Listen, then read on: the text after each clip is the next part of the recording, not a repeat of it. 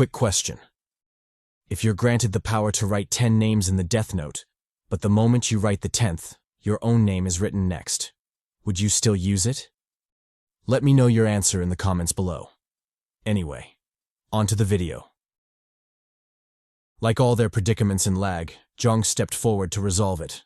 Who else could do it if not him? Dwayne was too smooth-brained to handle such complex situations, and Kara couldn't even be trusted to keep her cheeks consistent, let alone deal with this. Thus, our boy wisely stepped up and sent out his skelly Chad to scout the way. The poor fellow was all too familiar with its expendable nature by now, so it quietly went forward. After walking for a bit, the fog completely consumed it, and it disappeared from the trio's view. Though they hadn't seen what happened, it didn't take a genius to guess the fucker was cooked, and most likely, it wouldn't be coming back. Jeong's action of recalling his shattered bones further confirmed this point. After mulling it over for a bit, Jeong decided to head inside solo. If the lightning fog was too much for the skelly Chad to endure, then it fell on him to stake it out. Obviously, the duo opposed this idea. They deemed it too dangerous, and instead suggested finding a different route to test out. But Jeong rejected their proposal.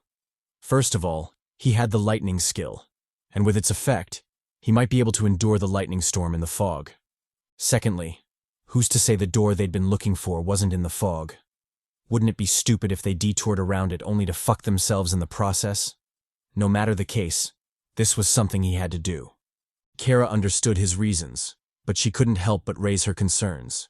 She was truly getting a bad feeling from the fog. She confessed that her feelings had never been wrong. Ever since she was a kid, she'd always had a sixth sense about such things, and more often than not, she would be right. In fact, the tragic mystery of her disappearing cheeks had been foreseen by her, and she also knew things would change for the better soon. Jeong gently patted her head to reassure her. He told her not to worry too much. He'd be fine. He was Jeong motherfucking Hyeok. At the very least, he possessed the ability to protect himself, no matter what he faced inside.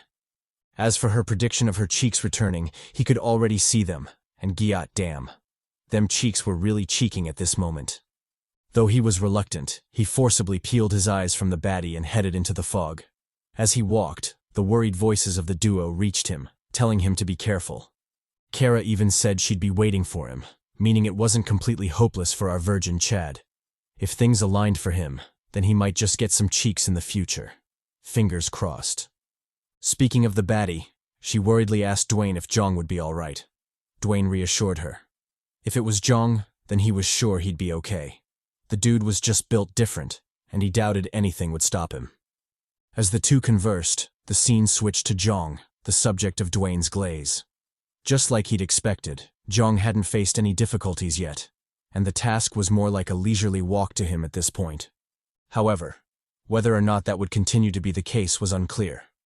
Jeong had the electric man and pain relief passive skills, so he was confident he could endure the lightning storm somehow. But for how long, even he didn't know. Well, he was going to give it his all anyway, so there wasn't much point in overthinking it. He immediately braced for impact, letting the lightning storm consume him soon after. When the storm struck, all of Jeong's past bravado completely disappeared. He wailed like a little bitch, forced onto his knees almost immediately. Whatever pain he thought he'd feel, this was way worse. In fact, it was so bad Jeong started to doubt L.A.G. Was this because he had a baddie and some glossy cheeks waiting for him? Because who else but the hating author would punish him to this degree? Well, even if it was him, this alone couldn't shake his resolve. He immediately exerted himself, slowly rising to his feet. Because of his passive skills, his body was slowly but surely adapting to the storm, and it wouldn't be long until he conquered it. And so, with that in mind, Jeong slowly walked forward, delving deeper and deeper into the fog. After seemingly an eternity of pain, he finally walked out of the fog, finding himself on the opposite side of the hall. The first thing he did was assess his situation, and to his shock, he realized that he'd powered up. Because of his electric man skill, the storm was like a supercharger to him.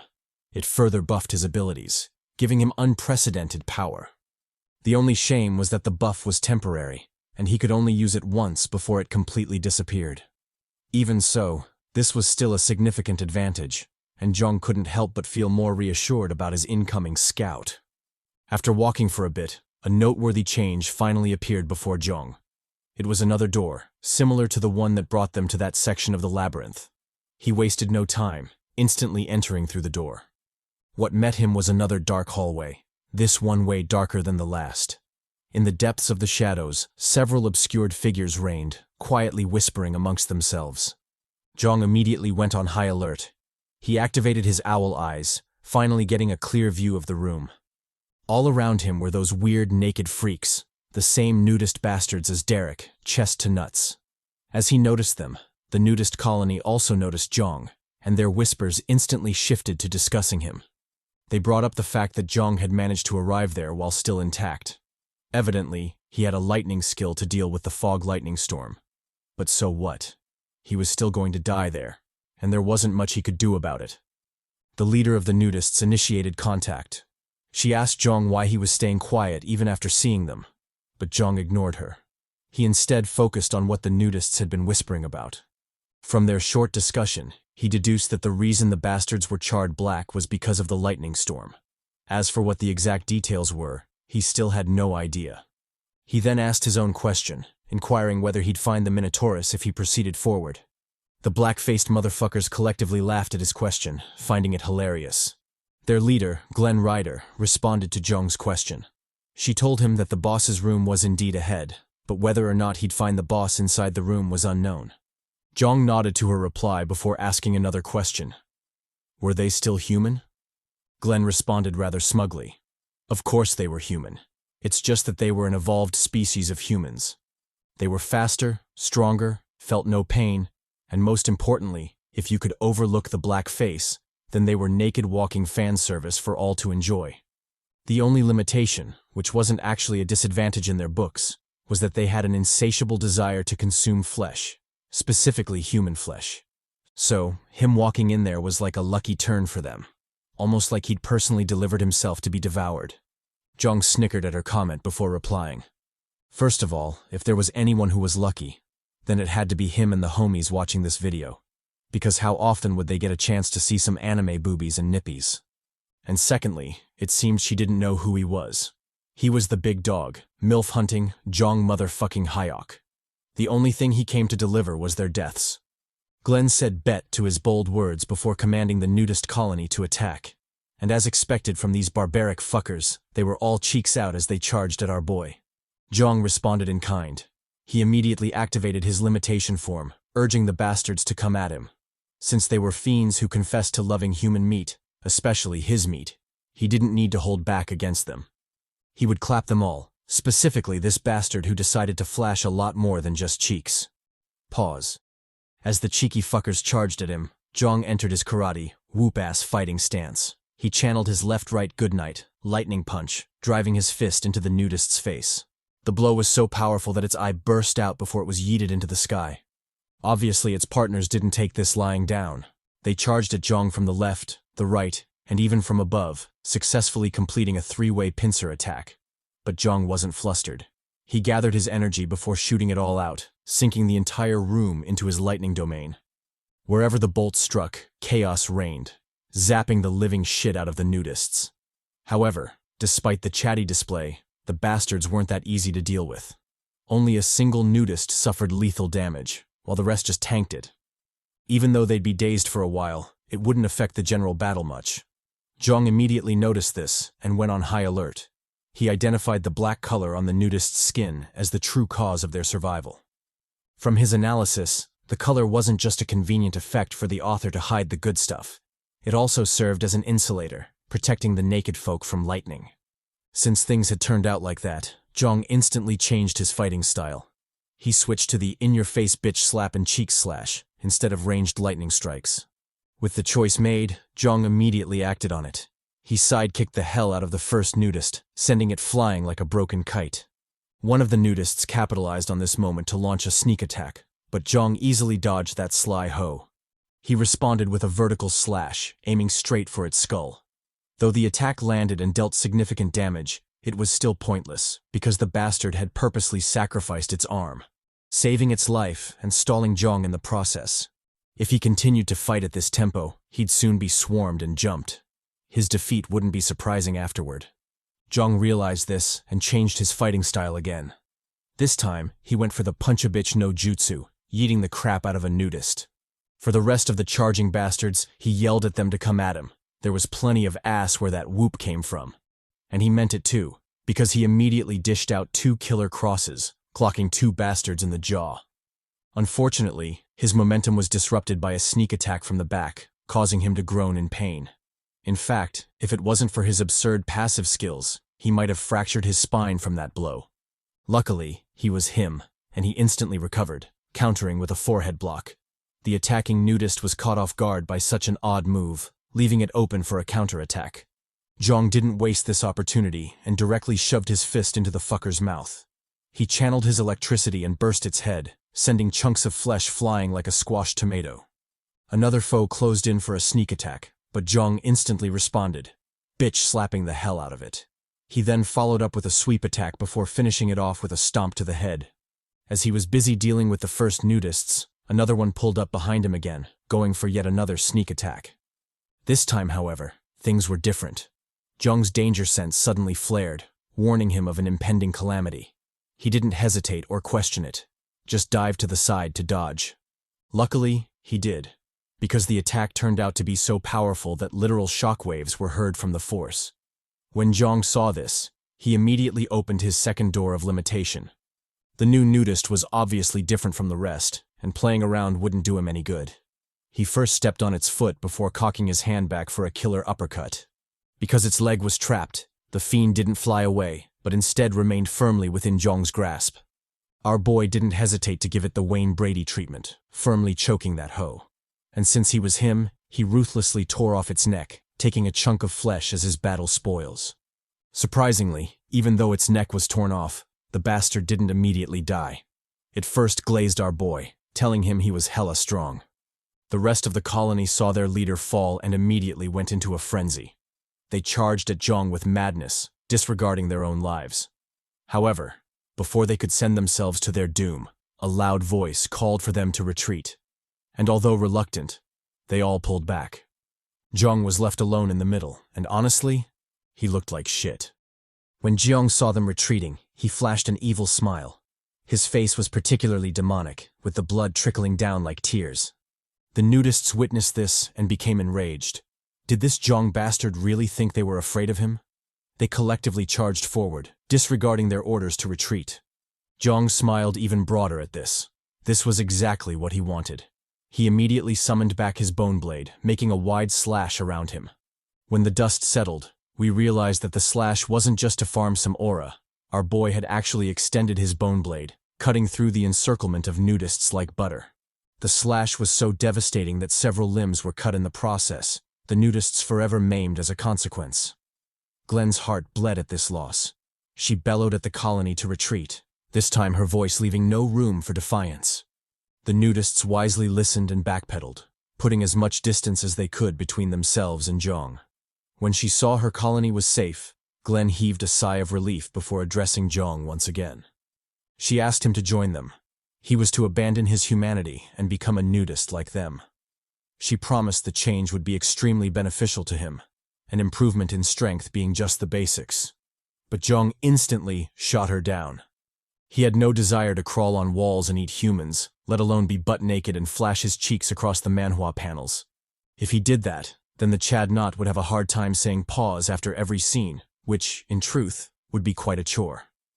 However, if he were being honest, the boost in their physical characteristics was indeed quite tempting.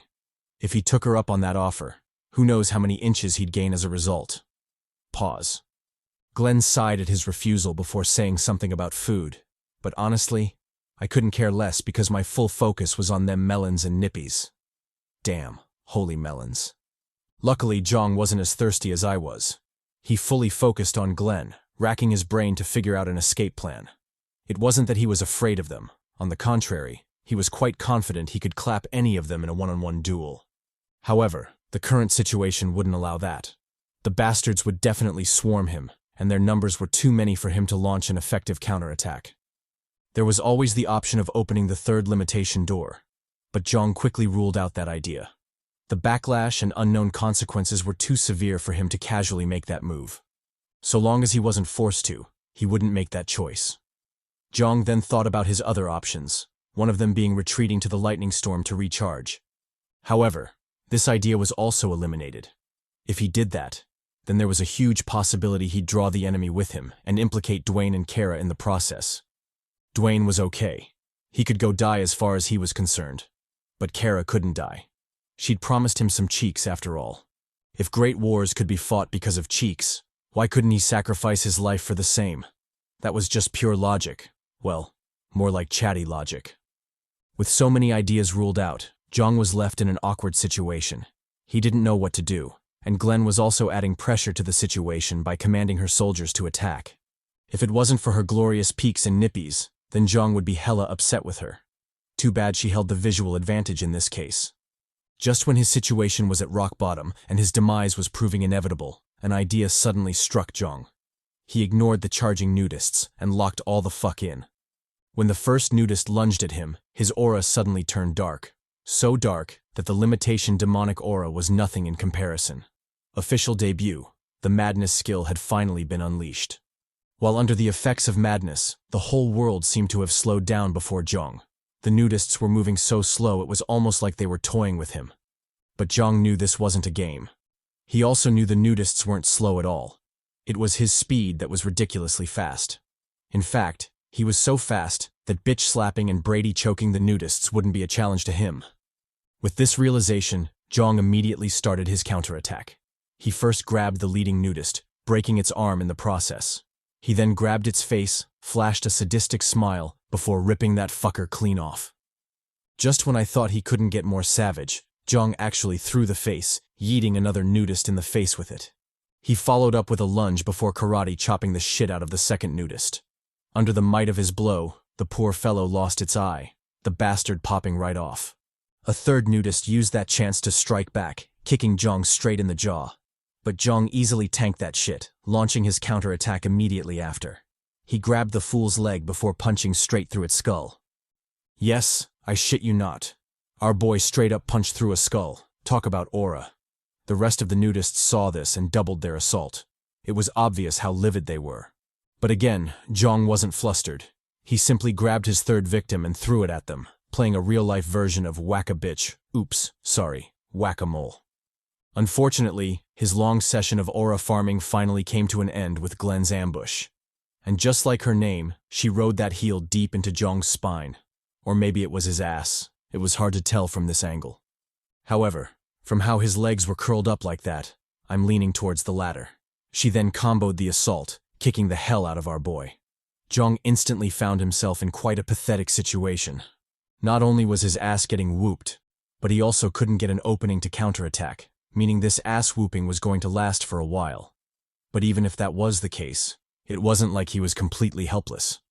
Though Glenn's speed was absurdly high, so high that he couldn't quite keep up, he could still follow her movements with his eyes. If he used that fact and predicted her actions, then it wasn't hard to counter. Just like this. Gotcha, bitch. He grabbed hold of Glenn, scaring the shit out of the latter. With his sadistic smile still radiating, Jeong tightened his grip, breaking Glenn's arm like a twig. The overwhelming pain sent the black baddie into a frenzy. She responded with an upper kick, clocking Jeong straight in the jaw. But our boy didn't relent. He exerted more force, yanking Glenn's arm from her body. Before the baddie could scream, Jeong clasped her mouth, then her face, before lifting her into the air. Through CHADY dominance, he slammed that hoe into the ground, crushing the whole floor in the process. Jeong smiled at this massacre, but deep down, he was hella anxious. This wasn't him. He'd completely lost himself to the skill, and currently, even his body wasn't under his control. If he couldn't snap himself back, then there was a huge possibility he might just die there. Damn it, L.A.G, just how many traps do you have? As Jeong was still cursing the hellish game, his hand instinctively pressed harder on Glenn's neck, firmly choking that hoe. And contrary to what I was expecting, the bitch actually died, leaving behind her soul and, of course, a quick peek at them cheeks. Jeong sighed regretfully at the concealing paint before shifting his focus to the rest of the nudists. If the Chads watching couldn't get a clear view of Glenn's plot, then he might as well compensate them by clapping some nudists' cheeks. Luckily, the bastards had fallen into chaos after losing their leader, so stomping on them wouldn't be much of a challenge to him. He immediately acted on this, charging forward with the momentum of a crazed beast. The first to feel his wrath was nudist number, who gives a fuck, who instantly got cleaved in half, his innards scattered across the labyrinth floor. Jeong then pounced on the second and third nudists, decapitating one and ripping the throat of the other. He then turned to the next nudist, digging his claws into its guts and pulling out its innards. When even that wasn't enough to satiate his frenzy, he lunged at the next nudist, ripping out its tongue. Just like a crazed fiend, Jeong continued his massacre, blood and flesh chunks continuously littering the ground. When the last of the nudists fell, he raised his head and roared, venting out the darkest of his carnage desires. All around him were the mangled corpses of the nudists, most of them maimed beyond recognition, and the culprit for this massacre just stood there, idly enjoying the bloodshed. You might be fooled into thinking he was contemplating his actions, but in truth, he'd already forgotten about them. Instead, he focused on how he could effectively use the souls. Though it was sad they'd been killed and forgotten so easily, this was L.A.G. Expecting compassion from this hell was pure lunacy. And unfortunately, the lunacy extended not just to the nudists, but to Jeong as well. Since the madness skill was still in effect, Jeong found himself charging for the door, his own wishes be damned. The crazed look and bloodlust were all his consciousness needed to realize what his body was planning. The mad fool was going after Dwayne and Kara. It seemed the madness hadn't had enough carnage, and was thus targeting the squad. Jeong instantly knew this was a problem, but he was helpless to resolve it. While under the effect of madness, his body was not in his control, so he couldn't stop even if he wanted to. Although he cried bitterly inside, he already knew he would be the cause of Dwayne's and Kara's deaths, likely ripping them to pieces. But who was he? He was Jeong Hyeok. How could he give up so easily? How could he lose to a mediocre skill? He immediately locked in, wrestling for control of his legs. With that as a foundation, Jeong controlled his lower body, finally putting an end to his charge. Through gritted teeth, he held on with all his might before eventually ridding himself of the madness effect. After a series of deep breaths, Jeong acknowledged his good luck for once. If he hadn't been nearing the end of the madness skill, he wouldn't have been able to hold on, and who knows what might have happened to Dwayne and Kara. Luckily, the situation was salvaged, and he could still collect the glossy cheeks Kara promised him. As he walked back to the nudist's room, Jeong reflected on the intricacies of the madness skill. Although it was undoubtedly overpowered, he decided not to use it casually unless he was truly at death's door. Such a skill was too risky, especially since he had his squad with him. Locking back in, Jeong leisurely collected the souls from the nudists, and thanks to their generous donations, he now had a whopping 370 souls to spare. He giddily pocketed all the souls, even entertaining the thought of sharing some with Dwayne and Kara. Dwayne wasn't all that important, but how would Kara react? Would she introduce him to her brother, Hawk 2, as thanks? Or maybe her sister, Gawk 3000? Both cases would be fine, and honestly, he'd take anything at this point. Following Jeong's glare, the thirsty narrator refocused on the story. He shifted his attention to the dark hallway, a lone door hidden in its depths. Jeong quickly approached the door before cautiously heading inside. When he did, a system notification popped up announcing that he'd entered the main room of the labyrinth. Jeong ignored the notification as he silently studied the room. To his shock, he discovered the room had an uncanny resemblance to the starting point of L.A.G, the very same room that had started this shit. Even though he was shaken, he quickly calmed down before looking for the familiar lever hidden in the wall. Pressing it opened a secret door, just like in the starting room. With zero hesitation, Jeong walked into the light, slowly entering the crystal room. As he scanned the familiar sight, another notification sounded, informing him that he could morph into a labyrinth resident in that room. As for who the residents were, they were obviously the nudists. The process was simple. All he had to do was place his hand on the terminal, and the system would handle the rest. If he did that, then he'd receive all the perks of the nudists, and then some. Jeong mulled it over as he slowly unraveled the mysteries of the transformation. From his deduction, he realized that all his accumulation, his skills, and souls would be traded in for the passive skill Labyrinth Man. It was this skill that gave the fucker nudists the abilities they had. Were he to accept, he would evolve into a being more suited for darkness, while his grade and characteristics would be determined by his accumulation. At level 3, he wouldn't be able to walk or talk, just like the fallen Derek Chestnut. At level 4, he'd be just like Clint, barely able to talk while significantly stronger than level 3. At level 5, he'd be like Glenn, stronger than level 4 and able to communicate fluently. Of course, he wouldn't have the holy melons and cakes Glenn had, but that's neither here nor there. As for levels above 5, he was sure they existed, but the system didn't share details about them. Thinking back to the nudists, Jeong realized they already knew the exit's location. It was just that they couldn't defeat the Minotaur, so they were forced to stay there. From their actions, he deduced that the bastards were probably biding their time, hunting new arrivals, and leveling up their nudist skill with hopes of defeating the Minotaur in the future. Too bad all their plans and preparations went belly up because of him. But if that was the case, how did the bastards get their resistance to lightning? Was that also a part of their transformation? This question stumped Jeong, and he couldn't figure it out no matter how hard he thought about it. Luckily, he didn't have to sweat too much, as L.A.G easily gave him an answer. The solution was insulator paint. It would protect the user from electricity if sprayed all over the body. Turns out the nudists weren't just doing so to hide the cheeks. The black paint had tactical significance all along. Of course, just because it's tactical doesn't mean we can overlook its heinous crimes. Do you know how many times I zoomed in on them cheeks to no avail? Someone has to answer for that, and I'm blaming this stupid paint. Jeong also got heated after receiving the paint, but his focus was on something else entirely. He realized that Dwayne and Kara would also be able to cross the lightning fog if they used the paint, but that was only secondary. What was truly important was that Kara had to be butt naked to use the paint, not to mention the nosebleed sight of her covered in spray. If things turned out well, both he and the homies watching this might just get the feast of a lifetime. Itadakimasu. With that glorious view in mind, Jeong resolutely headed back. How could he afford to waste time at such an important moment? He quickly left the crystal room, running back to the oblivious Kara. As he ran, he reflected on his journey in L.A.G so far. Initially, his goal was to survive and escape L.A.G, but things were different now. Not only did he want to escape, he also wanted to bring Kara and Dwayne with him. Escaping alone wasn't enough for him anymore. He wanted to save the duo and get the hell out of there together. Sure, it was going to be hard as fuck, but he was Jeong motherfucking Hyeok. He'd make it work somehow. Just as he was in high spirits, L.A.G spawned in to remind him what kind of place this was. It was hell, and such bitchy ideas wouldn't be tolerated. Before him was a ruined and bloody battlefield, an obvious indication that some shit had definitely happened to the duo. Jeong's heart sank at the sight, and he couldn't help but yell out Kara's name. Damn it, L.A.G. If something happens to her before he collects his owed cheeks, I won't forgive you.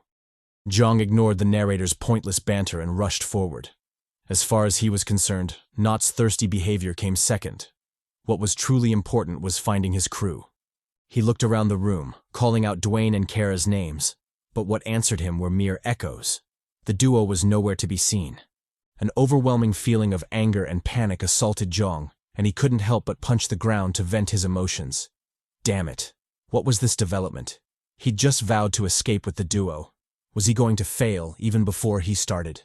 What kind of shit luck was this? He didn't know who or what was responsible for this, whether they were a group or a solo unit. But one thing was for certain. He would kill them all. He would make sure they regretted ever laying their dirty hands on his crew, especially his baddie, Kara. Damn it. He hadn't even held her hand yet. Was he really destined to die a tragic virgin in this game? He hoped the fuck not. Calming his wild heart, Jeong quickly used a skill to regain his composure. I would have mentioned the exact name of the skill, but I'm pretty sure it's not self-composure, as mentioned in the translation. In fact, I'm so confident I could bet my left nut and Dwayne's right titty that it's not that. The translators are just doing whatever they want at this point. Anyway, after using the definitely not self-composure skill, Jeong finally regained some clarity. This wasn't the time to lose himself in rage. It would only blind him and cause him to make mistakes. He needed to be calm. Only then would he be able to pick up the duo's trail and save them, if it was possible. With that in mind, Jeong quickly scanned the battlefield, doing his best to scour every inch of it. Thanks to his attention to detail, he quickly found valuable clues to pursue. One of them was smoke from Kara's fire skill. Another was wreckage from Dwayne's roar skill. Both were still fresh, so the duo must have left just recently. From the traces and the other clues, the signs pointed to them retreating into the lightning fog. However, if that was true, then things didn't bode well for them.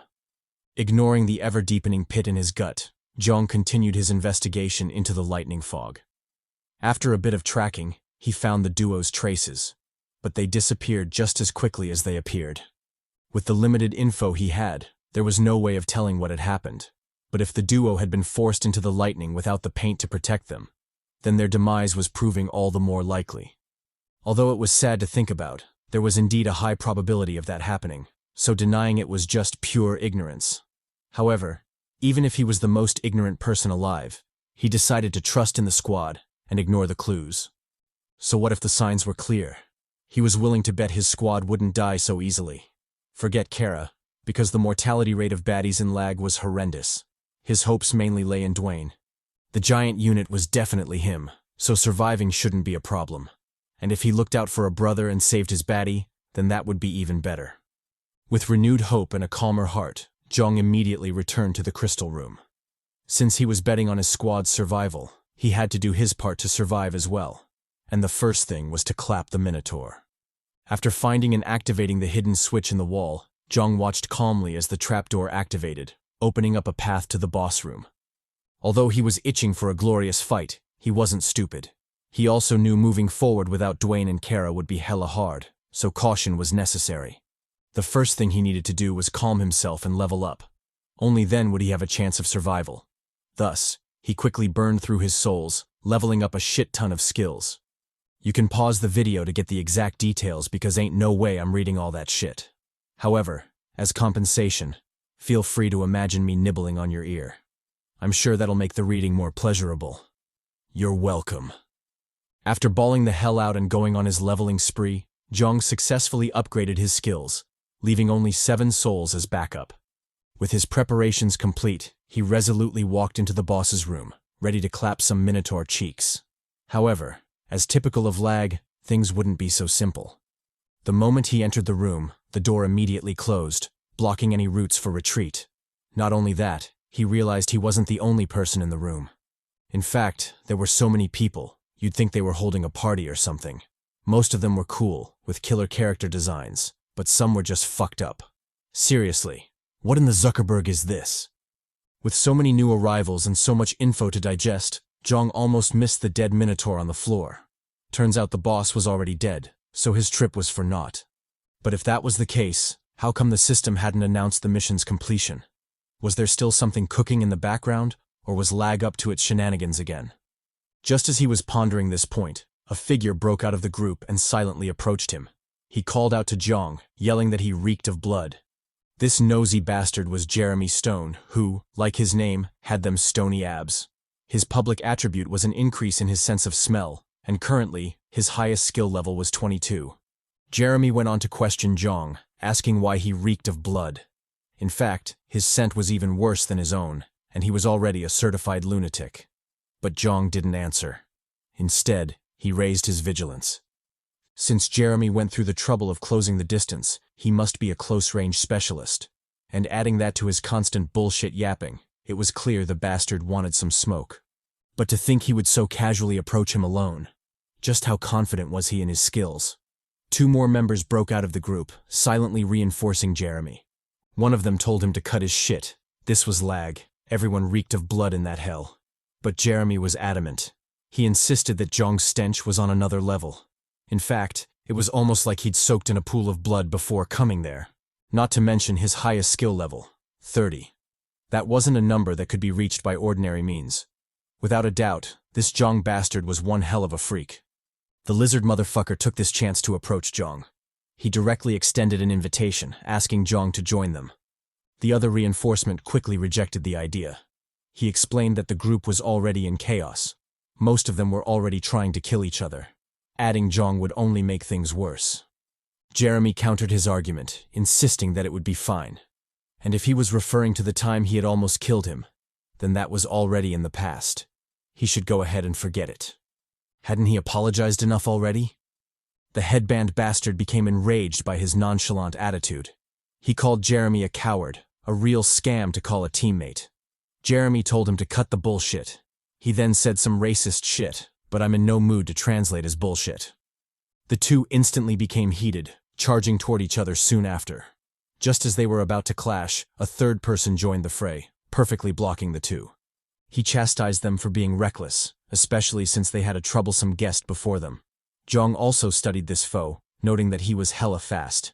To be able to move with such speed, the bastard must have an acceleration skill or something. But if that was the case, did the skill affect only his movements? Or could he dish out speedy thrusts like the Flash? Pause. After being stopped, Jeremy instantly became a diss buffet, dishing out disses like crazy. Everyone became victims of his strays, and the whole group descended into madness. The commotion continued until the lizard Zuckerberg called for them to shut it. He warned Jeremy to watch himself. There was a limit to his tolerance and generosity. Jeremy instantly cowered, apologizing soon after. His face might be troubling, but it seemed this lizard fucker was the real deal. The only maiden in the group spoke up at that time. She called the men a bunch of idiots. How could they argue with a possible enemy before them? She was Morgane Doublet, and I'm sure if she removed the mask, my schlong would doubled in an instant. Currently, her highest skill level was 26. Jeong watched the madness before dissing the group. They were really a mess. Well, even if they were a train wreck, it had nothing to do with him because there was no way in hell he'd join them anyway. Jeremy heard Jeong's condescension and immediately got heated. He mad-dogged Jeong, asking what gave him the confidence to speak so brazenly. Jeong told him to cut the chit-chat. If he wanted smoke, then they should get on with it. Jeremy responded with, "Bet." He indeed wanted that smoke. Jeong told him, "Cool." That was exactly what he wanted as well. He'd been feeling rather awful lately, and a target to vent his frustration on was exactly what he needed. Since Jeremy had so generously volunteered to get smoked, he'd graciously accept and tear that ass up. No homo, of course. Jeremy involuntarily took a step back at Jeong's words. He'd known L.A.G was a harsh place, but who would have thought his delicate ass would be at risk as well?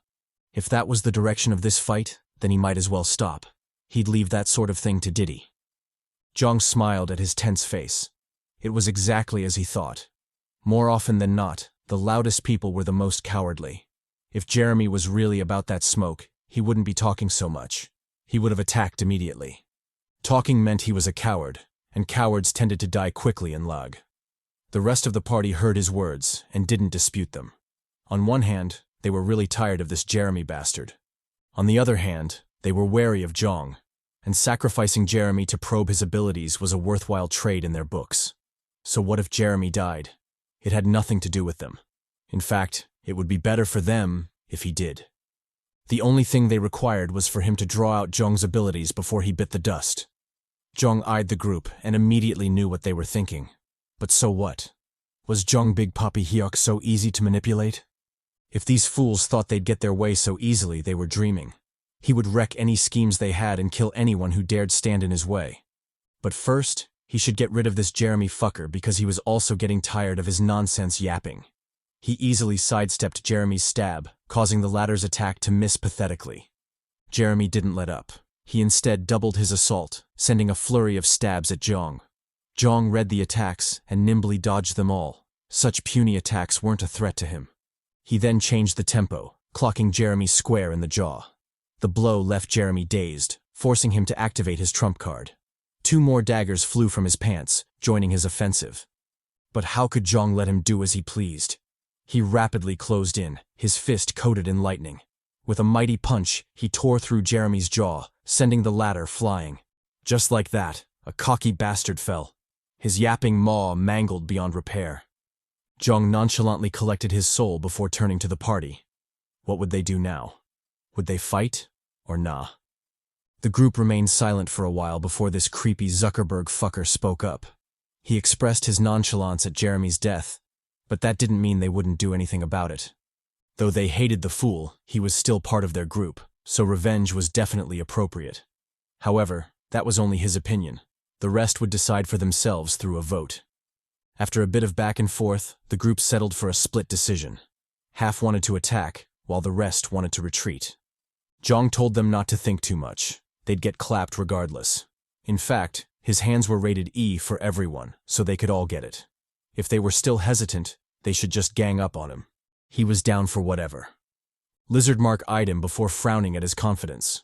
Since he was being that bold, it meant he was a monster, and such freaks weren't easy to kill. Even if it was possible, he didn't see the need to risk it for just Jeremy, so he wisely stepped back, dispelling any ideas of retaliation. As the two sides settled their dispute, the panel switched to the Minotaur. And just as we've grown to expect from L.A.G, some shit was brewing in the background. The corpse started to squirm before a bloody silhouette burst out from within. This sudden change caught everyone off guard, and they all collectively turned to face the new foe. Jeong, in particular, was getting a really bad feeling from the freak, a feeling that only amplified when he heard the bastard scream. No matter what it was, he knew shit was cooked, and it was about time he got his ass out of there. The new foe, the Burning Man, as the system called it, also studied the group, its eyes shining in amusement. It then locked in, its head setting ablaze. Before the group could react, the fiend lunged forward, grabbing Rushing Man by the face. The group gasped at the absurd speed before quickly backpedaling to save themselves. As for Rushing Man, he was left in the foe's hands, his head slowly setting ablaze. One team member rushed in to save him, stabbing Burning Man in the flank. Unfortunately, he was useless and got caught as well. Under the group's horrified gazes, the duo were killed, their heads reduced to cinders. And the worst part? They were completely helpless. They couldn't do shit to the fiend. Another team member charged forward, striking B-Man in the arm. Because of his bombing skill, the strike was actually effective, managing to sever its arm. But just like the last one, the fool was quickly yeeted, dying pathetically soon after. With 3 bodies to its name, Burning Man slowly walked forward, its domineering aura pressing down on the group. Jeong watched this, and the sickening feeling in his gut got more intense. He instinctively realized, fucking around at this point would instantly get him killed, especially since B-Man seemed to have absurd regeneration as well. No matter the case, now was the time to lock in. He couldn't afford to be careless. With that in mind, he called out to Lizard Mark, inquiring if he had some healing potions. The weird fool replied that he had some. But why was he asking? Jeong replied that it was obvious. He was going to clap some Burning Man cheeks. If the lizard could give him the potions, then he would help them kill the boss. If not, then they would all die there. The choice was up to him. Oh, and before he decided, he should know. He had some glossy cheeks waiting for him, so he better not fuck around. Pause. Jeong continued to urge, or rather, extort, the group. He told them to hand over their health potions, otherwise, he wouldn't move an inch even if the B-Man clapped them all. They might not have realized this, but the Burning Man hadn't looked at him since it appeared. His guess was that it was focused on the group that killed the Minotaur, so he should be safe until it killed them all. Lizard heard his analysis and frowned slightly. Now that he thought about it, there was indeed some truth to Jeong Bastard's words. But did they really have to give up their potions? Just as he was struggling with the choice, another member of the group stepped up. He cockily told Jeong to step back. He didn't need help from a petty bastard like him. Jeong told him to do as he pleased. He wouldn't care either way, even if the Burning Man tenderized his black ass. The black pirate told him, bet, he didn't need his help or concern anyway. He would solo the B-Man, so Jeong better stand back and watch. Saying so, he decisively dashed forward, activating a skill in the process. The skill was the fire resistance skill, so the fool had great confidence against the boss. He connected a right jab, sending the foe reeling. Just as he was about to celebrate his victory, the tables suddenly turned, catching him completely off guard. The Burning Man abruptly counterattacked, setting his arm ablaze. The cocky fool cried out in pain, horrified by the sudden change. But before he could piece together what the hell was going on, the B-Man pressed the attack, grabbing him by the head. Under the group's stunned gazes, the Burning Man tore off his head, incinerating it soon after.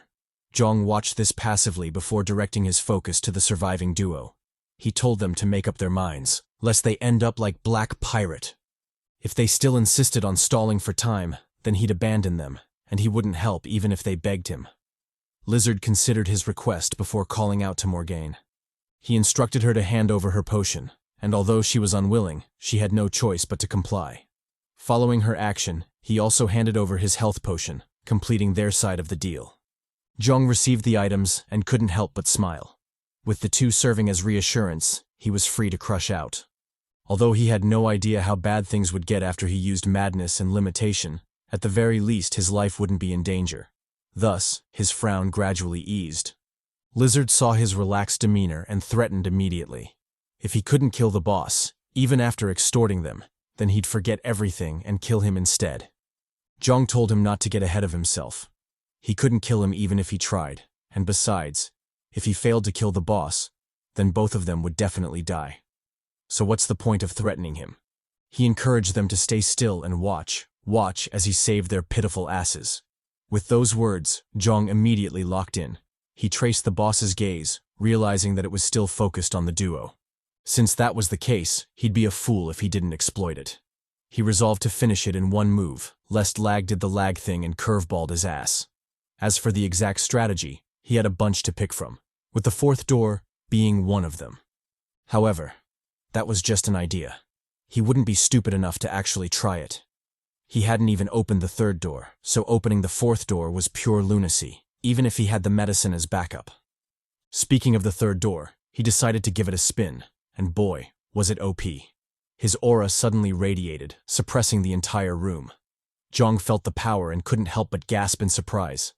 If the third door was already this intense, then the fourth door would definitely tear him apart. Good thing he hadn't been greedy enough to directly open the fourth door. The duo saw his new form and asked if he was okay. He'd talked big game earlier, so how come he looked so terrible even before the fight began? If he ended up dying before actually fighting the boss, then that would truly be a joke. Jeong told them not to worry. Despite how he looked, he was golden. He warned them to stand back since the boss was attacking. He also cautioned them against moving even if the boss targeted them. Lizard heard his last words and immediately shouted for an explanation. Who would be stupid enough to stand still when their lives were on the line? Jeong told him to trust him. He had his reasons. Lizard said, "Bullshit," to that. If he couldn't properly explain himself, then he wasn't doing shit. Jeong replied that he had no time to explain it to him. If he wanted to survive, then he'd better trust him and stay still. Lizard shouted for an answer, but Jeong swiftly disappeared, leaving him to face the charging boss. An overwhelming fear and panic assaulted his weird ass, but he desperately held on, doing his best to stay still. Just as the boss's fist was about to crush his skull, Lizard couldn't take it anymore and shouted at Jeong to save him. Our boy spawned above the fiend, his bone blade ready. He yelled for Lizard to stay still, since everything was still in his control. Saying so, he activated his lightning skill, slashing the burning man cleanly in half. The force from the blow kicked up a lightning storm, creating a huge crater on the ground. Jeong gasped for breath, clearly strained by the power. He wisely deactivated the skill, choosing to minimize the backlash as much as possible. In addition, he also used the health potion, hoping it would speed up his recovery. With that done, he shifted his focus to the dying boss. However, even after a while, the system still hadn't sounded, meaning shit wasn't over just yet. Jeong frowned at this sight, wondering what was going on. Had his prediction been wrong and the Burning Man wasn't the true owner of the labyrinth? Or was there another owner lurking in the shadows somewhere? No matter the case, things weren't looking good, and it seemed Lag was about to start some bullshit again. Lizard also caught on to the problem and asked Jeong what was up. Was he sure the boss was dead? Or was it just pretending? Morgaine replied that it was definitely dead, especially since its body was all burnt up. However, before she could expound some more, a sudden stabbing sound sounded, drawing everyone's attention. When the duo turned to check, they were shocked to see a shadowy blade stabbed through the baddie. The culprit for his backstab was the Burnt Man, the second form of the Burning Man. The system described it as a being made of smoke, capable of growing and shrinking as it wished. Currently, its highest skill level was 1. The room instantly turned chaotic with Morgaine's ambush. The duo hadn't expected it to happen, so they were caught completely off guard. Unfortunately for them, the boss wasn't going to give them the time to adjust. It immediately shot out an attack aimed at Jeong. Jeong barely dodged the blow, narrowly saving his life. If he'd been late to open the second door, then he would have died for sure. His heart raced at the boss's absurd speed. How could it be that fast? Moreover, how was the attack still so powerful despite its crazy speed? It made no fucking sense. With how things were, Jeong suddenly smelled an intense stench of death. If he couldn't find an effective way to kill the boss bastard, then he would for sure die there. Worst part? He'd die in the company of the lizard bastard instead of a milfy mommy. What a trash way to go. Over at Lizard Mark, the dude chose the absolute worst time to get caught in his feels. He crouched before the dead Morgane, saying a bunch of sentimental nonsense to her. Well, technically, they weren't nonsense. In fact, they were actually pretty sweet. But come on, dude. Now isn't the time to say goodbye to bitches. Make some damn moves. The burnt man obviously wasn't going to let go of this opportunity. It swang at Lizard, going for a direct KO. Jeong saw this and immediately panicked. He shouted at Lizard to get his shit together. The baddie was already gone. Before he could convince the freak, the strike from B-Man landed, yeeting the absolute shit out of Morgane's corpse. As for Lizard, he'd narrowly escaped the attack, relying on some weird ass-pull move. The boss became more enraged after missing its attack. It decisively went all in, unleashing a flurry of strikes at Lizard. However, the ugly fool was still under the protection of plot armor, so he easily evaded the blows. As he ran, the scaly bastard took the chance to self-glaze a bit, flexing that he wouldn't die so easily. So what if the B-Man spanked his baddie? He'd make sure to get his revenge. In fact, his revenge arc would begin right now.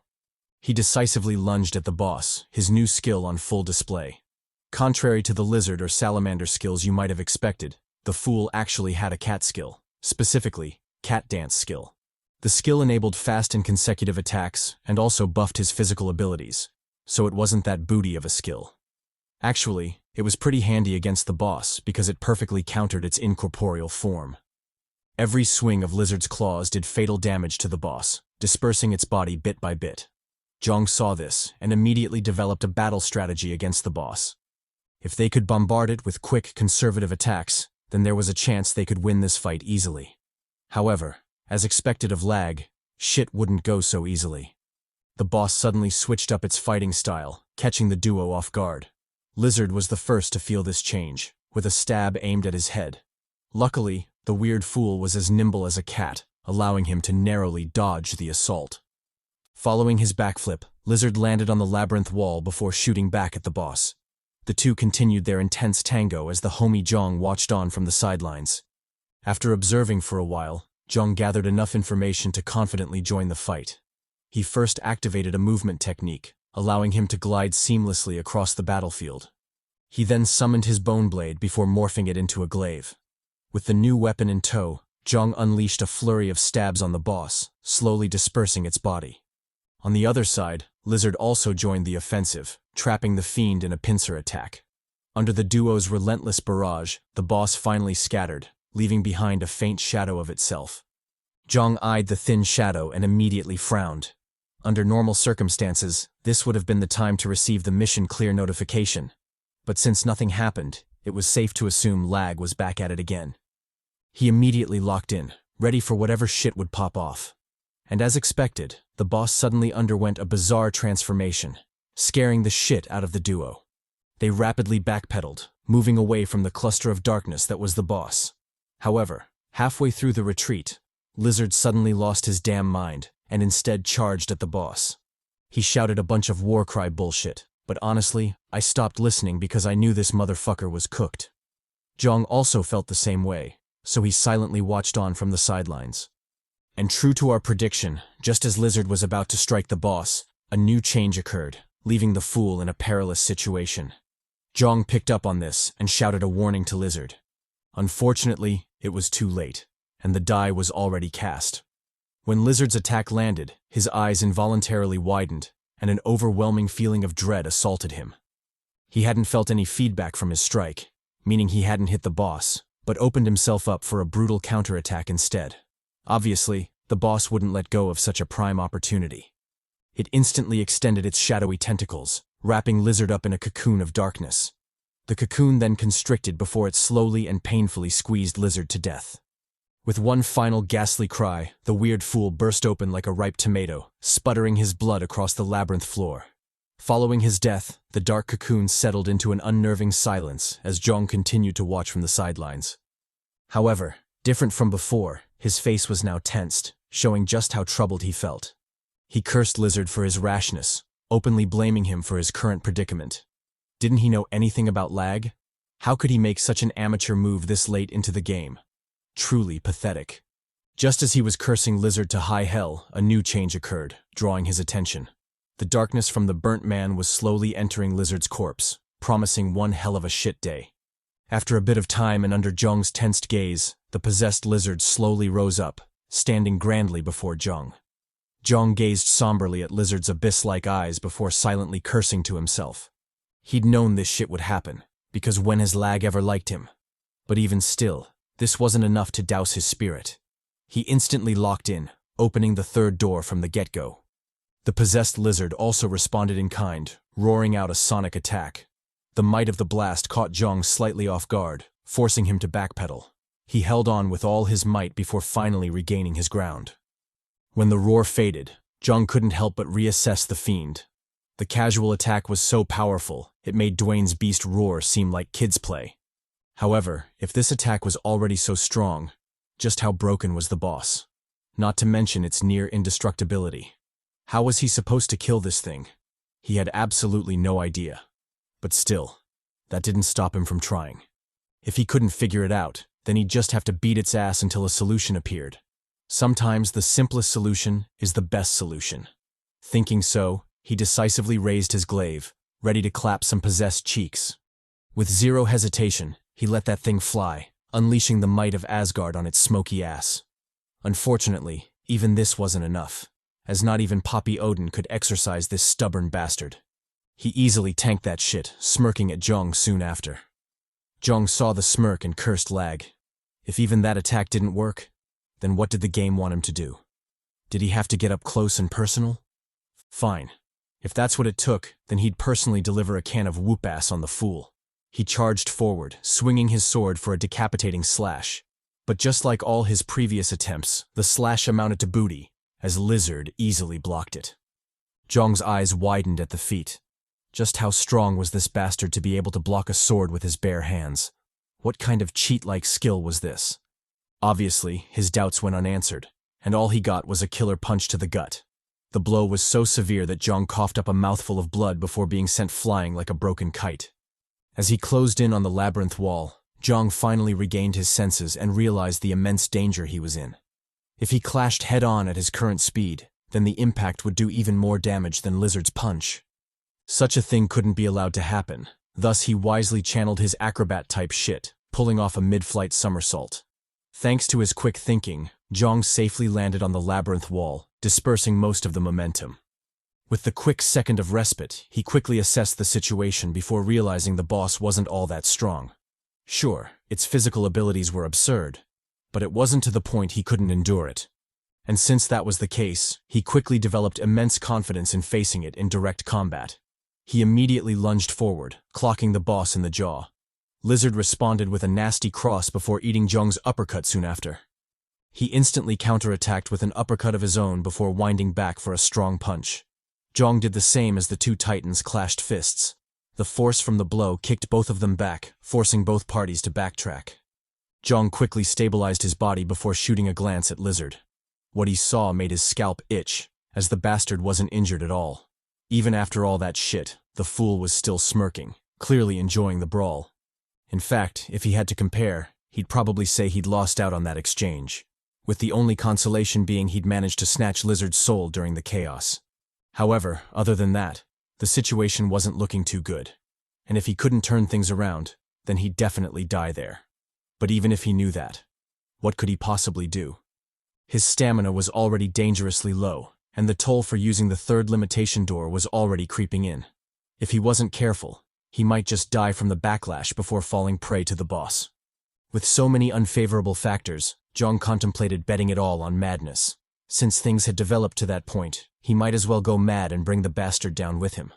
Unfortunately, even if he was suicidal, the madness skill was still on cooldown until his stamina recovered. If he wanted to use it, then he'd have to stall for 20 minutes at least.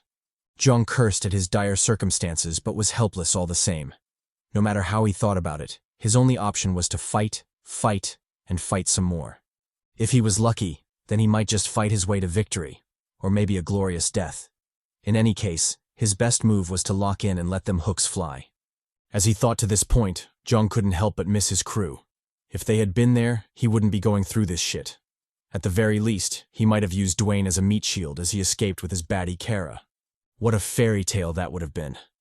Unfortunately, Lag wasn't a fairy tale, and Lizard wouldn't stay still and let him dream. He immediately lunged at him, forcing our boy to lock in. Jeong pushed the chaotic thoughts from his mind as he summoned his bone blade. Since things had gotten to this point, he might as well stab a bitch, and if even that isn't enough, he'd double down with a storm of lightning. He was really curious to see if the bastard was as indestructible as it seemed. Thus, Lizard was sent flying from the blow as Jeong watched on expectantly. However, after a quick glance, his face couldn't help but darken. The fool still had no injuries, and Jeong's attack seemed to be futile. He'd purposely aimed for the heart, but to think even that didn't work. Well, no shit. Did he forget the fool was already dead? Jeong watched on gravely before his expression suddenly changed. After careful observation, he realized that there was indeed a noteworthy change in Lizard's body. The black, smoky substance was slowly seeping from the stab wound. Not only that, the cocky fucker who'd been smirking the entire time was now showing a solemn and wary face. Jeong thought about it before coming to a realization. It seemed the boss's true motive for possessing Lizard was to get a meat shield to protect its weaker, smoky self. If that was true, then destroying the meat shield would enable him to kill the smoky bastard as well. After arriving at this conclusion, Jeong immediately set off to test it out. He first summoned his bone blade before morphing it into a serrated sword. If his guess was correct, then this would be the most efficient weapon to handle that possessed fool, since the edges would deal the most damage to the flesh. And to add a bit of spice to the mix, he summoned another serrated sword, dual-wielding them things. With that out of the way, Jeong immediately charged at the boss, ready to end this shit. He first opened with a right swing, aiming for a decapitating slash. However, Lizard easily dodged that shit, bending his back in unnatural arches. This move surprised Jeong, who hadn't expected the fiend to be that nimble. For a split second, he wondered if Lizard could teach that move to Kara, because who wouldn't want a baddie with a killer arch? However, he was soon pulled back to reality as a nasty punch aimed for his jaw. Jeong saw this and grit his teeth. Damn it, just how many L's was he going to take? Even if he was a patient Chad, this was still some bullshit. Jeong read the attack and narrowly dodged to the side. However, from that close shave with death, he knew this ugly, lizard-arched-back motherfucker couldn't be underestimated. If he wanted to actually survive this battle, then he had to throw all caution to the wind. Fuck defense. He was going all in with offense. He slashed at the fiend, sawing through its flesh with his serrated blade. When that wasn't enough, he headbutted the fool, forcing Lizard to stumble back. Lizard was taken aback by the sudden barrage. For a split second, he failed to react, causing him to take severe damage. Unfortunately for it, that split second was all Jeong needed to press the attack. He charged at the fiend, unleashing a flurry of slashes on it. Although each slash didn't do much damage, they quickly added up, forcing Lizard into a passive state. Jeong capitalized on this and doubled the assault, hoping to chip away at its life. But Lizard read through his intentions and counterattacked, grabbing and breaking Jeong's sword. Without the sword, Jeong immediately backpedaled. He'd be a fool if he insisted on attacking. Attacking such a foe without a weapon was pure lunacy. It'd be a miracle if he didn't get his ass clapped. Pause. Jeong ignored the narrator's sussy comment as he focused on the fiend. Although the ass clap made him think of Tai Min, he knew now wasn't the time for that shit. Ever since he dealt that sweet combo damage to the B-man, its aura had suddenly changed, almost as if it was cornered and desperate. Well, whatever the bastard had in store, Jeong was confident he could handle it somehow, so he dared the boss to come at him. Lizard said cool and spawned in front of Jeong, his fist already on his face. It moved with such speed that Jeong couldn't react, only letting out a soft bitchy whimper to express his shock. However, despite all that, he was still him, so he instinctively leaned forward, hoping to block with the toughest bone in the body. Obviously that didn't work out, and Jeong was yeeted to high heaven. In fact, the blow was so bad that Jeong was sent flying like a slapped hoe, crashing pathetically against the labyrinth wall. When he finally hit the ground, he couldn't help but look at the boss in shock. Where the fuck had all that strength come from? Had it been holding back this entire time? And if so, then this was truly some bullshit. If he compared his current strength to his past lives, then he'd say he had enough strength to rival the past him when he was on the 9th or maybe even 10th basement floor. That is to say, he was overpowered as fuck, but even so, this lizard bastard still sent him flying. How was that possible? Why was a boss this strong camping on the 6th floor? It made no sense. When he thought about it, Jeong inevitably doubted L.A.G. Could it be that the B-man was a trap by the game?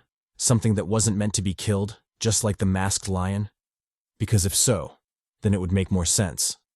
Unfortunately, he didn't have enough information to deduce the truth, and it wasn't like Lizard would idle around as he figured shit out. No matter the case, he still had to move. Only then would he have a slim chance to escape. He shakily stood up, only to collapse to his knees soon after. Coupled with his blurry vision and stinging head, Jeong realized his injuries were more severe than he'd initially thought. In fact, it was so bad that he couldn't control his body, essentially reduced to a sitting duck for the B-man. Jeong grit his teeth and tried again, but no matter what he did, he still ended up on his knees, completely helpless. It was then that the sultry voice of death whispered into his ear. He was going to die.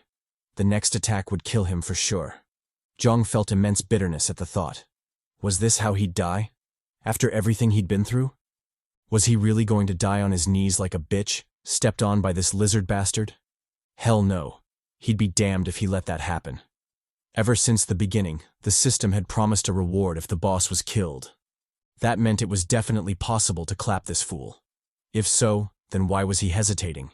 Who better than him, Jeong the Big Poppy Hyeok, the MILF Slayer Hyeok, and the Maiden Conqueror Hyeok, could kill it? He immediately locked in, blocking Lizard's stomp with his arms. Through gritted teeth, he vowed to hold on, determined to fight until his last breath. Lizard stomped even harder at his defiance, resigned to extinguish that spark of rebellion in his eyes. Unbeknownst to them, the clash caused cracks on the floor, and the damage was only spreading as the fight continued. Before they could react, the ground suddenly collapsed, dragging both of them to the pits of hell. Well, maybe not hell, but it was still hella dark, so their fates weren't looking too good. After falling through the darkness for seemingly an eternity, Jeong suddenly crashed into a rocky desert, kicking up a dust storm from his pathetic landing. When the dust finally settled, the ragged silhouette of our boy became visible, and it was clear he'd seen better days. But even still, Jeong was happy he'd survived, and he thanked the sand for cushioning his fall. With that out of the way, he glanced around the room, marveled that such a place existed on the 6th basement floor. Unfortunately, his joy didn't last long as he soon caught a glimpse of Lizard. Of course the bastard had survived. This wouldn't be Lag if he didn't. Jeong grit his teeth as he cursed the resilient fucker. Why couldn't it fall on a rock or something? Why couldn't his luck be good for once? Well, to hell with it. If the fiend wanted smoke, then he'd give him smoke. Coincidentally, his butt had been itching lately, and he felt it was about time he pulled an ability out of his ass. He swiftly called upon his lightning, morphing it into a ball of carnage. With that as the base, he channeled more and more power to it, causing the lightning ball to balloon up in an instant. When the ball reached its limit, Jeong condensed it, forcing it to shrink to a regular-sized Chidori. Of course, this wasn't the real Chidori, but a Temu knockoff by the maidenless author. Jeong stared at the lightning ball as he reaffirmed his resolve. Although this was an impromptu ass pull, he still knew he couldn't be careless handling such a concentrated ball of energy. One wrong move, and it'd be off to Lag heaven for him. However, what choice did he have? If he didn't risk it, he would die for sure. Thus, he resolutely pushed the ball into his chest, allowing the lightning to run rampant in his body. Bolts of lightning streaked from his chest, bathing the surroundings in a storm of lightning. When the storm finally stopped, Jeong's silhouette became visible, and so did his new transformation. Official debut. Lightning Man just joined the fray. If you're curious about where the ability came from, just forget about it.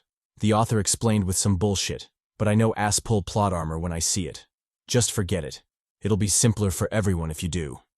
Over at Jeong, he mad-dogged Lizard, his battle lust brimming. With so much power coursing through him, he couldn't wait to clap some reptilian cheeks.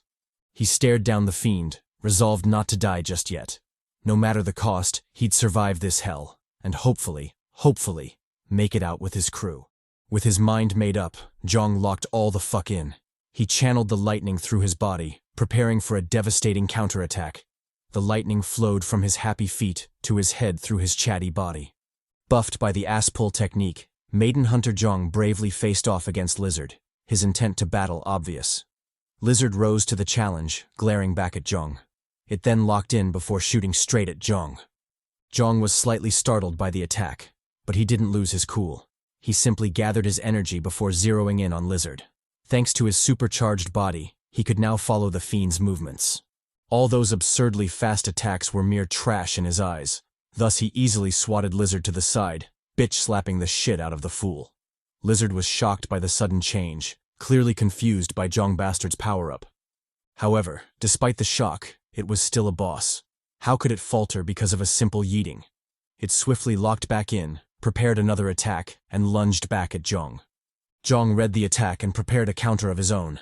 He crouched down before shooting at Lizard with a nasty Superman punch. Both titans clashed midway, causing a deafening explosion to sound. The force from the impact was so powerful that the surrounding space was sent into disarray, dust and wind clouds billowing about. Obviously, Lizard fell short in the exchange, causing it to fall back. In that short exchange, its arm was essentially crippled, leaving it in a perilous situation. Jeong noticed this and immediately prepared a counterattack. He wouldn't be the top dog if he didn't capitalize on such opportunities. Thus, he decisively shot at Lizard, ready to kick the fucker while he was down. Well, more like punch a fucker, based on the knuckled sandwich he just shoved into its face. Lizard quickly found itself in a perilous situation, cornered on all sides by the slayer Jeong. It shot through the air, obviously still reeling from the blow. Meanwhile, Jeong pressed the attack, gliding through the air like a Greek god. Without mercy, he delivered another savage punch, yeeting Lizard away like a broken kite. Capitalizing on this opening, Jeong shot forward again, recreating the iconic punch scene from Man of Steel. Just like the Chad Cal waifu stealer L, he clocked the shit out of Lizard, sending it flying like a rag doll. After the first punch came the second, then the third, and soon Lizard became a training dummy, punched to high hell for Jeong's satisfaction. When he finally saw an opening in Lizard's guard, Jeong rushed for it, delivering a nasty slam on the pitiful fool. Due to the absurd force, Lizard shot down like a comet, crashing pitifully on the desert floor. However, our boy wasn't done. He prepared another attack, this time going for a Thor-type shit, lightning punch. Buffed by the king of Asgard, Jeong crashed into Lizard, his fist digging deep into its gut. After the first punch came a second attack, a storm of lightning rampaging through Lizard's body. Jeong finally had enough and backpedaled. However, he soon jumped back in and resumed his offensive. Like a crazed beast, he let them fists fly, making sure the fiend was dead for good. After a session of pure carnage, he reluctantly fell back, leaving the mangled corpse for the desert to devour. Jeong eyed his handiwork in satisfaction, but deep down, he still felt like shit. He already knew the backlash would be strong, but he'd never imagined it would be this severe. In fact, it was so bad that his body was useless, drained of energy to even lift a finger. Well, even if that was the case, he was still glad he went through with it. Because of the OP move, he'd managed to get rid of the boss, and that was a worthwhile trade in his books. Just as he was glazing himself, a sudden change occurred before him, catching him completely off guard. Lizard, the same fool that had its body torn to bits, was slowly rising, an action that greatly shocked Jeong. He wondered how the fool was still alive, especially since he'd personally torn it to shreds. Unfortunately, the boss wouldn't answer, and it wasn't like his denial would change anything. Thus, he swiftly locked in, glaring daggers at the approaching Lizard. Lizard calmly walked toward Jeong, causing the latter to frown intensely. Because of the backlash, his body was still immobilized, so he couldn't muster a resistance even if he wanted to. He stared gravely at Lizard, powerless to stop his demise. Lizard inched closer to Jeong, its arm raised to attack. Because of Jeong's condition, the bastard was essentially powerless, a fat fish on the chopping board. Without giving the fish any chance to counterattack, Lizard punched forward, aiming for Jeong's heart. Jeong's face instantly paled, dreading that his end had finally come. But contrary to his expectations, Lizard suddenly stopped, its fist passing harmlessly through Jeong's body. Jeong stared in surprise at the slowly dissipating bee-man, puzzled as to what was going on. Even if it was plot armor, wasn't this a bit too much? He shot a questioning glance at Not, but the chatty narrator told him to just go with it. Why was he questioning blessings? Who knows? Maybe his next armor would be some bitches, and he'd finally get himself some waifus. Until then, he should pay attention to the system notification, as it had some news to deliver. It stated that the additional mission for room B64 had been completed, and the owner of the labyrinth had been killed. As things stood, only one mission was left, and that was to escape that hell. Jeong locked all the fuck in, knowing the true challenge had just begun. Escape aside, his main priority was to find his crew and, more importantly, reunite with his baddie. Hopefully this time, the author would have some mercy and his baddie would still be alive, because otherwise, fuck that dude. As he was thinking of his future moves, the mist that was formerly the B-Man fully dissipated, leaving behind a brand new shade of souls. I'm colorblind as fuck, so I won't even attempt identifying the color. However, the important thing to note is that B-Man was hella strong, so the soul it left behind must be juicy as well. Jeong smiled at the loot, but the surprises didn't end there. Just as it had promised, a gift was granted by the system for the courageous players who killed the owner of the labyrinth. For our boy, the gift manifested as a swirling black vortex which promptly shot at him. Just as Jeong was beginning to freak out and fear for his body being probed by some black misty tentacles, the mist suddenly changed direction and settled on his right arm. Jeong sighed in relief before shifting his focus to his right arm. On it was the system's gift, which it described as the gray body skill. The skill basically allowed for partial transformation, and the effect extended to skills as well.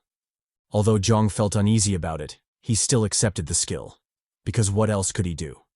On top of that, it was his experience that skills and effects were generally harmless to the users, so that at least gave him some confidence. However, just because that was the case didn't mean it was still true. This was lag after all, so he wouldn't be surprised if the game switched things up just to mess with him. He decided to test things out.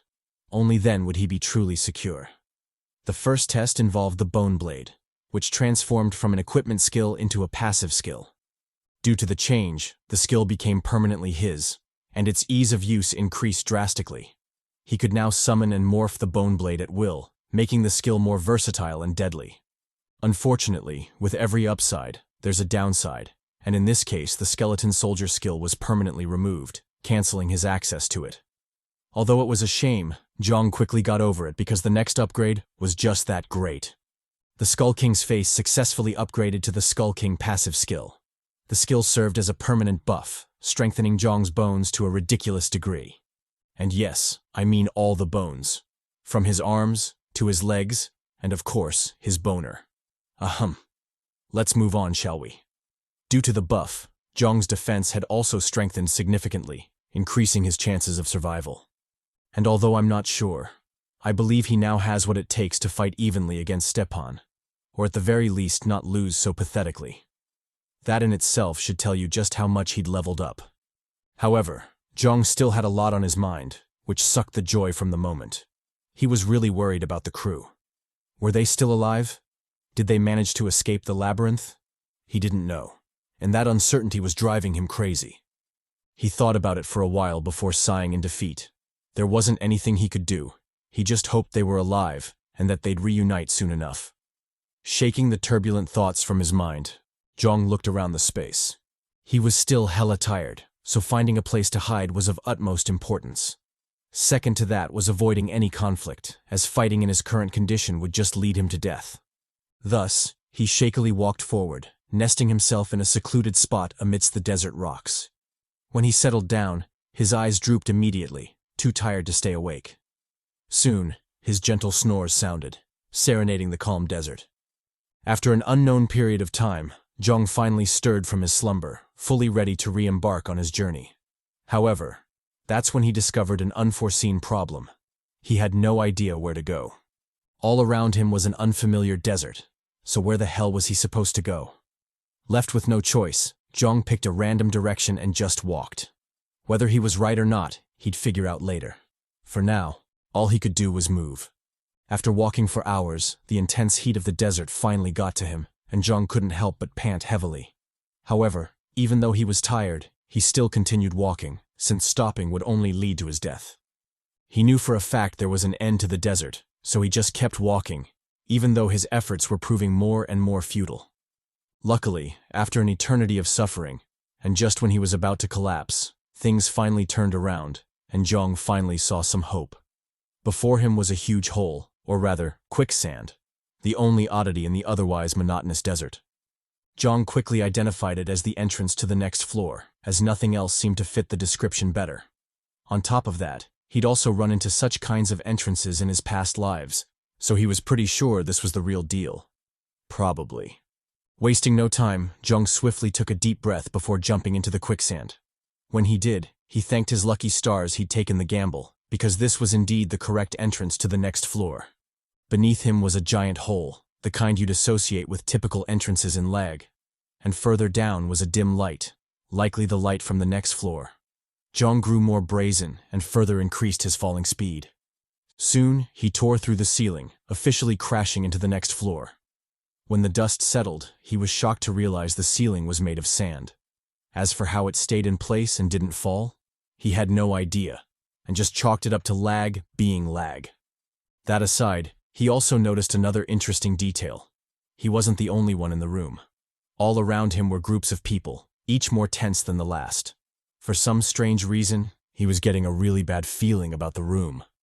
Just as he was taking in the scene, a ninja baddie suddenly screamed, crying out for her beloved. However, no matter what she did, the homie still died, leaving her alone in the hellish game.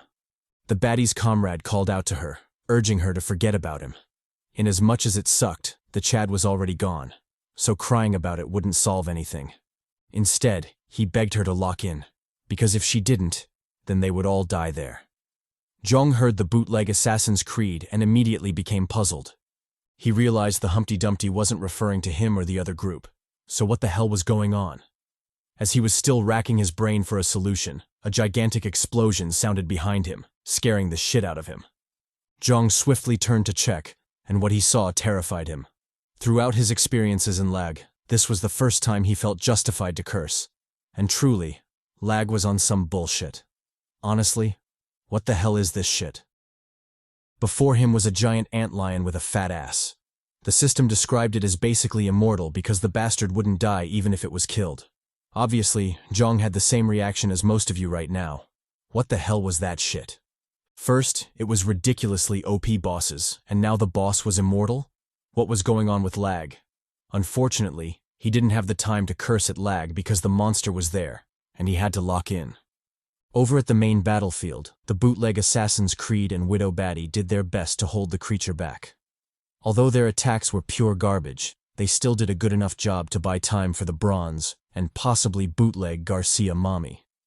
Capitalizing on the opening they bought, she lunged at the thick ant, her bone blade drawn for a desperate attack. Jeong noticed the baddie and couldn't help but be pleasantly surprised. Not only was she a bootleg version of his lost boo Emma, top waifu Garcia, but she was also quite formidable, as shown by her courage to face the abominable monster head-on. Unfortunately, in L.A.G, courage and milfiness weren't enough to fell monsters. Strength was also needed. Just as he'd expected, the baddie's attack bounced off the creature's carapace, doing 0 damage. Forget about the big bastard. Even little insects have a thick exoskeleton, not to mention this undying fucker. So her attack failing was all but certain to Jeong. Back at the battlefield, Bronze Emma suddenly sensed an immense premonition of death and rapidly backpedaled. Luckily, she did so, as the antlion dove back into the ground immediately after. If she'd insisted on her attack, then she would have been dragged in as well, and that would have been an instant death sentence.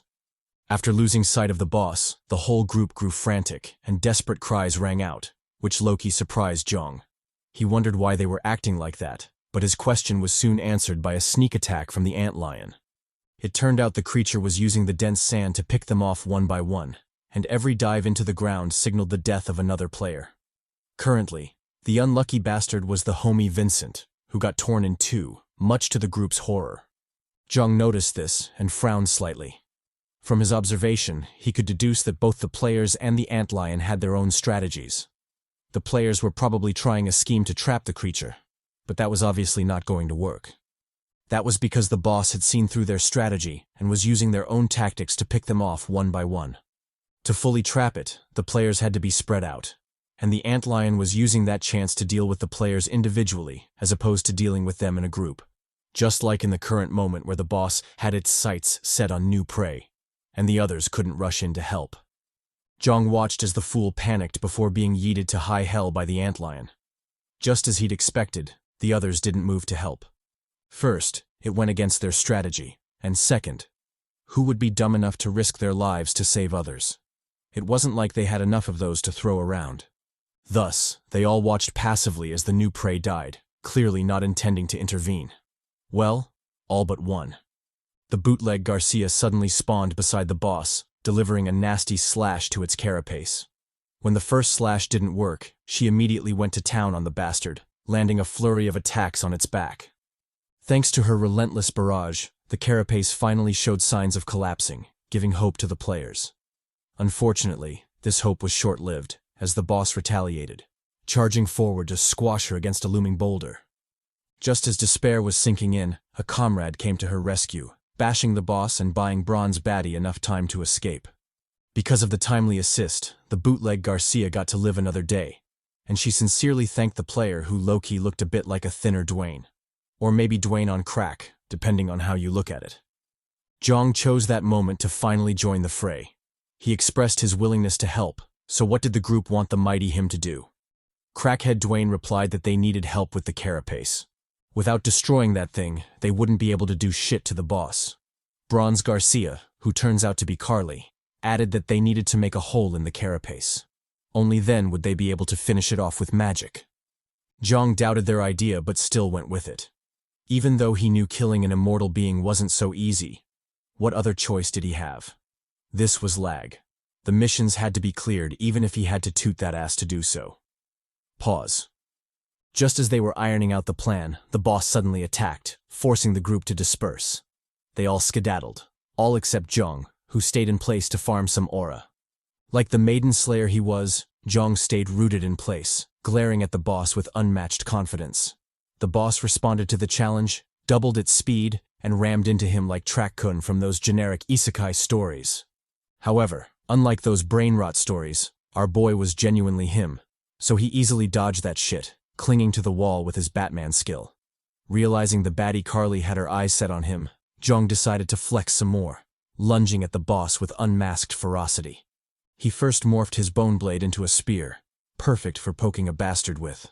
The stab dug so deep that the boss couldn't help but shriek in pain, its immortality be damned. It instantly realized its perilous situation and opted to temporarily retreat into the sand. Obviously, the group wouldn't let this happen. The first to move was Crackhead Dwayne, who snorted a bump before clinging to the boss's leg. Thanks to his mysterious yet crystallized power-up, he managed to hold on to the boss, preventing it from retreating into the sand. Next was Assassin's Creed, who used his powers to stall for even more time. Although we don't get to see the visual manifestation of his power, I'm pretty sure he was really doing something. Otherwise, he wouldn't be bitching so much. He cried out to the group, urging them to hurry, as he wouldn't be able to hold it for long. First of all, that's what he said. Second of all, if you really think about it, 10 seconds is like a minute in dog time. So don't let her tell you shit, kings. Keep doing your thing. Jeong heard the narrator's nonsense ramblings and told not to focus. Now wasn't the time to get lost in his down-bad thoughts. Not understood, but honestly, the translators left him no other choice. What did they mean by the gap is too narrow and he needs to widen it? Wasn't this just asking to be teased? Especially with how pervy he was? In any case, he decided to lock in as well since Jeong still needed his narration for the upcoming battle. Speaking of Jeong, he decided to morph his bone blade once again. Since the spear wasn't thick enough to widen the gap, he opted for a broadsword, one wide enough to get the job done. However, as typical of L.A.G, things wouldn't go so smoothly. Just as he was preparing to land the final blow, the boss suddenly launched a counterattack, catching him completely off guard. In that short prelude to death, Jeong was forced to make a quick decision. Continue and risk death, or fall back and lose the golden opportunity. The choice was up to him. Jeong thought about it for only a second before saying, "Fuck that." There was no way in hell he'd risk his life so casually. He shouted at the group to help, otherwise he'd drop that shit and bounce. Tanned Garcia responded to his request, charging forward to reinforce him. On the opposite side, the grieving baddie, who I'll call White Widow from now on, also did the same, her face tinged with determination. Apart from them, there was also the bootleg Assassin's Creed, who for some reason became emo all of a sudden. I wonder where he got the black eyeliner and lipstick. In any case, the three did their best to reinforce Jeong. And yes, I said three, because Crackhead Dwayne stupidly got himself killed, stabbed through by the antlion's leg. Because of his foolish death, the antlion got enough leeway to retaliate, and it didn't hesitate to unleash its fury on Assassin's Creed. It yeeted him to the side like a ragdoll, causing the poor emo to crash pathetically against the cave wall. Jeong saw this and immediately tensed up. With 2 players out of commission, things had suddenly become more difficult. As if proving him right, the antlion launched another sneak attack, this time attacking from a seemingly impossible angle. Jeong felt the threat and instantly dodged, narrowly escaping a quick kiss with death. If he'd hesitated for even a second, then he would have been another meat skewer on the battlefield, dying as pathetically as crackhead Dwayne. As he was thanking his lucky stars, Jeong noticed something that made his frown deepen. The wound on the boss's back was closing. In fact, the healing speed was so fast that Jeong couldn't believe just how much of a cheat it was. Was this what the system meant by it being immortal? Because if so, then he kinda got it now. However, just because he understood it didn't mean he'd let it happen. He'd be damned if he let lag have its way. Thus, he rapidly shot toward the boss, opening the first limitation door in the process. When he deemed that insufficient to deal with the boss, he added on the lightning effect, zapping the shit out of the boss. Bronze Baddie took that chance to attack as well, closing in on the boss with her bone blade. Thanks to Jeong's efforts, the boss's wound wasn't completely healed yet, so the baddie simply jammed her blade into it. After managing to keep the wound open, Carly turned to White Widow, urging her to make her move. White Widow didn't disappoint. Although she was still grieving her beloved, she knew a new hunk was already in sight, so it was time she forgot that loser. If she wanted to impress the MILF hunter Jeong, then she had to give it her all. She channeled her fire skill, shooting it at the boss soon after. As the flame flew, it morphed into a serpentine form, which quickly slithered into the boss's guts. Jeong and Carly immediately backpedaled, having no desire to get caught up in the ensuing explosions. As expected, the carnage was grand, making their choice to retreat the correct one. Devastating explosions rang out across the boss's body, reducing it to a fiery mess. Of course, the fiend didn't take this lying down. It immediately retaliated, swatting Carly away like a bug. The tanned baddie was caught completely off guard, causing her to black out immediately. With her neutralized, the battlefield instantly became more dangerous, adding more pressure to Jeong and White Widow. Speaking of Jeong, he finally made his move, closing the gap between himself and the fiend. His plan was simple. Kill the boss before Lag did the Lag thing and crashed out again. Coincidentally, the boss had its sights set on Carly and White Widow, which made his ambush all the better. On one hand, he could kill the biggest threat in the room, effectively saving his own life. And on the other hand, he could save two damsels in distress. Who knows how they'd reward him? Probably with some cheeks. In any case, the game plan was set. He had to clap some ant cakes. Jeong rushed forward before lunging at the bone blade on the boss's carapace. With that in his grasp, he instantly opened the third limitation door, buffing his body for the havoc to come. Wasting no time, he channeled his lightning storm, bathing the fiend in its zapping brilliance. Due to the devastating attack, the boss's body fell apart like dominoes, crumbling to pieces under its relentless barrage. Soon, the fiend met its end, with its head popping off like a ripe tomato. Jeong saw this and wisely deactivated his limitation form. As much as he wanted to continue zapping this bastard, he knew such acts were pointless, and it would only put him in danger. Instead, he shifted his attention to the baddies, curious to know how they were doing. White Widow replied that they were good, thanks to him. However, since they were already talking, she might as well apologize in advance. Jeong eyed her curiously before asking what she was talking about. Why was she apologizing to him? Before he could get an answer, the sand suddenly attacked, wrapping around him like a cocoon. In that split second, an idea popped into his mind, and he immediately knew what was going on. This was a double cross. He'd been betrayed by these treacherous bitches. Damn. Jeong glanced behind him, and just as he'd expected, Assassin Creed was in on the backstab as well. Despite the seemingly dangerous situation he was in, he still remained relatively calm, as if this wasn't that big of a deal. With his calm demeanor still evident, he turned to face the baddies, inquiring if they were sure about this. Did they really want this smoke? White Widow replied that they didn't, but they had no other option. Tanned Garcia added that this was their strategy. For weaklings like them to survive in Lag, they had no choice but to hunt the strong. It was the only way to survive. He seemed strong, so he must know what kind of hell Lag is. Without taking such risks, how could they grow strong enough to survive? Jeong stared at the treacherous bitches but didn't say anything. Words were useless at that point. The baddies had already made their choice, so talking to them was just a waste of time. Carly noticed his patient acceptance and stepped forward. She believed this was Jeong's way of accepting his fate, probably because he knew he couldn't escape anyway. She gazed at the Chad sadly before sighing in resolution. It had to be done, even if she didn't want to.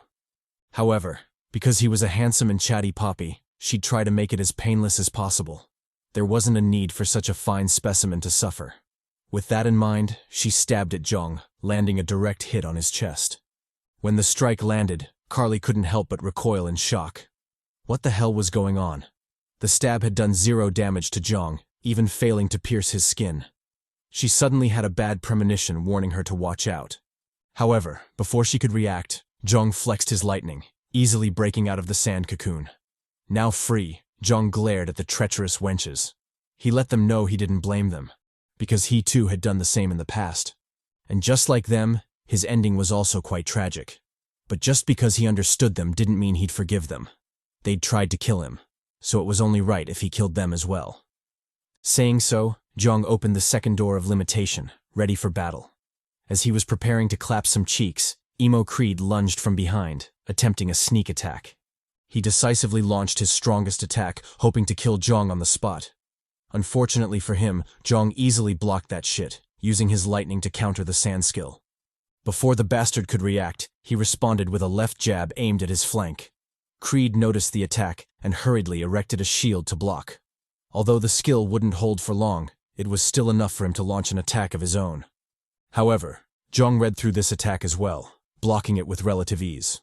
This time, he opted for a forehead block, causing significant damage to Creed's arm. Just as he was about to finish him off, the ladies finally intervened with a blazing serpent hurling straight at him. Jeong ate the attack, forcing him to backpedal quite a bit. With the explosion's smoke still blocking his vision, Carly spawned behind him, attempting another sneak attack. However, this time Jeong was ready. He silently blocked the baddie's strike, stabbing into her gut in the process. Carly recoiled from the pain, nursing her wound as she backtracked from Jeong. Before he could press the attack, Creed appeared behind him again, going for a lethal blow. This time, Jeong had had enough and savagely grabbed him by the face. He lifted the fucker into the air before slamming him hard onto the ground. Ignoring Creed's pathetic chokes and sobs, he proceeded to zap the shit out of him, reducing his face to a burnt crisp. Done with that, he calmly turned to face the baddies.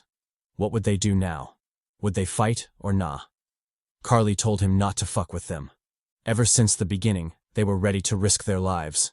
In fact, with Creed's death, that determination only strengthened, so there was nothing left to discuss. She told Jeong to come at them. They were ready to see this through till the end. With that, the duo charged at Jeong, causing a devastating explosion from their clash. A short while later, the room finally regained its calm, indicating the end of the battle. Left standing was the homie Jeong, who silently deactivated his limitation form.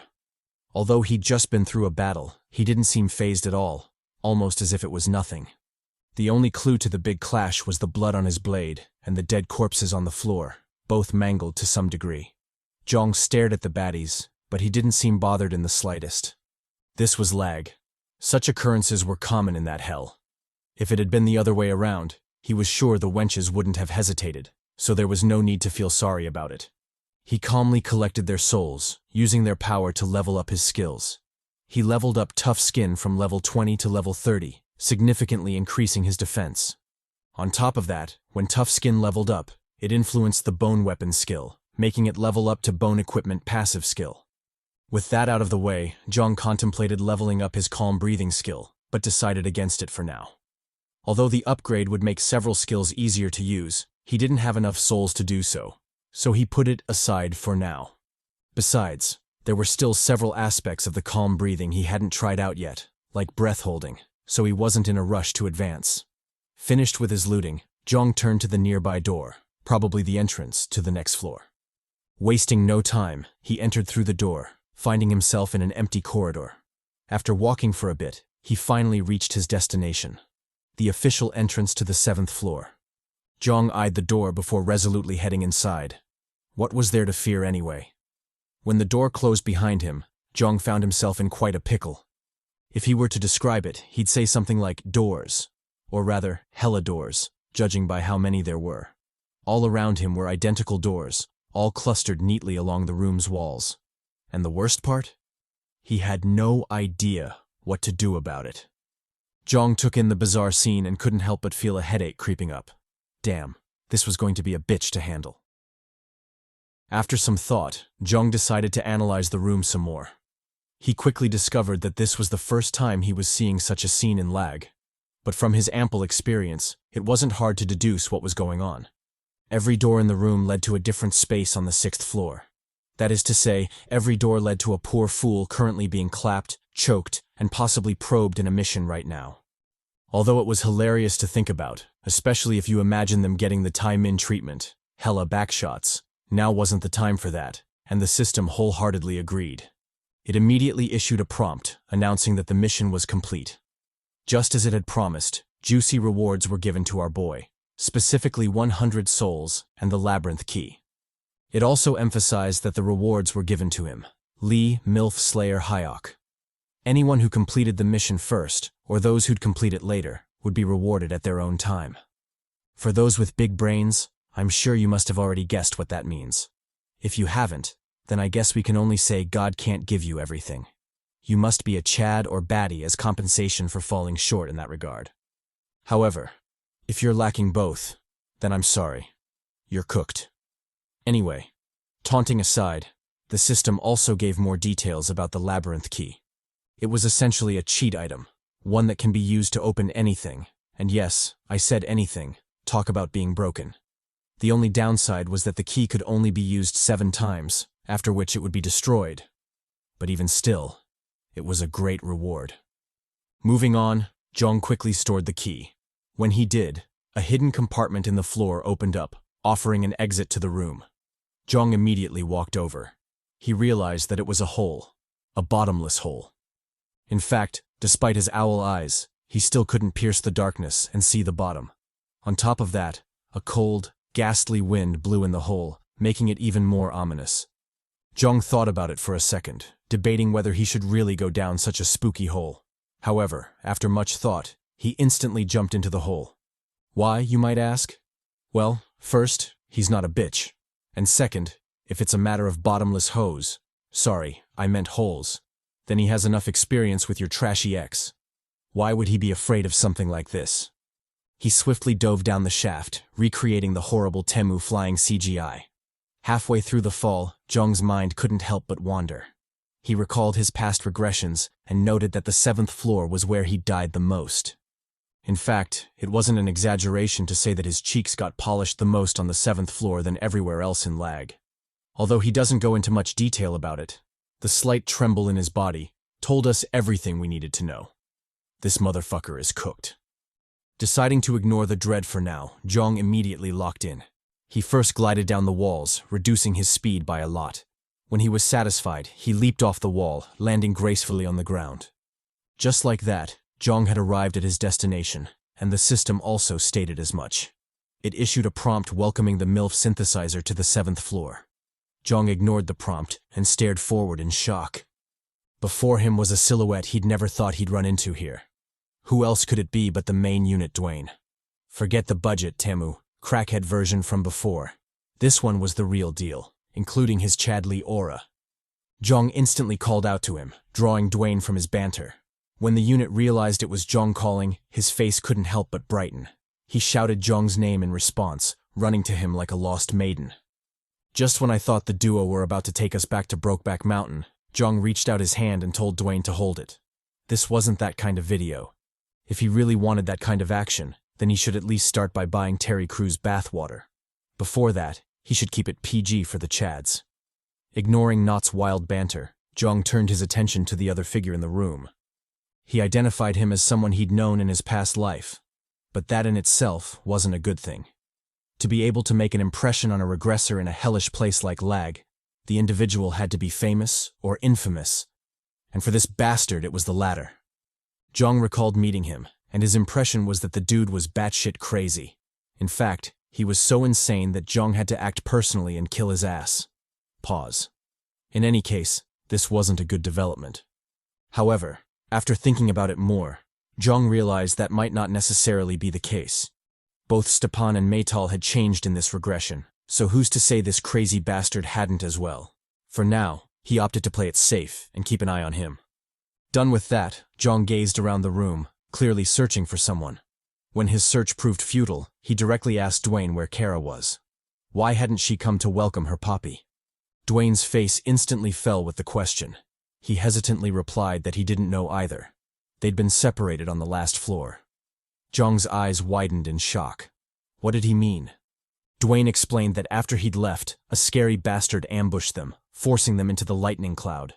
Although they tried to fight back, all their attacks didn't do shit, leaving them in a perilous situation.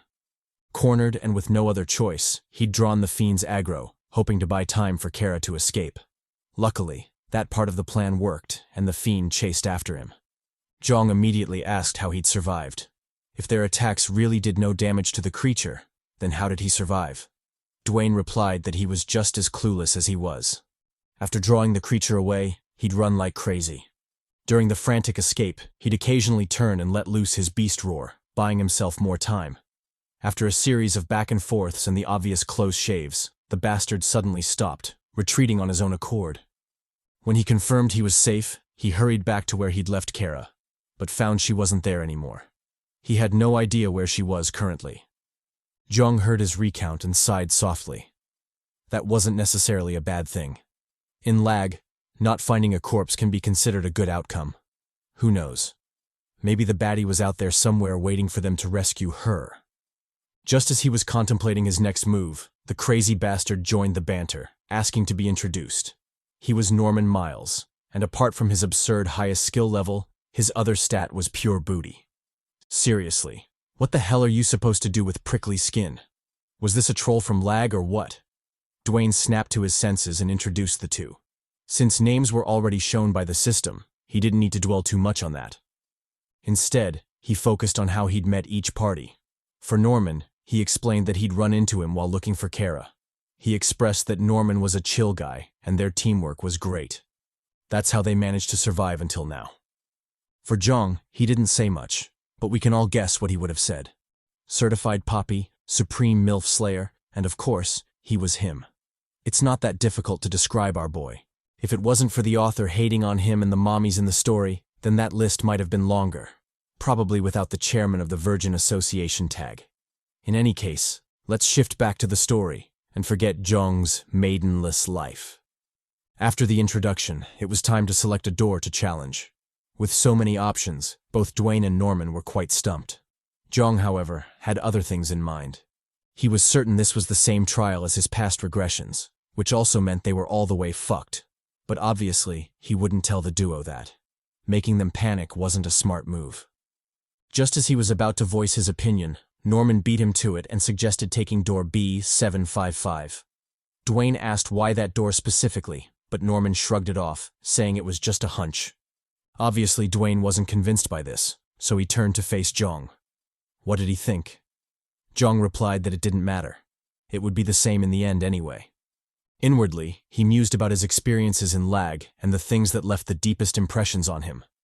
One of them, unfortunately, was the 7th floor and the 7 doors it contained. It was always the same, and obviously the horrors were equally as constant. He explained to the duo that the doors were connected, and the goal of the room was to clear all the doors. Thus, it didn't matter what door they chose because they would enter all of them anyway. Norman asked how he knew that, and Jeong replied that it was his private attribute, not giving any details after that. Norman quickly got the hint and stopped prying. Instead, he asked Jeong what they should do. Jeong replied that they'd enter the doors, but in order. His explanation was that the doors had different difficulties, so it was best to tackle them from the easiest to the hardest.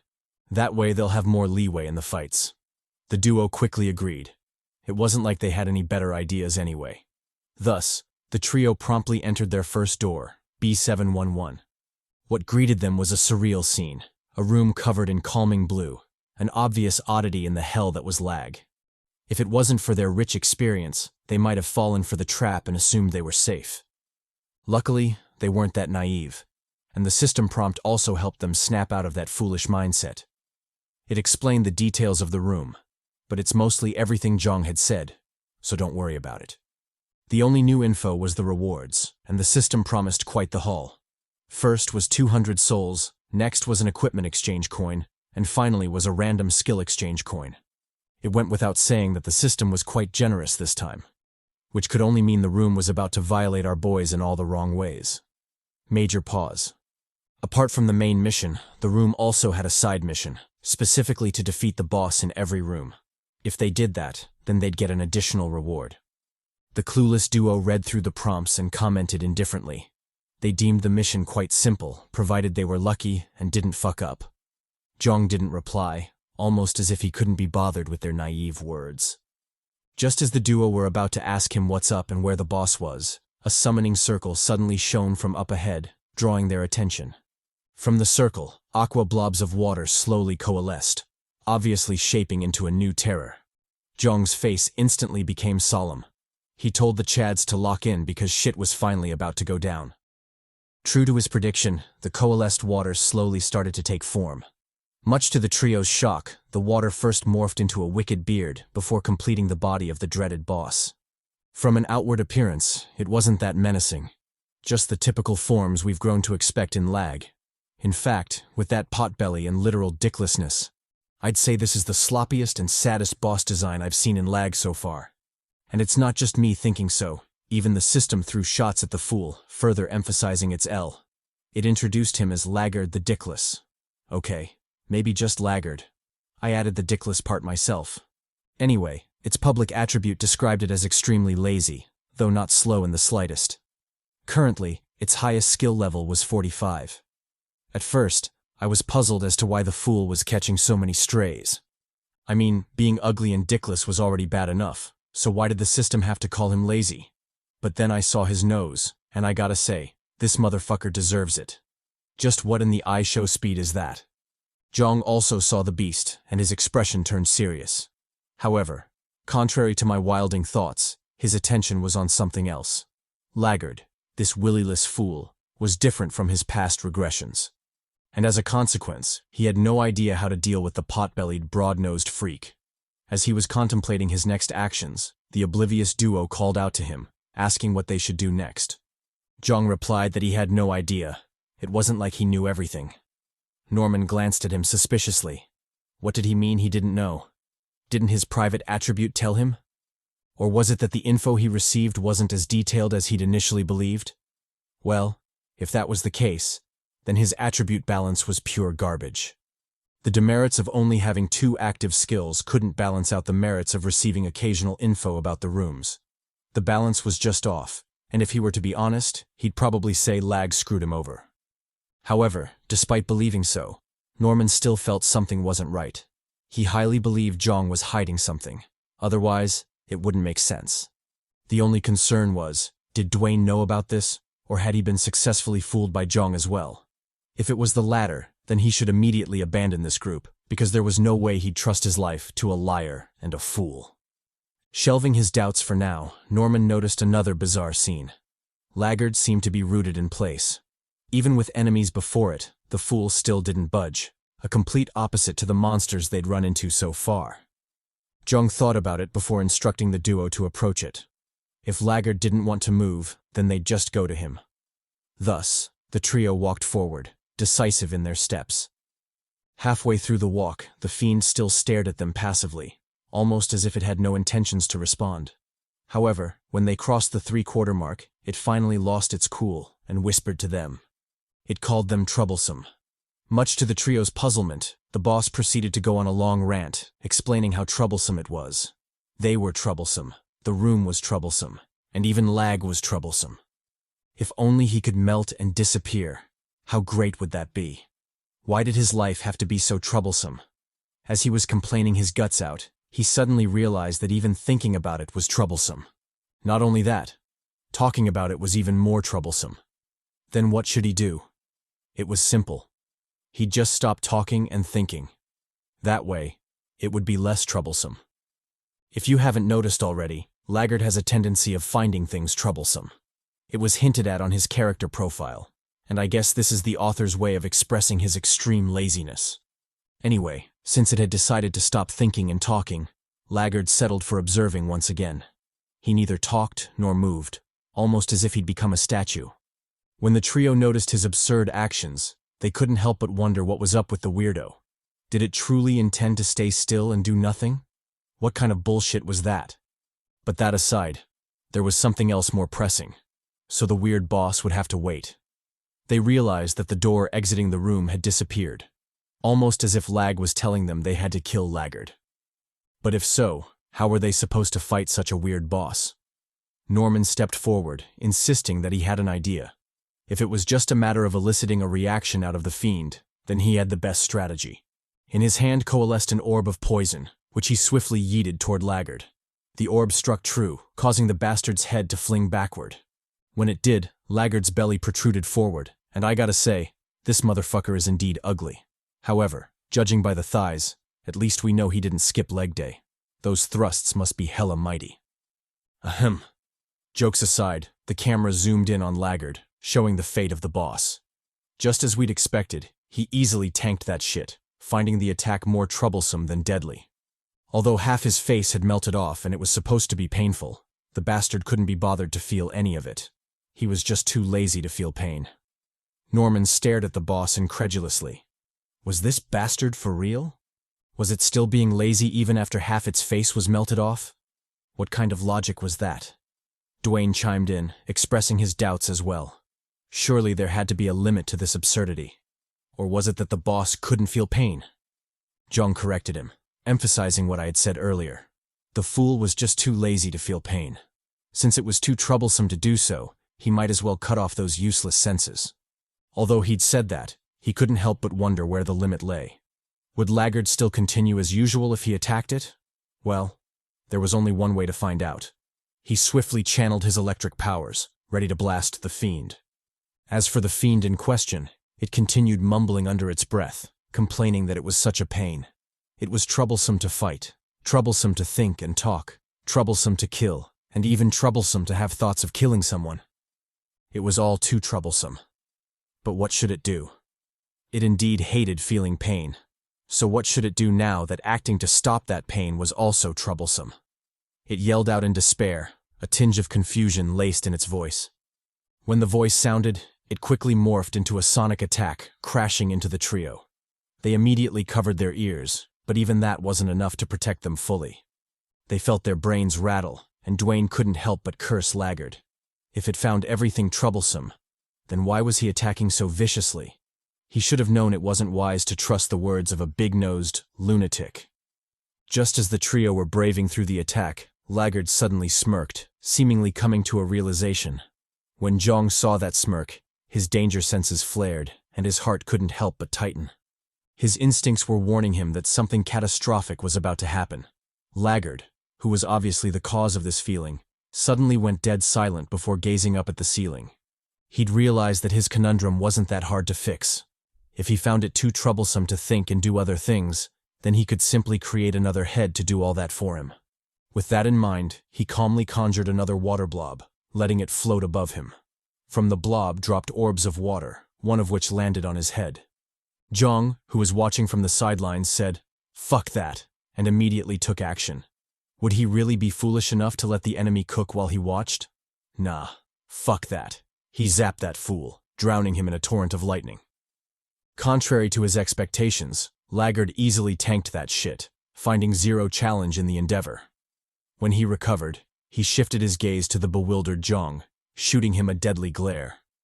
With a bone-chilling voice, he told the unit to wait for him. Once he got his second head, he'd make sure to properly polish his ass. Pause. Jeong heard the threat and trembled slightly. Since when did his delicate ass come under such threat and lag? Well, forget it. Laggard was making his move, so now wasn't the time to think about it anyway. He immediately locked in, shifting his focus to the floating blobs in the air. However, to his shock, the blobs didn't just manifest in the air. They also spawned on the walls, effectively trapping them in a pincer attack. The clueless duo also picked up on this fact. Although they were dense, it didn't take a genius to know that something was definitely wrong. They quickly entered their fighting stances, but who knew if that would truly protect them from such an attack? Over at Laggard, he continued to mumble under his breath, calling everything troublesome. When the insanity peaked, he let loose his attack, blanketing the whole room with his blobs. Jeong, who was ready for an attack, couldn't help but curse. Why did it have to be an AoE attack of all things? How was he supposed to deal with this shit? Fuck. Although complaining felt great in the moment, he knew he couldn't afford to waste any more time. Thus, he immediately called for the duo to watch out, all whilst entering his limitation form. Thanks to the speed buff of the second door, time seemed to slow down around him, and Jeong could finally react to the harrowing attack. He first let it draw in before bitch-slapping the shit out of the blue orb, sending it flying like a kite. However, despite the CHADY performance, that was but a single orb, whilst the room was covered in them. If he didn't lock in, then he might just die there. Luckily, this was the maiden harvester we were talking about, so of course he'd have his own ways to survive. He swiftly channeled his inner Bruce Lee, unleashing his own version of the 100-type Guanyin Bodhisattva. Thanks to Netero's godly technique, he managed to weather the first wave of attacks. But that's where his luck ended. The subsequent attacks became even more dire, and Jeong once again found himself in a perilous situation. To the side was Dwayne, who was also facing his fair share of difficulties. Although he didn't have Jeong's cheat-like limitation skill, he was still hella sturdy, so he could endure the attacks, for now. Norman, however, wasn't faring so great. Without Jeong's limitation and Dwayne's sturdiness, he was relying on his own body to tank the attacks and, well, let's just say he was failing spectacularly. Even though the barrage had just begun, he was already at his limit, and if something wasn't done, he would for sure be the first to fall. When he realized that, he shot a pleading glance at Jeong and Dwayne, obviously asking for some help. Unluckily for the fool, Jeong and Dwayne were also going through it, with no room to intervene in his battlefield. They were fully concentrated on staying alive, so how could they drop everything and save his ass? Norman realized this and grit his teeth. It seemed he'd have to rely on himself this time. Whether he survived or was crushed to death by massive balls, it would be all up to him. Back to our boy Jeong, he did his best to swat away the pesky orbs. Unfortunately, despite his pimp slap being at max level, he still couldn't shake off the stubborn bastards. Slowly but surely, his stamina was draining, and it wouldn't be long until his resistance collapsed. Just as he was racking his brain for a solution, a possible Hail Mary to save his cooked ass, the room suddenly became dead silent. The orbs that were shooting toward them stopped, and all of them became stiff, not moving even an inch. Obviously, the trio were taken aback by this. Just what the hell was going on? Before they could deduce anything, the orbs started moving again, this time retreating back to Laggard. Under their confused gazes, the orbs surrounded Laggard, blocking and covering every inch of his body. Jeong watched the development and couldn't help but frown slightly. Just what was this dickless bastard plotting? But that aside, since when did the room take on this brownish hue? Moreover, when had the doors to the other rooms appeared? What the hell was going on there? Dwayne and Norman, who were beside him, also had the same doubts. They were curious to know what was going on, but one urge stood out amongst the rest. What if they used this change to escape to another room? Jeong immediately shot down that suggestion. If they couldn't even beat the weakest boss, then heading to the next room would just sign their death sentences. They had to kill this willyless bastard. Only then would they gain enough power to challenge the next door. Just as they were going over how to do it, a bizarre change occurred. One straight from a horror film. Several mouths sprouted from the orbs, all of them whispering in Laggard's voice. They grinned and laughed, occasionally mumbling troublesome over and over again, causing a chill to run down the trio's spines. As if that wasn't spooky enough, a vague outline of a face manifested amongst the mumbling mouths, further reinforcing the horrific feeling. Jeong saw the gross amalgamation of mouths and eyes and said, "Fuck that." There was no way he was letting this bastard do whatever it was he wanted to do. He would rather attack it now than live to regret it later. Besides, with how bizarrely his body was formed, it was clear it wouldn't be moving anytime soon. So what better time than now to use it as target practice? He immediately acted on this thought, activating his third door from the get-go. Beside him was Dwayne, who also unleashed his beast transformation skill. With the supreme power-ups, the duo, plus Norman, who seemed to be lacking aura in this aspect, faced off against the mutated Laggard, ready to clap some literal cheeks. Jeong was the first to act. After instructing the duo to attack simultaneously, he swiftly channeled his lightning strike, yeeting the blast towards Laggard. Next up was Dwayne, who roared at the fiend, sending a powerful shockwave toward it. Last, and definitely the least, was Norman, who chucked an underwhelming orb of poison towards Laggard. Although his attack was pure garbage, he was luckily teamed up with Titans, so his shortcomings were mostly ignored, just like his shortcoming. As for Laggard, he suffered the worst of it, with plenty of tongues and mouths rupturing. After the first volley, the bastard was reduced to a mangled mess, though traces of life still lingered in him. Jeong realized this and cautioned the duo against lowering their guard. He then turned to Dwayne, asking the latter to do his thing. Dwayne said, "Bet," and walked forward. When he was slightly ahead of the gang, he immediately entered a punching stance before striking the hell out of the ground. Due to his overwhelming attack, a huge boulder was yanked from the ground, which he effortlessly lifted into the air. With the DIY weapon in tow, he swiftly chucked it at Laggard, causing a swooshing sound as it shot toward the fool. To no one's surprise, the boulder struck him like a, boulder, digging deep into his body. The force from the impact was so severe that Laggard was sent flying, only stopping after crashing brutally against the room wall. Beneath him was a pool of blood, which showed just how much damage he'd taken. Just as the trio were about to celebrate their victory, a low and grating voice mumbled, complaining about how troublesome it was. The gang heard this, and their expressions couldn't help but twist. How was this bastard still alive? Especially after that last attack. Before they could figure it out, Laggard resumed his mumbling, this time, his voice growing louder and louder. Accompanying the voice were the subtle sounds of cracking, obviously coming from the boulder.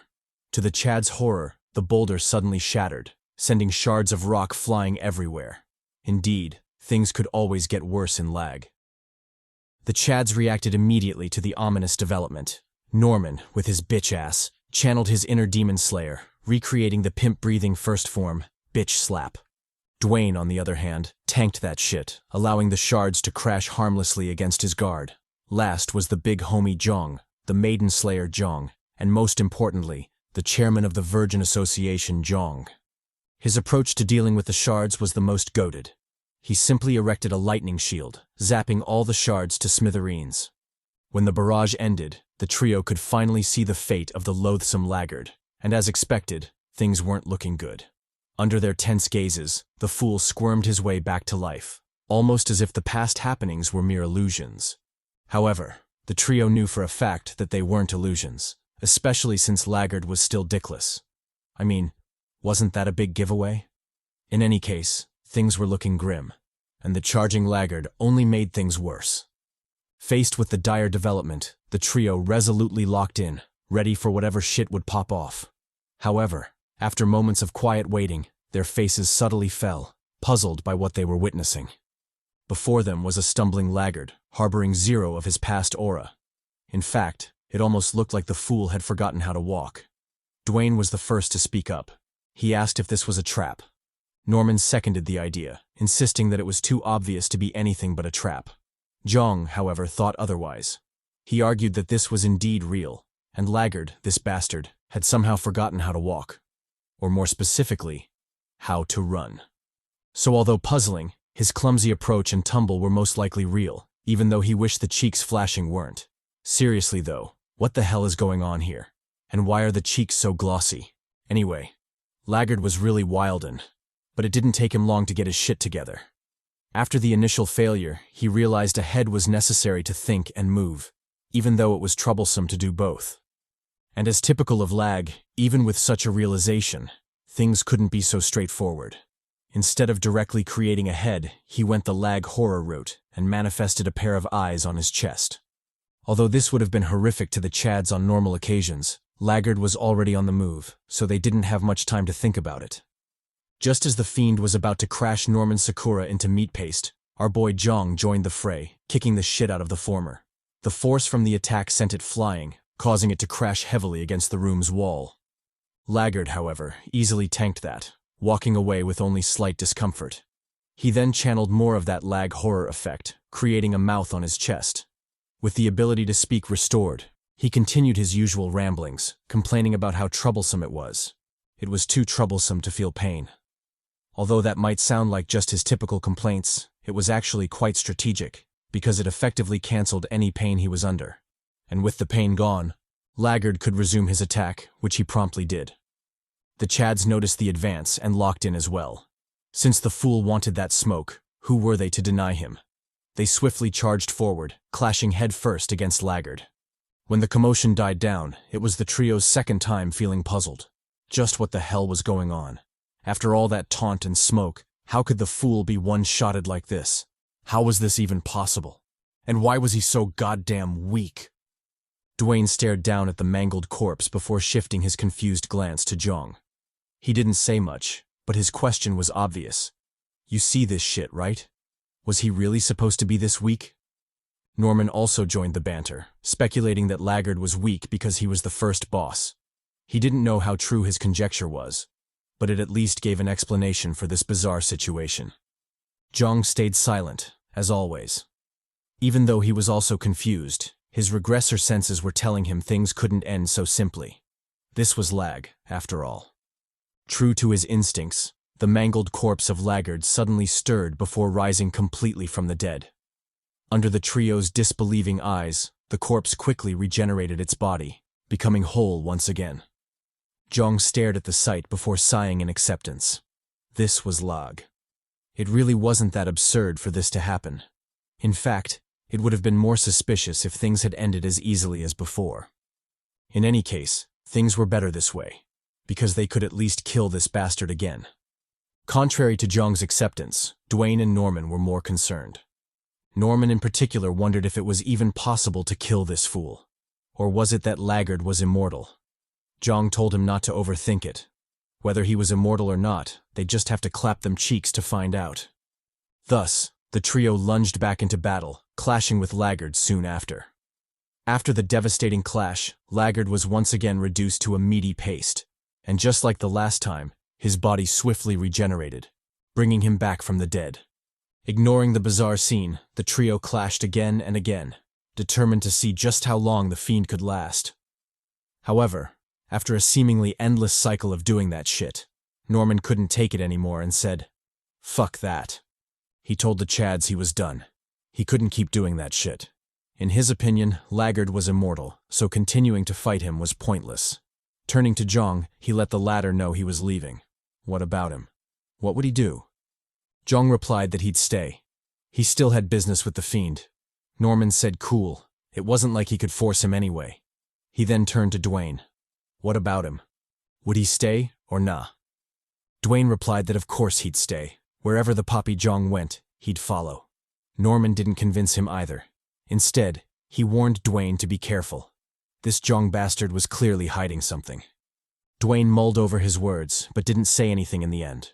However, from his look, it was obvious Norman's warning had rattled him.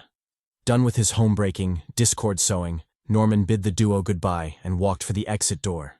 He lingered at the exit for a while before ultimately choosing the second room. Although he was leaving, he wasn't foolish enough to ignore Jeong's earlier warning and challenge a more dangerous room solo. Thus, he wisely chose the second door, B722, disappearing into its depths soon after. As he left, the immortal Laggard watched on passively, too lazy to give chase. If the Chad wanted to reduce his burden by leaving, then who was he to stop him?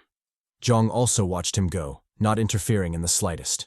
His reason, however, was different from Laggard's. He still didn't know if Norman was trustworthy or not, so having him leave the room and prevent further mishaps was great in his books. After the room settled down, Dwayne asked the question he'd been dying to know about. Was it possible to kill this fool? Jeong replied that of course it was. He just had to trust him on that. Dwayne said bet, since he'd said so, then he could only follow his lead. Jeong smiled at the trust before giving his instructions. They would kill the bastard and move to the next room, no matter what. Just as they were gassing themselves up for battle, Laggard's vibe suddenly changed, becoming more ominous. He complained about the dragged-out battle, vowing to end it as quickly as possible. Following this proclamation, his head suddenly morphed, taking on a more tentacle-like shape. As for the front, it was still as ugly as before, if not uglier, with that gigantic Rihanna-like cranium. Dwayne heard Not's diss and asked Jeong what the foolish bastard was talking about. Jeong told him to ignore the fool. Rihanna was a princess, and any man would be lucky to kiss that massive forehead. That aside, he decided to lock in on the boss and his own situation. He reflected on the number of souls he had and how he could use them effectively. Currently, he had 210 souls to burn. but he couldn't be too rash with their use. First of all, he had no idea what Laggard's weaknesses were, so he couldn't foolishly use his souls before identifying which skills would be best to counter them. Second, it was just better, and wiser, to keep an eye on the fiend for a while longer. Who knows? Maybe he'd get a pleasant surprise when it truly mattered. Done with that, the duo of Chads faced off against the cranium head Laggard, ready for battle. Just as he'd promised, Laggard made the first move, seeking to put an end to the troublesome fight. The duo noticed the movements and locked in. However, despite their caution, Laggard's move still caught them off guard, leaving them in a perilous situation. Not only was it a bizarre attack, it was also insanely fast, arriving before them in an instant. Jeong in particular cursed at the move, wondering where that speed had come from. Well, since that was the case, he might as well S&M on this cranium bastard. But first, he should probably get his tight tush out of the way. Sure, the fiend was hella fast, but it wasn't to the point where dodging was impossible. And if it was possible, why would the great him, the maiden hunter him, stay still to be yeeted? Nah, he wasn't that crazy. He easily sidestepped that shit, dodging Laggard's attack with a smug grin on his lips. Just as he was glazing himself for being goated, Laggard hit with a curveball, sending another attack at him. The attack was so unexpected that Jeong got yeeted, crashing pathetically against the room's wall. It was also during this attack that Jeong realized just how absurd Laggard's attack power was. That one strike made him feel like he'd been flogged, and he couldn't help but skid back in shock. Luckily, he was him, so he soon shrugged off the pain, even though it was a bit difficult. Locking back in, Jeong shifted his gaze to the unit Dwayne. Just like him, the unit had also been caught lacking and was now being tossed around like a rag doll. Jeong called out in worry, asking Dwayne if he was all right. Dwayne replied that of course he was. Something this trivial couldn't bring him down. Jeong immediately called cap on that. If he was really breezing through the assault, then why did he look so pathetic?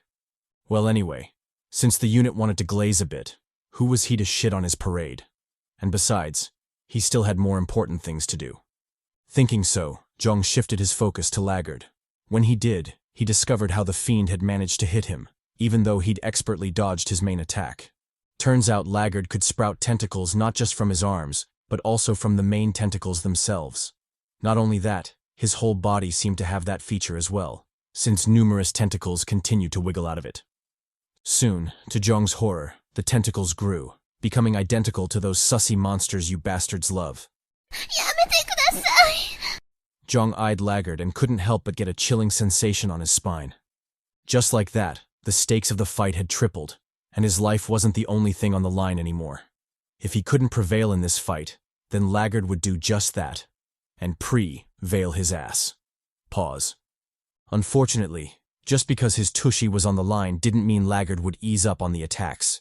On the contrary, it doubled down, sending a whole barrage at Jeong. Jeong saw this and locked all the fuck in. Fine, if Laggard wanted that smoke, then he'd make sure he got his high off it. Thinking so, he nimbly dodged to the side, narrowly avoiding a quick kiss with death.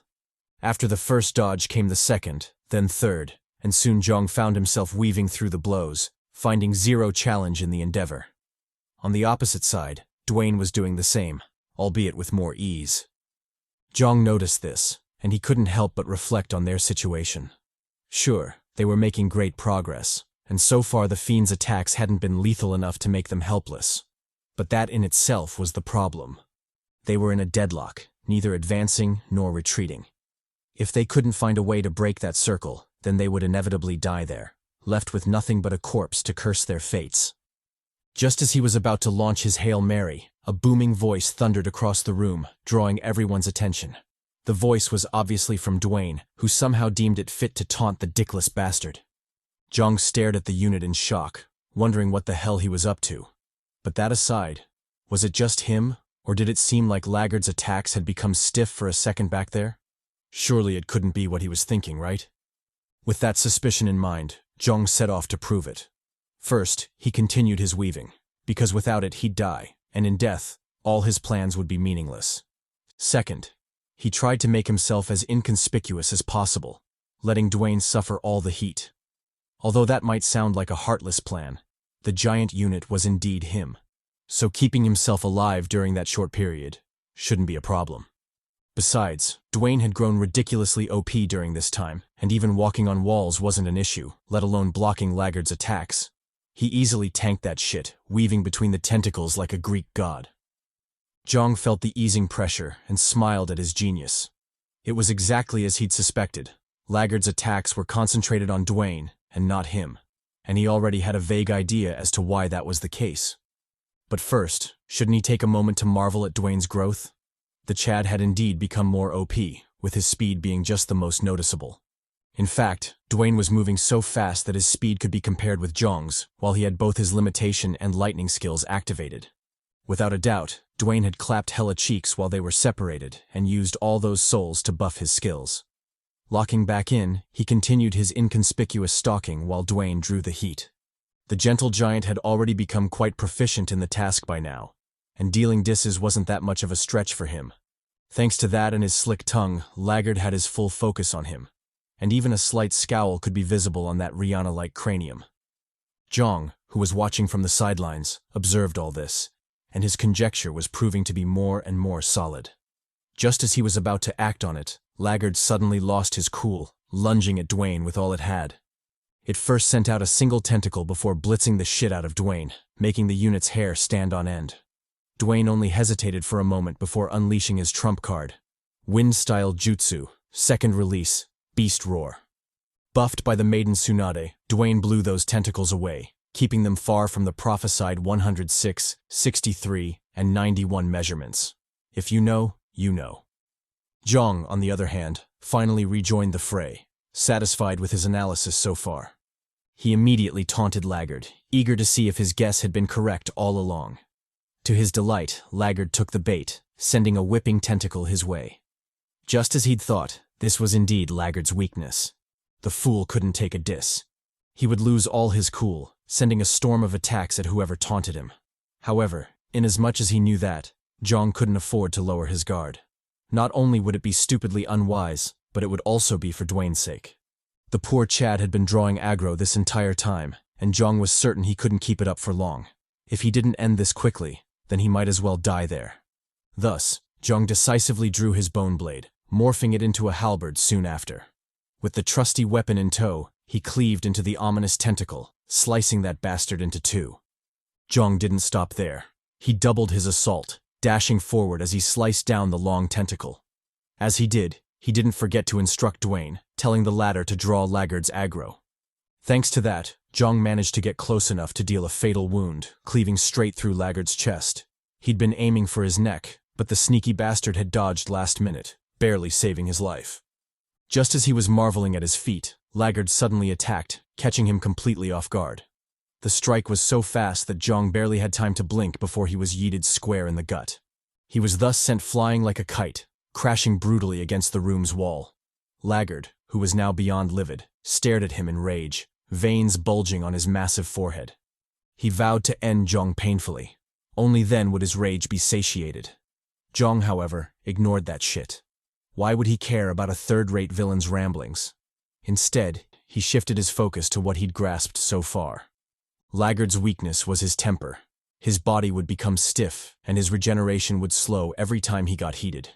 If they wanted to take him down, then this was exactly what they needed to exploit. As if he'd read Jeong's mind, Dwayne shot forward, all while howling disses at the fiend. Before Laggard could respond, he was sent flying like a kite, bashed in the back by the Chad Dwayne. Not letting go of this chance, Dwayne comboed the strike with a Superman punch, lunging in for the finishing blow. Laggard saw the hulking figure, and for the first time, genuine dread crept into his heart. Damn, this was going to hurt like a motherfucker. And of course, Dwayne made sure it did. He dug his fist into Laggard's gut, tearing the bastard apart from the inside. When the fool bounced off the floor, Dwayne was already there waiting, a thorough thrashing ready to be served. He first closed the distance before landing a vicious stomp kick on Laggard's back, forcing the fiend to arch it back like Kim K.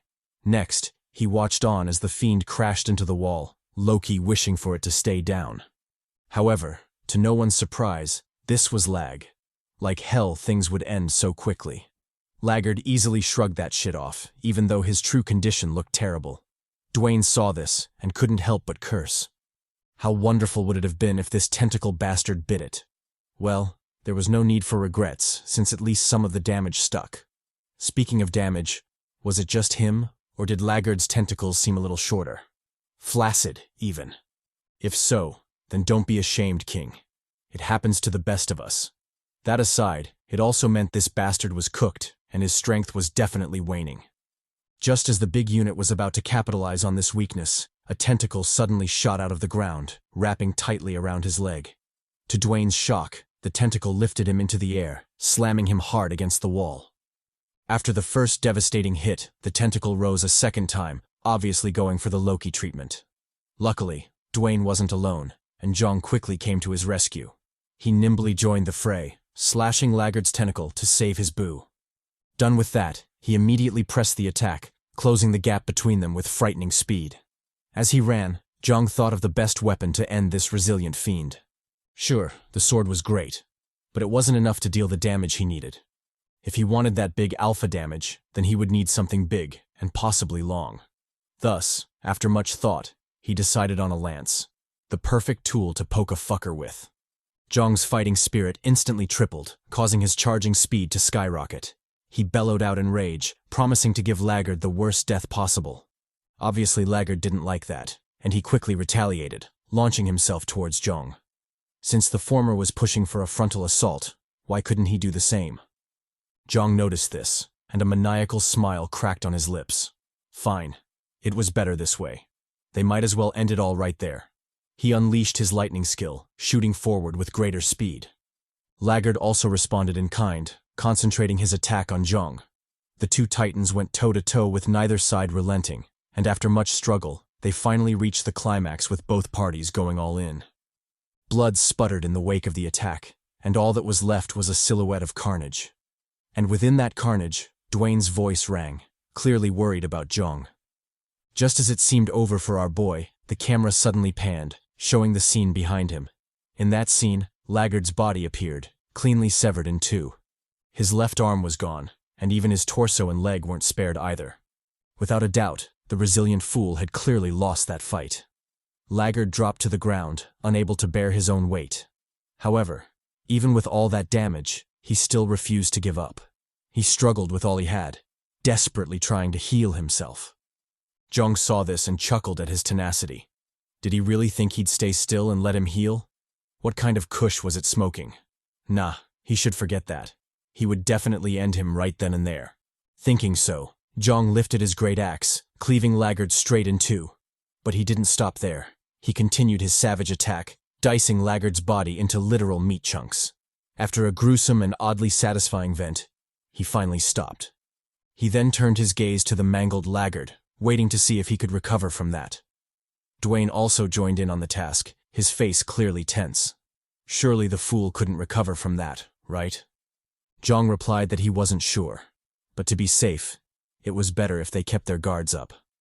Just as he said that, a soul floated from Laggard's body, signifying that he was truly dead. Only after seeing that soul did the duo finally relax, plopping on the ground with a tired sigh. They decided to rest a bit, because who knew what shit show would be waiting for them next. Not only that, but Laggard was just the weakest of the 7 bosses, so shit was definitely going to get cooked soon enough. After resting for a while, the duo finally got back to work, with Laggard's soul being the first on the list. The stubborn freak had dropped 50 souls, so the two ended up sharing it in half. With that done, they turned to face the next door. B712. Dwayne immediately tensed up, dreading what they'd find inside.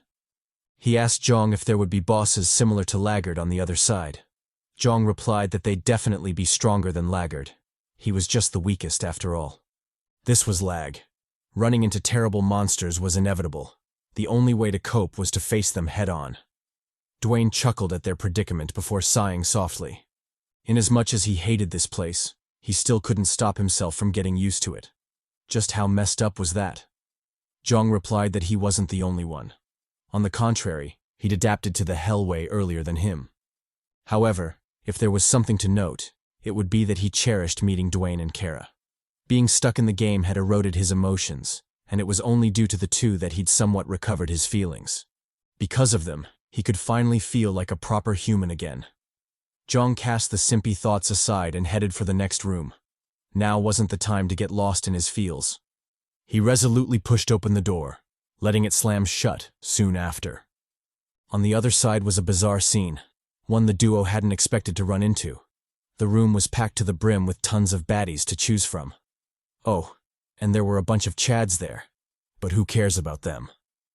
When they entered, a few groups turned to face them, but Jeong instantly ignored them. Instead, he had his sights set on the soul in the middle.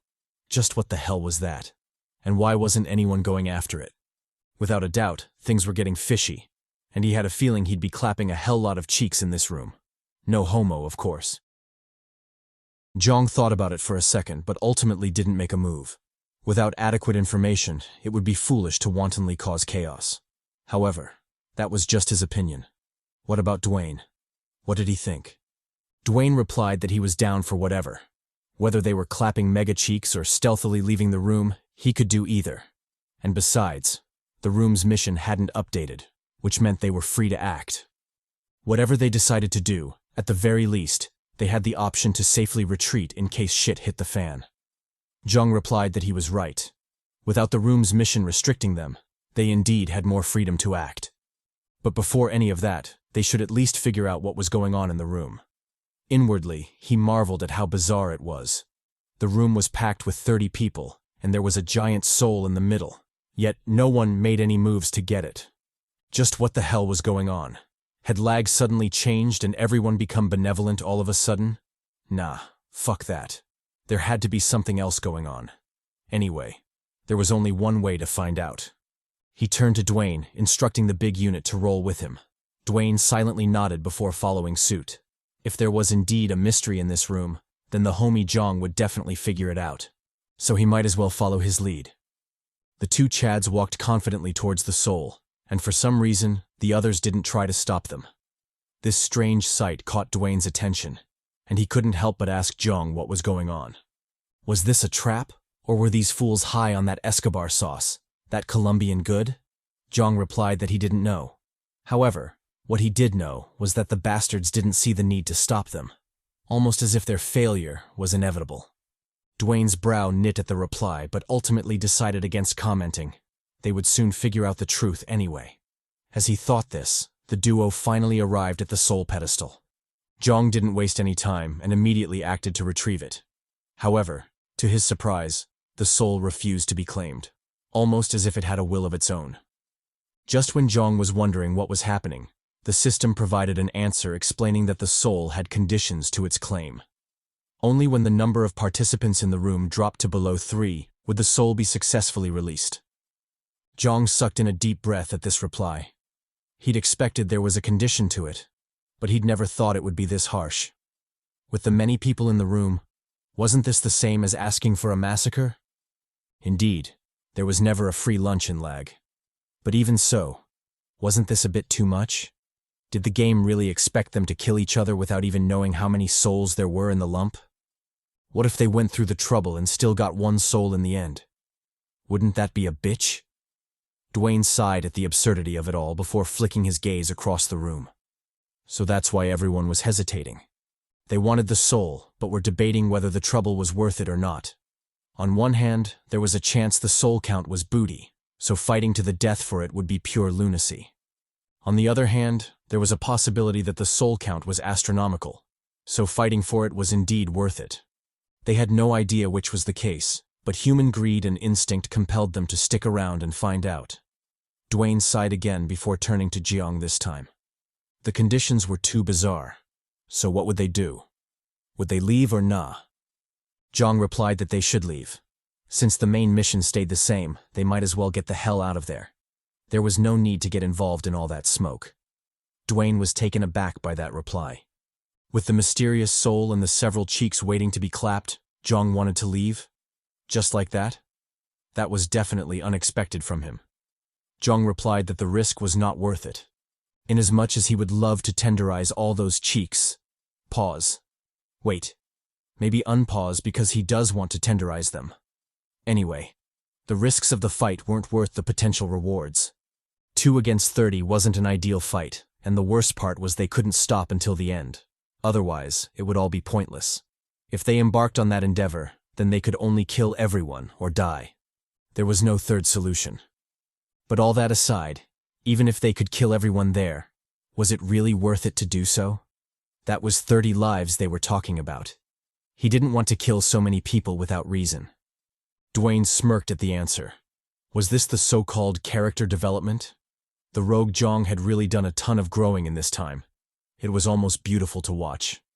Jeong caught the slight smug expression on Dwayne's face before switching the topic. He let the Chad know there was another reason why they should leave that place as soon as possible. And that reason was Kara. They had to find her immediately. Dwayne visibly perked up at the reminder. He asked Jeong if Kara could be ahead of them. Jeong replied that there was indeed a chance of that being the case. The gothic baddie was way stronger than they thought she was. He was positive she was still alive somewhere. However, that was precisely the problem. If Kara was still alive, just like he thought she was, then the baddie was probably doing her best to find them as well. And that meant she was rashing. In any other situation that would have been great, but this was L.A.G. Rashing in L.A.G meant mistakes, and mistakes meant death. If they didn't find her soon, then there was a chance they'd lose her forever. Dwayne frowned for a second before his face turned somber. If that was the case, then they might as well book it. Who cares about souls when their only maiden might be in trouble? And besides, without Kara, the homie Jeong would go back to being maidenless, and no one wants to see that shit. The dude has already suffered for way too long. The duo resolutely turned their backs to the soul, walking slowly towards the door. Just as Jeong was about to open it, a loud boom came from behind them, scaring the shit out of them. The Chads immediately turned to check, and what they saw amazed them. The room had descended into madness, and 2 players were already dead. Jeong eyed the murderous freaks incredulously. Couldn't they wait until they left the room to do this shit? Why were they so hell-bent on dragging them into this? Obviously, the murderous freaks didn't reply because they were, murdering. But that aside, did Jeong really think he could escape this smoke so easily? This was L.A.G after all. Seemingly getting the gist, Dwayne cursed at the horrible timing. Couldn't they wait a little bit longer? What was up with the chaos all of a sudden? Jeong replied that it was too late for regrets, and besides, the timing didn't matter at all. One way or another, the bastards would have fought, and knowing L.A.G, they would have still gotten roped into it no matter what they did. As he saw it, the timing and reasons were negligible. What truly mattered was that they were cooked from the second they entered this room. Taking a step back, he watched as the people butchered each other. The balance that had been keeping them at bay was finally broken, and the greed and desperation burst out, causing them to fall into the abyss. Jeong watched the wanton slaughter passively, a neutral expression on his face. Even though the room had descended into madness, it still had nothing to do with him. Since he'd decided to leave, he'd do just that, regardless of whatever was happening around him. Unfortunately, just because he didn't want smoke didn't mean others wouldn't bring that smoke to him. On the wall to their left, a stealthy bastard was creeping forward, obviously attempting to flank our boys. Dwayne noticed the lunging fool and scoffed mockingly. Did he really think he could take them on by himself? Talk about being blinded by greed. Or maybe he had eyes but couldn't see Mount Tai? In any case, he would be like those generic cultivation MCs and bitch-slap this fool. He immediately teamed up with Jeong, zapping and blowing the hell out of the bastard. Wait. Pause. That doesn't sound right. Something about that sentence is mad sus. Actually, on second thought, fuck it. Go ahead and blow that fool. Since I've committed to the sus, I might as well go all in. They both let him have it, making sure to blow him until his legs hit the air. Unfortunately, this wasn't enough, as the sturdy bastard easily tanked that shit. Dwayne eyed the freak and couldn't help but whistle in amusement. To think he'd survive all that. Seems like he didn't make it all the way there, with luck alone. The stealthy fool grew enraged by the taunt. How dare he mock him after blowing him so hard? Pause. He vowed to teach him a lesson. Only then would that smoldering vengeance be cooled. But before that, where did the other bastard go? He could have sworn there were 2 of them just now. Just as the fool was freaking out, Jeong suddenly spawned above him, lunging in for a deadly strike. The player acted immediately, switching his stance and countering with a powerful slash. As the player braced for impact, Jeong suddenly pulled a fast one, doing a double jump and going in for a spinning axe kick. The player was momentarily dazed, causing his reaction to slow by a second. Obviously, Jeong took advantage of this, spinning even faster and landing a vicious kick on the fool's head. The impact made the player's skull burst open, brain matter and eyes popping out of their sockets. But Jeong didn't relent. He doubled his assault, burying the poor fool into the concrete floor. With the player's death, Jeong calmly collected his soul, finding zero challenge in the endeavor. Done with that, the duo collectively turned their attention to the rest of the players, and what they saw was pure mayhem. Everywhere they turned their gazes, blood was flowing like a river, and it wouldn't be long until the whole group fell. However, before that, would they possibly be lucky this time and avoid that shit show of a mess? Surely their luck had to be good sometimes, right? Dwayne eyed Jeong, almost as if he'd sensed his naive words. He then cast his gaze back to the players, an incredulous glint in his eyes. Were these guys for real? How could they fight so desperately for a reward they knew nothing about? What if the soul count ended up being mediocre? Jeong replied that it was expected. In that hell, souls were akin to their lives, so of course they'd fight for them with all they had. And besides, he seemed to be forgetting something. Fighting to the death wouldn't just give them the prize reward, but also the souls dropped by the other players. If he thought about it that way, then it was indeed worth it. Dwayne agreed before shifting his gaze backward. It seemed some ignorant fools had come courting death once again. He smirked at Jeong, pointing at the bastards who thought they were easy prey to vanquish. Jeong cast his gaze over but didn't comment on it. If the fools wanted death, who was he to deny them? Speaking of the fools, they ignorantly ignored the warning signs, opting to proceed with their attack. They then devised a plan, choosing to split the duo amongst themselves. Just as the barbarian motherfucker was about to act, a dull, piercing sound rang, followed by an intense pain that made him freeze.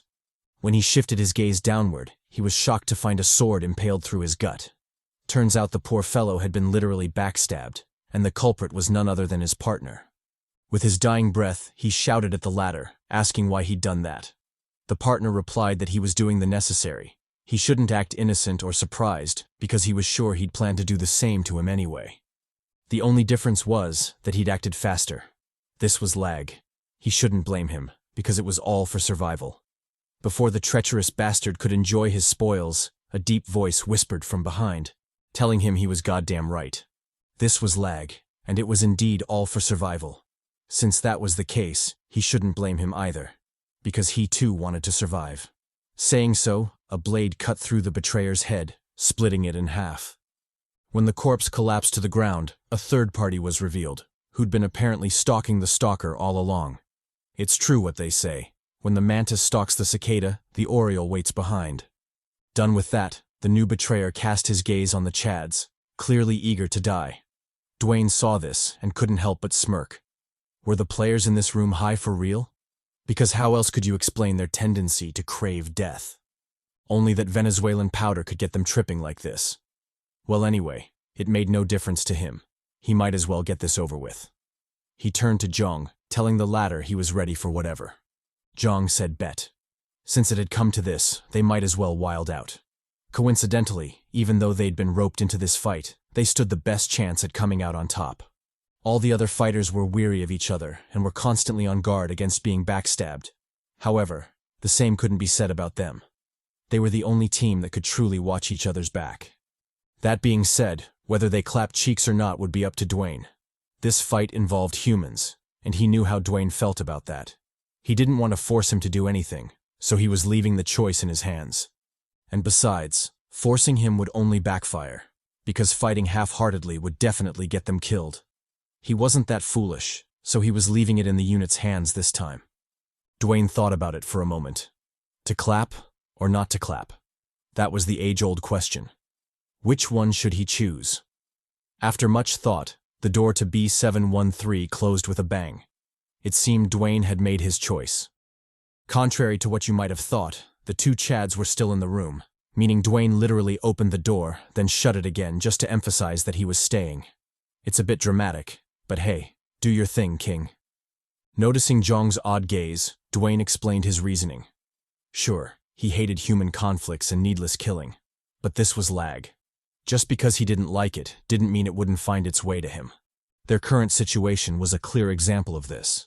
They'd tried to escape the smoke but still ended up being roped into this shit, and if it could happen once, then it could definitely happen again. Since that was the case, he might as well grab it by the poo, sorry, I meant horns, and do what needs to be done. It was the only way to survive in L.A.G after all. Jeong said bet. Since he'd come to that conclusion, then he'd do his best to have his back, starting with clapping those trio's cheeks over there. Dwayne said cool. If they were going to do it, then they might as well be thorough about it, meaning they should definitely clap that treacherous bastard first. Such Tae-Ming bastards should always be taken out first, because who knows what shit they might do. Jeong agreed with this. One encounter with Tae-Ming was more than enough for him. Thus, the two promptly powered up, jumping into the fray soon after. On the opposite side, the trio of bastards also geared up, swiftly joining them in their tango. Unfortunately for us, the author decided to be lazy this time and off-screened the fight. Or maybe the Chads clapped so much cheeks that the author couldn't possibly illustrate it all. In any case, the trio of bastards was off-screened, and the only visuals we got were of the other mangled corpses and, of course, our CHADY duo wrapping things up. After the assumed intense fight, Jeong heaved a sigh of relief as he caught his breath. By his side, Dwayne did the same, although his condition seemed way worse than Jeong's. Jeong noticed this and immediately asked the unit if he was all right. Dwayne replied that he was fine. He just needed a minute to catch his breath. He then added that the reason he looked like shit was because of his private attribute. In his case, the attribute was negative because it imposed a 5% extra consumption on his stamina whenever he used an active skill. In normal fights it wouldn't be an issue, but for long battles like the one they had just been through, things became a little more hectic. However, Jeong shouldn't worry because he'd be as good as new in no time. He just needed a little bit of rest. Jeong said okay, but deep down he was hella worried. He knew Dwayne was acting tough because his true condition couldn't be hidden from him. However, since the unit had said he was fine, he couldn't do anything but accept it. There was no need to trample on the Chad's pride, after all. That being said, he really hoped they could be more honest with each other. On his end, for example, he hoped he could tell Dwayne he was a regressor. But unfortunately now wasn't the time or place to do that. Maybe in the future he'd get a chance to do so, but for now, he should focus more on their survival. Speaking of survival, didn't they do all this for more souls? They should probably check out their loot then. Hopefully it would make all the effort worth it. The two decisively walked to the pedestal, a hint of anticipation gleaming in their eyes. Dwayne in particular couldn't keep his curiosity at bay and openly asked Jeong how many souls he thought were in there. Jeong didn't reply. He simply reached out to the orb. What was the point of speculating? They might as well crack it open to find out.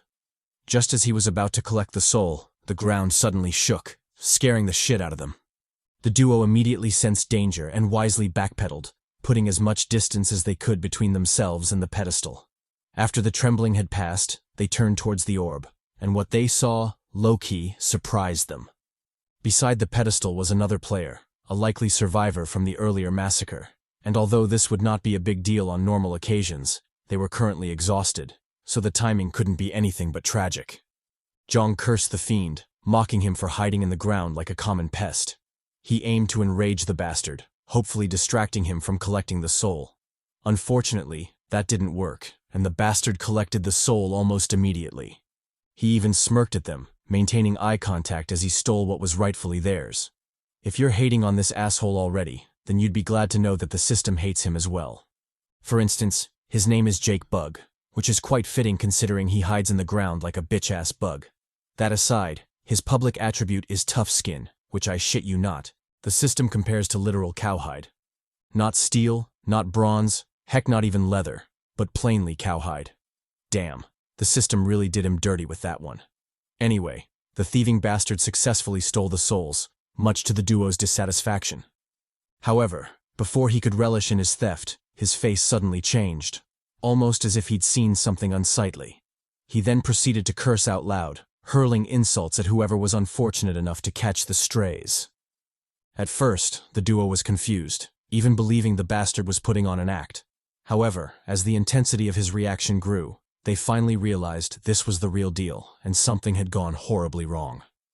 Jeong contemplated asking what was up, but that became unnecessary since the bastard volunteered the info for free. Turns out L.A.G had pulled a fast one, and the lump indeed had just one soul. Kinda like he'd speculated earlier. Dwayne was shocked by this, but Jeong stayed passive, almost like he'd expected such fuckery from Lag. As a regressor, he'd experienced way worse from the game, so this much was nothing to him. However, if there was one thing that did draw his attention, it would be that they were insanely lucky. If the lump had an absurd amount of souls, just like they'd hoped, then they would have been cooked, since this bug bastard would have used that power against them. But since it was only one, then they could be considered lucky and should thank the treacherous game instead. Bug also realized this, and his face instantly turned demonic. Since he couldn't get his hands on the souls he wanted, he opted to attack them instead, because there was no way he was leaving there with nothing. Dwayne told him bet. If he was that eager to get clapped, then he should fuck around and find out. Jeong also joined the fray, welcoming Bug to the smoke. Since the fucker was delivering himself for a cheek polishing, who was he to say no? He'd make sure to wax that ass, keeping it clean and crispy for the clapping. Pause. Bug said try me and disappeared into the ground.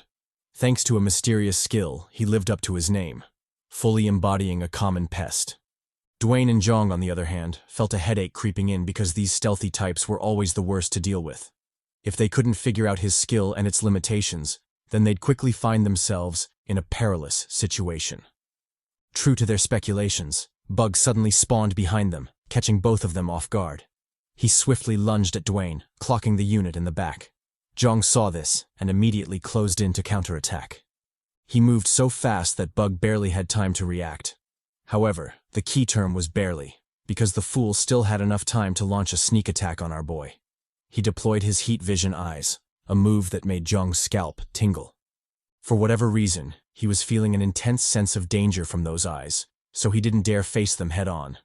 Deciding to trust in his instincts, Jeong ducked below the beam, narrowly escaping the latter by an inch. Done with that, he closed in to counterattack, but by then it was already too late, and the sly Bug had already escaped. The duo cursed, but there was nothing they could do. Just as they'd expected, the stealthy fucker was going to use the terrain advantage, and the only way to stop him was to crack his skill. However, that was easier said than done. Jeong thought about it before deciding to do what he could for now. First, he warned Dwayne about the laser eyes, because those weren't things they could face off against. Next, he calmed his chaotic mind and used the piece to figure out their situation. Why did Bug attack Dwayne and not him? The answer to that question was obvious, and the implications made Jeong's frown deepen. Dwayne was tired, and it seemed his condition was worse than Jeong had expected. Worse still, Bug seemed to know about it. That's why he attacked Dwayne first. Jeong realized this, and his mood instantly worsened. If they didn't end this fight quickly, then things would really get out of hand. Thinking to this point, he shouted at Dwayne to be careful, warning him of the impending attack. Dwayne said okay, but it was obvious Bug's sneak attacks were more than troublesome to deal with. Just as he was contemplating how best to protect himself, Bug suddenly spawned behind him, catching him lacking once again. He landed a vicious kick on Dwayne's flank, causing the latter to reel in pain. Dwayne endured the blow and grabbed Bug by the leg. Since the fucker wanted to play cat and mouse, he might as well OG Tom and Jerry on his ass. He yeeted the fool to the ground, recreating the iconic Tom vs. Jerry fights. And yes, I said Tom and Jerry instead of Loki, because the two Chads did it first, way before the Prince of Asgard did. Bug suffered the brunt of the blow, causing him to cough up a shit ton of blood. However, halfway through his bitchy whining, he suddenly locked in, deciding to use his laser beam at maximum intensity. Jeong peeped the glowing eyes and he couldn't help but curse. Damn, what the hell was this Homelander wannabe doing in Lag? He swiftly called out to Dwayne, warning him to be careful. Dwayne heard the warning and immediately shifted his gaze to Bug. Upon doing so, he realized the stealthy motherfucker was locked and loaded, ready to zap him to Kingdom Come. Dwayne said fuck that and instantly backpedaled, narrowly avoiding a laser attack to the balls. Yes, I said balls. For whatever reason, Bug chose to target the balls even though there were plenty of better options to choose from. Anyway, luckily the sadistic freak missed, and Dwayne survived another day with his crown jewels. As for Bug, he crashed heavily to the ground, clearly still reeling from the Loki treatment. Just as he was about to recover for a devastating counter, a swift knee clocked his face, making a complete mess of his already ugly mug. The impact was so severe that Bug's head got pinned to the ground, a sickening crack echoing about. When Jeong's knee left his face, the formerly ugly Bug became unrecognizable, a mere shadow of his pathetic self. However, even with all that damage, Jeong wasn't done and quickly lunged in for a finisher attack. Sure, some might think it was excessive, but in a hell like L.A.G, leaving loose ends is the quickest way to die. Just look at Liam and his bitch ass. Thus, Jeong came in fists swinging, ready to put an end to this fool. However, as typical of L.A.G, things wouldn't go as smoothly as you'd want them to. In that brief interlude to death, Bug suddenly got an epiphany, gaining enlightenment like he was an MC or some shit. He suddenly learned a new skill, allowing him to narrowly escape Jeong's monstrous finisher attack. When Dwayne saw this, his gaze froze and he immediately asked Jeong what was going on. Jeong replied that he didn't know, but he suspected L.A.G was back to its bullshit again. For whatever reason, an extra like Bug was granted a power-up, so he believed things were about to get complicated. Dwayne frowned at the reply before asking Jeong what they should do next. Jeong replied that he wasn't certain, but their best bet was to watch each other's backs and remain vigilant. Whatever the game wanted to show them would be popping up soon, so they'd wait until then to react. As soon as he said that, a corpse was pulled into the ground, marking the official start of their horror. Soon, other corpses were pulled into the ground, disappearing in quick succession just like the first one. Before they could react, the whole room was wiped clean, robbed of the numerous corpses that littered its floor. However, that was just the beginning, as the very ground before them started quaking and shaking. To the duo's horror, the ground suddenly burst open, revealing a silhouette straight out of a horror film. The previously ugly Bug now stood before them, his visage so terrifying even his mama wouldn't love it. He had faces morphed into his body, all of them screaming and crying in pain. Bug looked at the terrified duo and proudly introduced himself. He was now Glutton, a special mutated being thanks to the Corpse Devourer skill. He had received new characteristics as well, with the most significant one being that he had many lives. As for how harrowing he looked on the outside, he didn't mind that at all, since he was a firm believer that beauty lies on the inside and not the outside. Jeong looked at the ugly abomination and told him to stop kidding himself. What beauty lies on the inside? As far as he was concerned, Bug was so ugly even his inner beauty didn't matter at all. Besides, how could he talk about beauty when he had literal corpses sticking to his flesh? He better cut that bullshit out. Bug replied that he was low-key right. But so what? With the flood of power coursing through his veins, did it truly matter how he looked? In fact, with the strength he had, clapping both Dwayne and Jeong wouldn't be much of an issue to him. On top of that, he was a very vindictive person, so he'd make sure to get his just revenge. He'd polish, clap, and tear their asses up, making sure to do so in the no homo, of course. Jeong's scalp tingled at the threat, an overwhelming feeling of unease assaulting his ass, literally. He immediately identified Bug as a formidable threat, one they couldn't afford to take their eyes off of. However, just because he wanted to didn't mean he could. Bug moved with so much speed that he completely disappeared from their senses. When he appeared next, he'd already closed the distance, landing a nasty punch on Dwayne. The giant unit reeled from the attack, forced to take several steps back to barely recover. Luckily, he'd blocked. Otherwise, he would have been a goner with just that one blow. Bug picked up on this weakness and immediately pressed the attack, hoping to finish off Dwayne with the next blow. However, our boy was still him, so he managed to dodge that attack as well. Unfortunately, that's where his luck ran out, as the next punch caught him straight in the gut. Dwayne coughed up a mouthful of blood as he secretly cursed his shitty stamina. It was because of this drain that he'd failed to react, leading him to this unfavorable situation. But even if he cursed, would it change his situation? Nah, especially since Bug was already on the move. The creepy fucker was going in for a finisher, determined to give Dwayne that patented Hulk smash special. Luckily, the unit wasn't alone, and Jeong quickly intervened to rescue him. He came in with a stab attack, driving the blade into Bug's brain. When that wasn't enough, Jeong channeled his lightning skill, doing his best to melt Bug's brain into goo. The attack worked for a while, until it suddenly didn't, evident by the wicked smirk on Bug's lips. Jeong, who was still oblivious to this, continued his assault, unaware his body was open for a counterattack. Obviously, Bug didn't waste this chance and immediately retaliated, landing a vicious punch on Jeong's flank. The blow sent our boy flying, causing him to crash pathetically against the wall. Bug, the culprit for this attack, taunted smugly, telling Jeong to wait his turn. As soon as he was done with Dwayne, he'd pull up on him, so he shouldn't be too impatient for his loving. As for Dwayne, He offered him a slight smile, because it was only due to him that he confirmed his many lives. Sure, he'd received a hint from the system, but this was Lag we were talking about. Like hell he'd trust in this scamming game. That aside, he marveled at the many lives he apparently had. Oh, how magical it was when the game was on your side. Jeong also noticed this, and his face darkened. Just whose idea was it to give this bastard plot armor? If he found the person responsible, he'd make sure to feed him a two-piece combo. Settling his emotions, he went about figuring out a strategy for the inevitable clash. Since Bug had swallowed 30 corpses, it was probable that the fiend now had 30 lives, so he needed a plan to kill him 30 times, at the very least.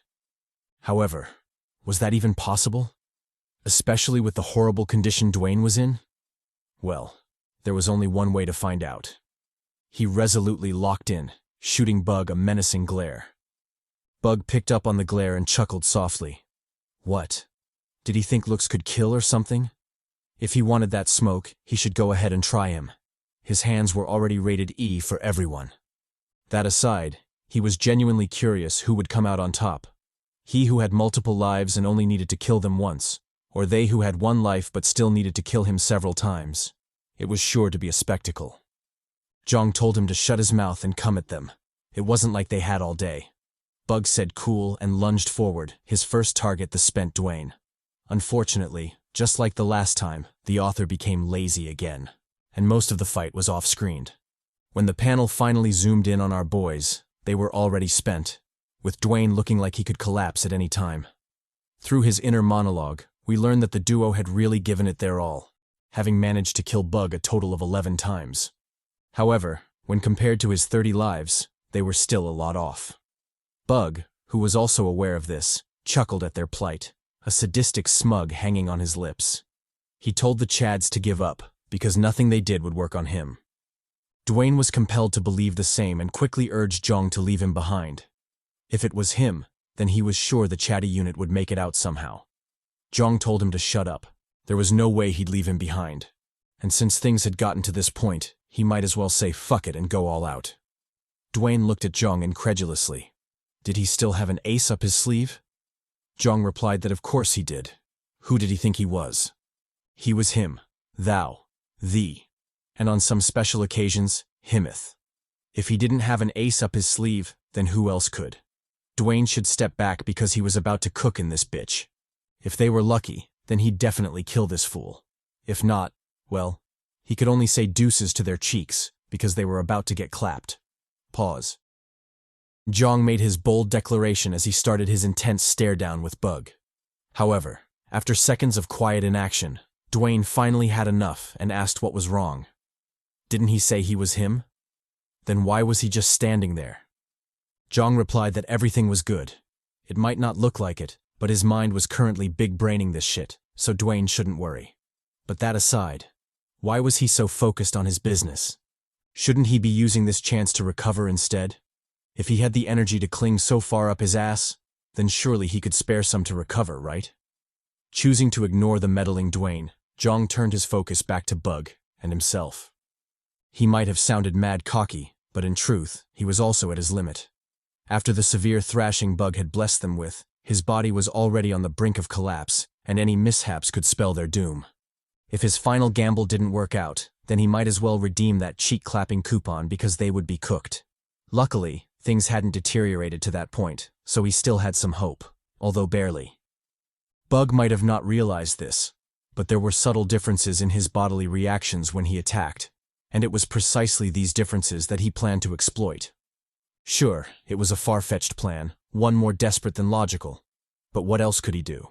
When facing off against a superior foe, even desperate gambles become valid tactics, provided you don't back down and give it your all. As for how things would turn out, why would he care about that when his only outcomes would be victory or death? In both cases, the crisis would be resolved, so why should he care? Bug noticed the slowly advancing Jeong and chuckled softly.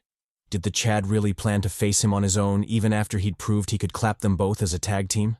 Surely he couldn't be that crazy, right? Or maybe he'd discovered some sort of method to better level the playing field. In any case, it didn't matter to him because the duo would still be cooked. In fact, he preferred if they struggled like that, because it would make vanquishing them all the more enjoyable. Jeong guessed Bug's thoughts and clapped back immediately.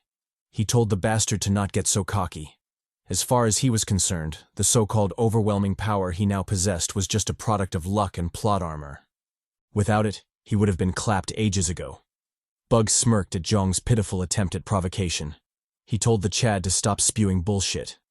If he could really defeat him as he'd claimed, then he should go ahead and do it, instead of bullshitting all the way over there. Oh, and just so he knew, his taunt had indeed worked because his desire to kill him had definitely skyrocketed. He very much wanted to hear the squeal he'd produce after getting his hand yanked off. Jeong told him bet. If he thought he had the ability to get him to squeal like a bitch, then he should go ahead and try it. Bug immediately accepted the challenge. He resolutely stepped forward. He couldn't keep Jeong waiting, after all. Jeong also stepped forward, but he didn't immediately act. Instead, he cast his gaze to the squirming faces on Bug's body. After careful observation, he'd realized that those parts were the most chaotic on Bug's body. His guess was that the lingering spirits in those faces still held an intense greed for souls, making the body's control and reactions sloppy. If he could exploit that weakness, then he might have a chance of bringing this bastard down. If he couldn't, well, there was no point thinking about that, because he still had to try anyway. Bug didn't hesitate any longer and immediately lunged at Jeong. He moved with so much speed that he'd basically spawned before the ladder. Jeong acted quickly and instantly erected his electric shield. Thanks to his action, he'd barely managed to block the sneak attack, although that was definitely too close for his comfort. Locking back in, Jeong noticed that Bug's speed had increased once again. He didn't know if it was a result of the fool being enraged, but that level of intensity was definitely not something he could handle right now. If he wanted to buy as much time as he could to enact his plan, then he had to switch tactics. Just as he was about to act, Bug suddenly doubled his assault, pinning him down once again. He taunted Jeong, asking the Chad where his past bravado was. Didn't he say he would clap him? Then where was that smoke? Or was he planning to hide behind his shield forever? Well, if that was the case, he might as well help him out. There was nothing like a little beating to stimulate that inner fire after all. Saying so, he easily tore through Jeong's shield, landing a nasty punch on his face. The blow sent Jeong flying, causing him to crash pathetically against the wall. When Jeong finally collected himself, he couldn't help but curse his shitty luck. Not only was the bastard leagues above him in terms of speed and strength, but his electric shield was also useless against him, meaning he couldn't even block his attacks. If he added all those points together, then it was clear this was a fight he had no business winning. However, was he to give up just because of that? Hell nah. He was Jeong motherfucking Hyeok. Like hell he'd give up that easily. He'd rather die than let this many-faced bastard stomp on him. Bug noticed the determined gleam in his eyes and shot him a confused glance. Didn't he have a big-brained plan he wanted to execute? Then what was he waiting for? If he didn't hurry up and use all his trump cards, then he'd miss the opportunity to do so, because he was done playing around. Jeong registered the threat but didn't react. He continued to mad dog Bug, showing no signs of action. Bug clicked in annoyance before lunging at Jeong. Fine. If the fool didn't want to show his hand, then he'd force him to. He refused to believe Jeong would still hold back when his very life was in danger. He rushed at him, his claws poised to stab Jeong through. Just as his attack was about to land, Bug's body suddenly stiffened, causing him to stop immediately. He puzzlingly shot his gaze to the left, wondering what the hell was going on. To his shock, he found that the face on his arm was attempting to break free, resulting in his body stiffening. Not only that, the creepy fucker had its tongue out, almost as if it was hungry for something. Bug stared in horror at the sight, puzzled by what was going on. When he looked in the direction the face was pulling him toward, everything suddenly made sense. Turns out the lingering spirit in the face was greedy for some souls, so it revolted and attempted to seize control of the body to go after it. Not only that, there were other souls scattered around the body, meaning Bug's horror was just beginning. Predictably, the various faces on his body collectively revolted, each going after a lump of souls. Not to mention, the souls were perfectly spaced out, making movement impossible under their collective pull. Bug realized his dire predicament and cursed furiously. Was this the so-called divine punishment for excessive greed? If he'd known things would turn out like this, he wouldn't have consumed so many corpses. Jeong smirked at the trapped Bug as he slowly rose from the ground. He then burst out laughing, taunting that it wasn't his time to die just yet. However, since one of them definitely has to die, Why don't Bug be a darling and do just that? Bug shouted in rage, asking Jeong what he'd done. He might not be the smartest, but he was damn sure none of this was a coincidence. Jeong replied that of course it wasn't. How foolish was he to even think it was? There was no way the mighty him would rely on such things to survive. As for how he did it? Well, he can only be a Chad and explain to his small brain how the big boys plan shit out. It wasn't that complicated, really. He simply gave him and his body what they wanted. Souls. Of course, his body is a mess of faces, spirits, and greed, so the likelihood of the current situation happening was rather high. He'd suspected the spirits in the faces wouldn't be able to resist the temptation of souls, so he'd gambled on this plan. Luckily, things had turned out great, and he could fully enjoy him standing there, looking stupid. Bug's face instantly fell. He realized he'd been playing on Jeong's palm the entire time. During their fight, when he'd thought he was giving Jeong a thorough cheek polishing, it turned out the Chad was using those attacks to stealthily spread souls around him. Not only that, the cunning bastard had done so in a way that the souls would be out of reach, preventing him from absorbing any of them. And since he couldn't absorb them, he would continue to be trapped by the pulling faces, rendering any resistance futile. Speaking of faces, their greed for souls suddenly intensified, causing them to pull even harder. They relentlessly tugged at Bug's body, causing the already frail balance to collapse. Little by little, the various faces tore free from the body, pulling Bug's limbs with them. Bug screamed in agony, but by then it was already too late, and his body quickly became a mangled mess. The severely mangled Bug collapsed to the ground, a pool of putrid blood pooling beneath him. He wheezed in pain, helpless as his mutilated limbs crawled toward the scattered souls, and by extension, their deaths. Dwayne saw this, and his expression couldn't help but darken. He'd already known Lag was a dark place, but never had he imagined he'd witness something like this. He tried to turn his eyes away, but deep down he knew it wouldn't help, because this was Lag, and this was his new reality. Jeong, however, completely ignored the brutality, choosing to focus solely on Bug. So what if the current situation was tragic? Could it match up to the horrors he'd experienced in his regressions? Nah, fuck that. He'd rather focus on this Bug bastard because he still had a bone or two to pick with him. What was it he'd said to him a while back? Right, he wanted to hear the sound he'd make while dying. Well, the same was true for him. He too wanted to hear the sound Bug would make while dying. Bug caught the smug smirk on Jeong's lips and roared in rage. He'd known he was a vindictive person, but to think this Jeong bastard was equally as vindictive, if not petty. He roared in anguish, making sure to vent all his pent-up emotions. Jeong looked at the screaming Bug and responded calmly. Nice, that's how it should be. After all the trouble he'd caused him, he should at least struggle like that before he meets his end. Oh, and in case he thinks Lag would save him again with another ass-pull power-up, or his many lives would kick in, he should forget about that. Lag isn't so generous as to save a scam like him twice. As for the multiple lives, they were all linked to the faces on his body, and since those faces have already left him, he now has just the one life, his own. In other words, he was cooked, and there was nothing he could do about it. Blood sputtered at the end of his speech, and a dying whimper followed, proving Jeong stood on business. The panel then zoomed in on our boy, showing just how he'd ended the fiend. Death by stabbing. Of course, since Jeong is still him, he had to make it more flashy, so he drove the blade through Bug's neck. All in all, the bastard was finally dead, and Jeong collected his soul just to make sure. Dwayne, who'd at some point regrouped with Jeong, sighed in relief as he stared at the mangled corpse. He quickly suppressed his instinct to spit on it and turned to Jeong instead. With a serious face, he told Jeong he was done with this room and wanted to leave as soon as possible. Jeong said bet. He too wanted to leave that shit as quickly as possible. The duo thus moved forward, arriving at the room's exit soon after. Not wasting any time, they decisively walked out, causing the door to B713 to shut with a bang. After their departure, the duo found themselves in another room, this one way emptier than the last.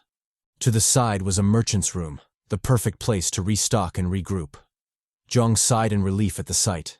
At least they weren't forced into a fight upon their arrival. If things continued like that, then he might just be tempted to believe their shitty luck had finally changed for the better.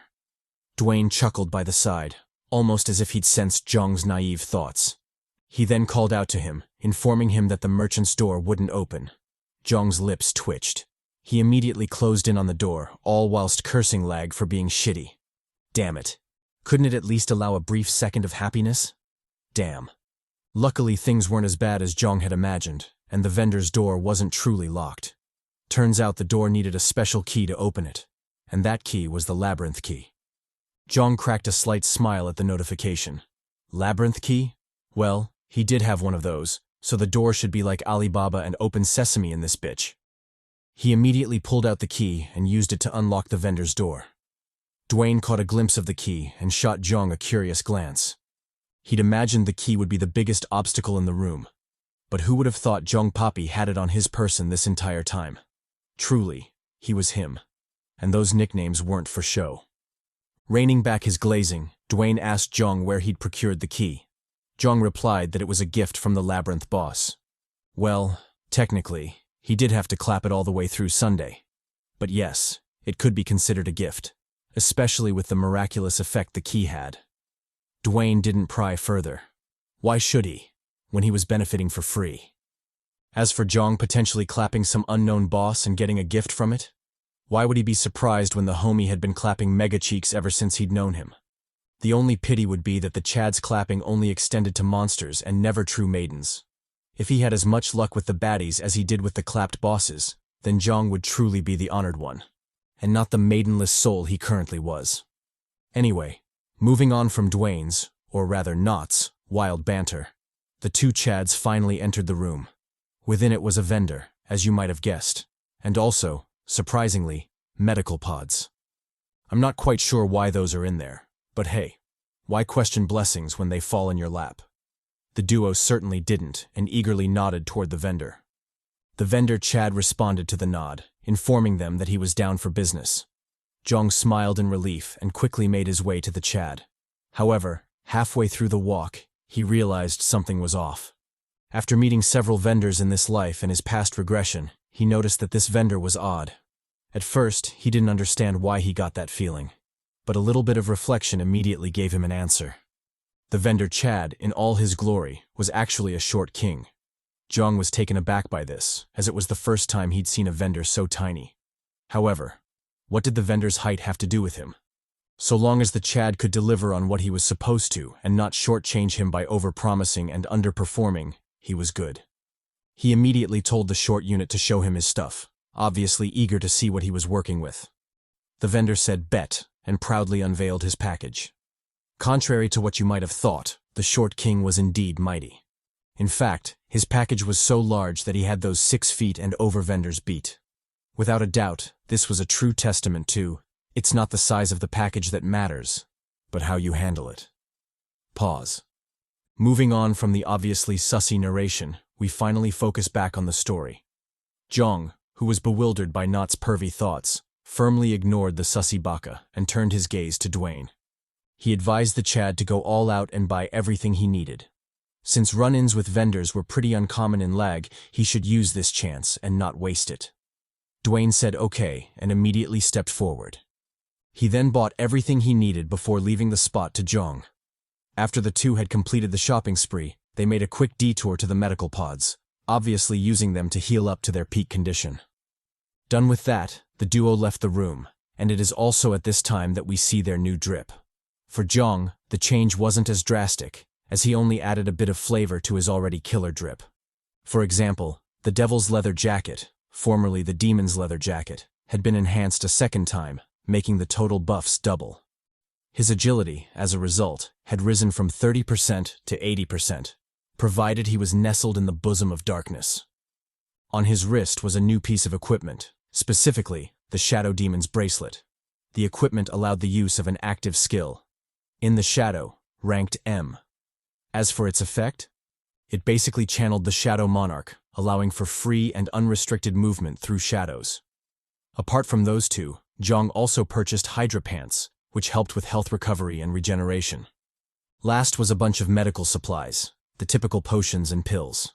On the personal power front, or rather the cheeks-clapping front, he'd purchased a total of 4 passive skills.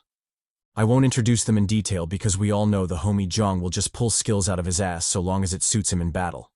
However, to satisfy the Chads and Chadlets with OCD, I'll briefly mention their names and have them on screen as I deliver this sweet and spicy voiceover. Hopefully, by the time this chatty voice finishes tickling your ears, and you also finish. Pause. All the relevant information should have been shown. Moving on, we also learned that Jeong had used a special feature, or rather, item, from the vendor to permanently swap a skill while maintaining the original level. The skills in question were the swordsmanship skill and the weapon mastery skill. The swordsmanship level 10 was swapped with the weapon mastery level 10.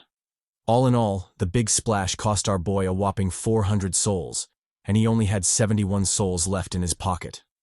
Moving on, Jeong shifted his gaze to the unit Dwayne. The big poppy had also bought some new drip, but the author purposely, or maybe unintentionally, ignored it, so we don't get detailed info about it. However, he does look fly, so make sure to send your love to the Chad Dwayne. With the shopping and recovery done, the two units decisively walked to the next room, eager to tackle the new horrors. Dwayne, in particular, was so excited that he couldn't stop the slight bounce in his steps. He confidently walked forward, his new drip and swagger on full display. Jeong also felt confident and immediately led the way into the next room. What greeted them was a room covered in purple mist. The air in the room was both sultry and steamy, hinting at some debauchery going on. To the left and right of the hall were red-scented candles, which further added to the ambiance. As for the occupants of the room, well, let's just say they were rather occupied, clapping some literal cheeks. I know I joke about this a lot, but this time it's indeed true. Backs are genuinely being broken in this room. This Chad, for example, seems to have passed out, having completed a rather intense sesh. I'm not sure why he's drooling like that, but I can only assume the blonde baddie is a snatcher, so our boy probably got his soul snatched. To the side was another couple, all hot and steamy from the smash. Judging by how the maiden is laid out, we can assume our boy did his thing, and that back was properly cracked. Pause. Up on the pedestal was a live show with a session of soul-snatching happening in real time. I don't know what the Chad is feeling, but with his back arched in like that, I can assume his soul is with Hades right now. Dwayne saw this and couldn't help but gulp in surprise.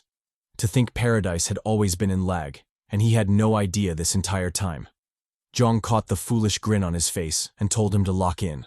Now wasn't the time to get lost in debauchery. Inwardly, however, he cursed his shitty luck, because this room was definitely going to be, hard. Speaking of hard, a new maiden joined the fray. She was the same demon who was currently snatching that lucky, sorry, I meant poor, Chad's soul on the pedestal. She cast a lust-filled glance at them, delighted that new prey had joined the party.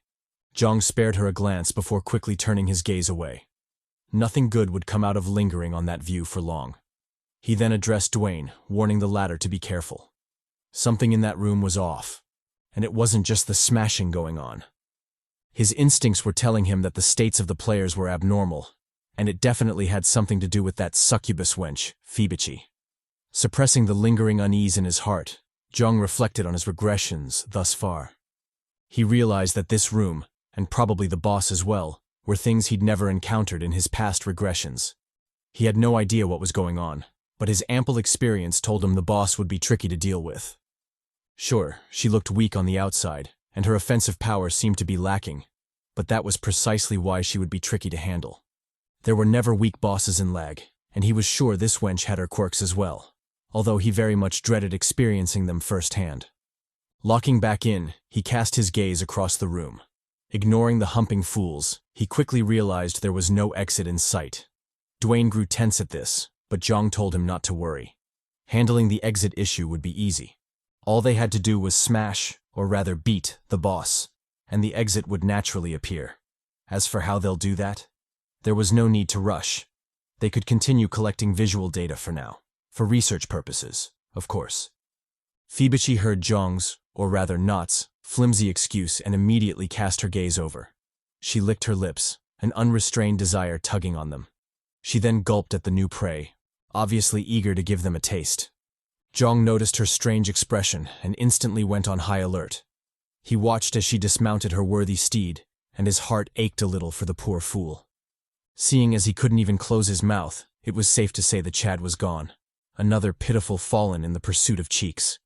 Offering the Chad a silent salute for his sacrifice, he focused his attention back on Phoebe. The succubus wench quickly donned her robe and stared intently at the boys. Before the duo could react, she instantly appeared before Jeong, her tongue already licking his chin. Jeong freaked out at this sight, and even the words he'd planned to say were caught in his mouth. He wondered how the wench had moved so fast, and how she'd done so without raising his alarm. However, that was something to be worried about later. For now, he should go ahead and deal with this fool, because his face wasn't for everyone to lick. He viciously swung his sword, delivering a nasty slash at Fibichi. Unfortunately, the baddie's speed was the real deal, so she easily dodged that shit. Jeong glanced at the escaped boss, and his face couldn't help but darken. He could have sworn she was just in front of him. So how had she gotten that far already? Not to mention, he'd felt a light weight on his attack, meaning he'd definitely hit something. So how did she escape so easily? Well, anyway, it didn't matter how she'd done it. All that mattered was his attack landed, and the bitch could at least be harmed. That aside, he also got a clear view of them boobies, so he'd say the exchange was rather fruitful. Speaking of exchange, Fibichi gave him a clearer view of the peaks before taunting him some more. She told him such wounds couldn't do shit to her, so he had to try way harder than that. Jeong returned her gaze but didn't fall for the taunt. Instead, he focused his attention on the mist on her lips, wondering what the hell it was. Soon, he realized the same mist was all over them, and his danger senses instantly flared. He immediately jumped back, warning Dwayne to do the same. The giant unit didn't hesitate and instantly followed suit. After they'd escaped, Jeong caught a slight sniff of the purple mist, and his face instantly heated. He cautiously stopped breathing and warned Dwayne to do the same. Although he still had no idea what the purple mist was, the subtle heat in his body, and his instincts as a man, were warning him to be careful. So he did just that. Fibichi noticed his quick reactions and stellar performance and frowned slightly. She instantly realized taking down the duo wouldn't be easy, especially with Jeong around. However, just because it was difficult didn't mean it was impossible. She had more than enough means to make it happen. That being said, she decisively deployed one of them, commanding her slaves to attack the duo. Jeong and Dwayne tensed up from the words, realizing it was bound to be a gruesome fight. They each picked a side of the room, with Dwayne handling the left and Jeong the right. As for Fibichi, she stayed back to watch the show, confident her depraved soldiers would handle the smoke. Jeong ignored her and locked in on the charging enemy. He'd initially thought this would be a tough battle, but judging by how the fool was charging at him recklessly, without even putting up his guard, he was compelled to reevaluate the situation. From the looks of it, the poor fool was out of his mind, and what was left was basic instincts, definitely insufficient to pose a threat to him. He thus locked in, zapping the shit out of the bastard. Maybe it was because he was drained from the smash, but the fool went down surprisingly quickly, eliciting a soft sigh from Jeong. This was good, as he didn't want to fight a long battle anyway. However, if there was a point to frown over, it would be that the bastard didn't drop a soul. Jeong was certain the fool was dead, so what was going on? Was there something he was missing? Or was L.A.G back to its shenanigans again? As he was still mulling things over, a loud roar bellowed from the side, drawing his attention. He turned just in time to catch Dwayne delivering a savage punch, completely caving a bastard's face in. However, contrary to the congratulatory thumbs up he wanted to give the Chad, his face suddenly turned somber as Fibichi had launched a sneak attack on Dwayne. The cunning wench had bided her time, choosing the best moment to attack. She instantly used her purple mist, blowing a whole fog of it up Dwayne's nose. Dwayne was caught unaware, and before he knew it, the mist was already in his system. Fuck. Jeong peeped this sight, and the unease in his heart drastically increased. He wanted to do something about it, but by then, it was already too late. Not to mention, Dwayne wasn't the only one in danger right now. Behind Jeong was a stalking foe who quickly used his moment of distraction to launch a sneak attack. She clung to our boy, making sure to smother him with the smoothness. Jeong savored the delicate peaks before yelling at the wench to get off. Inasmuch as he liked the heavenly feel, he knew now wasn't the time to get lost in that shit. He decisively grabbed the bitch's hand, doing his best to pry her off. However, to his surprise, despite his immense strength, he still couldn't pull the baddie off him. Maybe it was because of her innate ability, or that post-nut clarity had her on steroids. Either way, the maiden didn't budge, which greatly surprised Jeong. Just as he was about to resort to more desperate measures, a shout rang out from the side, yanking his attention. Jeong quickly turned to check, and his scalp instantly tingled. A new foe had joined the fray, and this one wasn't fucking around. He charged in, dick swinging, demanding for Jeong to give up the cheeks. Jeong said fuck that as he tore his gaze away from the D. He tried his best to get the wench off of him as he strived to dodge to the side. Unfortunately, the Chad read his intentions and instantly moved to intercept. He lunged in, dick first, ready to shove that thing down Jeong's face. Jeong said hell no and immediately dodged to the side. Luckily, he did so, as he narrowly avoided a dick bump to the face. As for the maiden on his back, he crashed that hoe into the wall, finally giving himself some wiggle room. With the well-sought reprieve, Jeong became more proactive, directly bringing the fight to the foe. He charged in, sword swinging, his rage and resentment evident. Never in his life had he ever been humiliated like this, and someone had to pay. And since he had a perfectly bricked up someone before him, that motherfucker would definitely be it. He drove his blade into his mouth, making sure he deep-throated that thing. When that wasn't enough, he twisted the blade a couple of times, showing his love and sincerity. Done with that, Jeong shifted his attention to the next prey on his list, the caked-up wench. He purposely left his back open, luring her to attack him. The baddie said, bet, and lunged at him immediately. She screamed at Jeong to play with her too since she was done watching the two have all the fun. Jeong's back itched at the comment, and he fiercely swung to decapitate this fool. What fun. What join in. Did she think the mighty him would have a choo-choo run on him? Nah, fuck that. He'd rather burn Lag to the ground than watch that happen. And if the gods themselves wanted that as well, then he'd burn them too. Done with his overdramatic and strangely overcompensating rhetoric, he studied the corpses some more. Just as he'd expected, the strange fools only gave him peeps of cheeks and boobs. There were no souls in sight. He wondered what was going on, but even that short second of silence was quickly interrupted. To his side was a looming foe, a sight that honestly startled Jeong. Dwayne, with all his glory, was currently held hostage by Fibichi, and his condition was truly peculiar. He had his head down, and wisps of purple mist slowly seeped from his nose. Not only that, a depraved look tinged his face, which greatly scared Jeong. Just as he was about to call out to him, the giant suddenly charged, forcing Jeong to lock in. He watched with bated breath as Dwayne lunged at him, a complicated feeling welling in his gut. Should he fight back, or should he take a beating? He had no idea what to do. However, even if he wanted to be passive, there was something he just couldn't ignore. Why the hell was Dwayne bricked up? What was going on in that head of his? If he thought this was that kind of Diddy party, then he'd be greatly disappointed. He shouted at Dwayne to wake up all while fleeing in a frenzy. It wasn't that he was afraid of him, it's just that the situation left him no choice. Dwayne was his partner, so he couldn't attack him recklessly. Not to mention, Fibichi was still in the room, so he had to guard against her as well. Damn, this was proving to be more troublesome than he'd thought. Jeong blocked Dwayne's punches, purposefully using the force to backpedal. He'd hoped the Chad would snap out of it soon, but that was proving more and more unlikely. Instead, the aphrodisiac seemed to be seeping deeper into Dwayne's system. The unit had a glossy look in his eyes, and his words were getting vulgar. He told Jeong to surrender the cheeks, promising to be gentle with him. Jeong said fuck that, and backpedaled even faster. He did his best to escape the crazed Dwayne, but the horny fool was just too fast. Finally, he caught up to Jeong, landing a nasty punch on our boy. The force sent Jeong flying, causing him to crash pathetically against the wall. Jeong swiftly recovered and raised his hands to block any subsequent attacks. As he did so, he spared a second to mull over his situation. Although Dwayne was indeed mighty, he'd become like the other sex slaves, choosing to ignore defense in favor of offense. Sure, he was still formidable, but it was a far cry from what the peak unit could do. Jeong smirked at this realization. If it was just that much, then he could handle it somewhat. Just as the thought crossed his mind, Dwayne suddenly stopped, and a gust of wind blew around him. His aura swiftly changed, and a depraved look tinged his eyes. He then shouted his love for Jeong, begging the latter to obediently give up the cheeks. Jeong screamed at him to shut up. Even if he was under the influence of an aphrodisiac, this was just too much.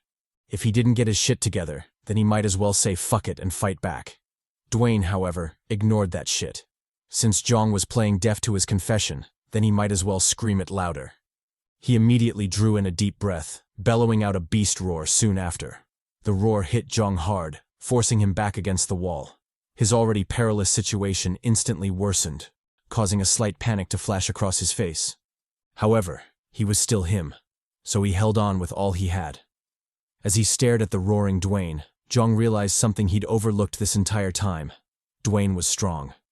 It was only after he'd experienced it firsthand that he could truly appreciate just how much the unit had grown.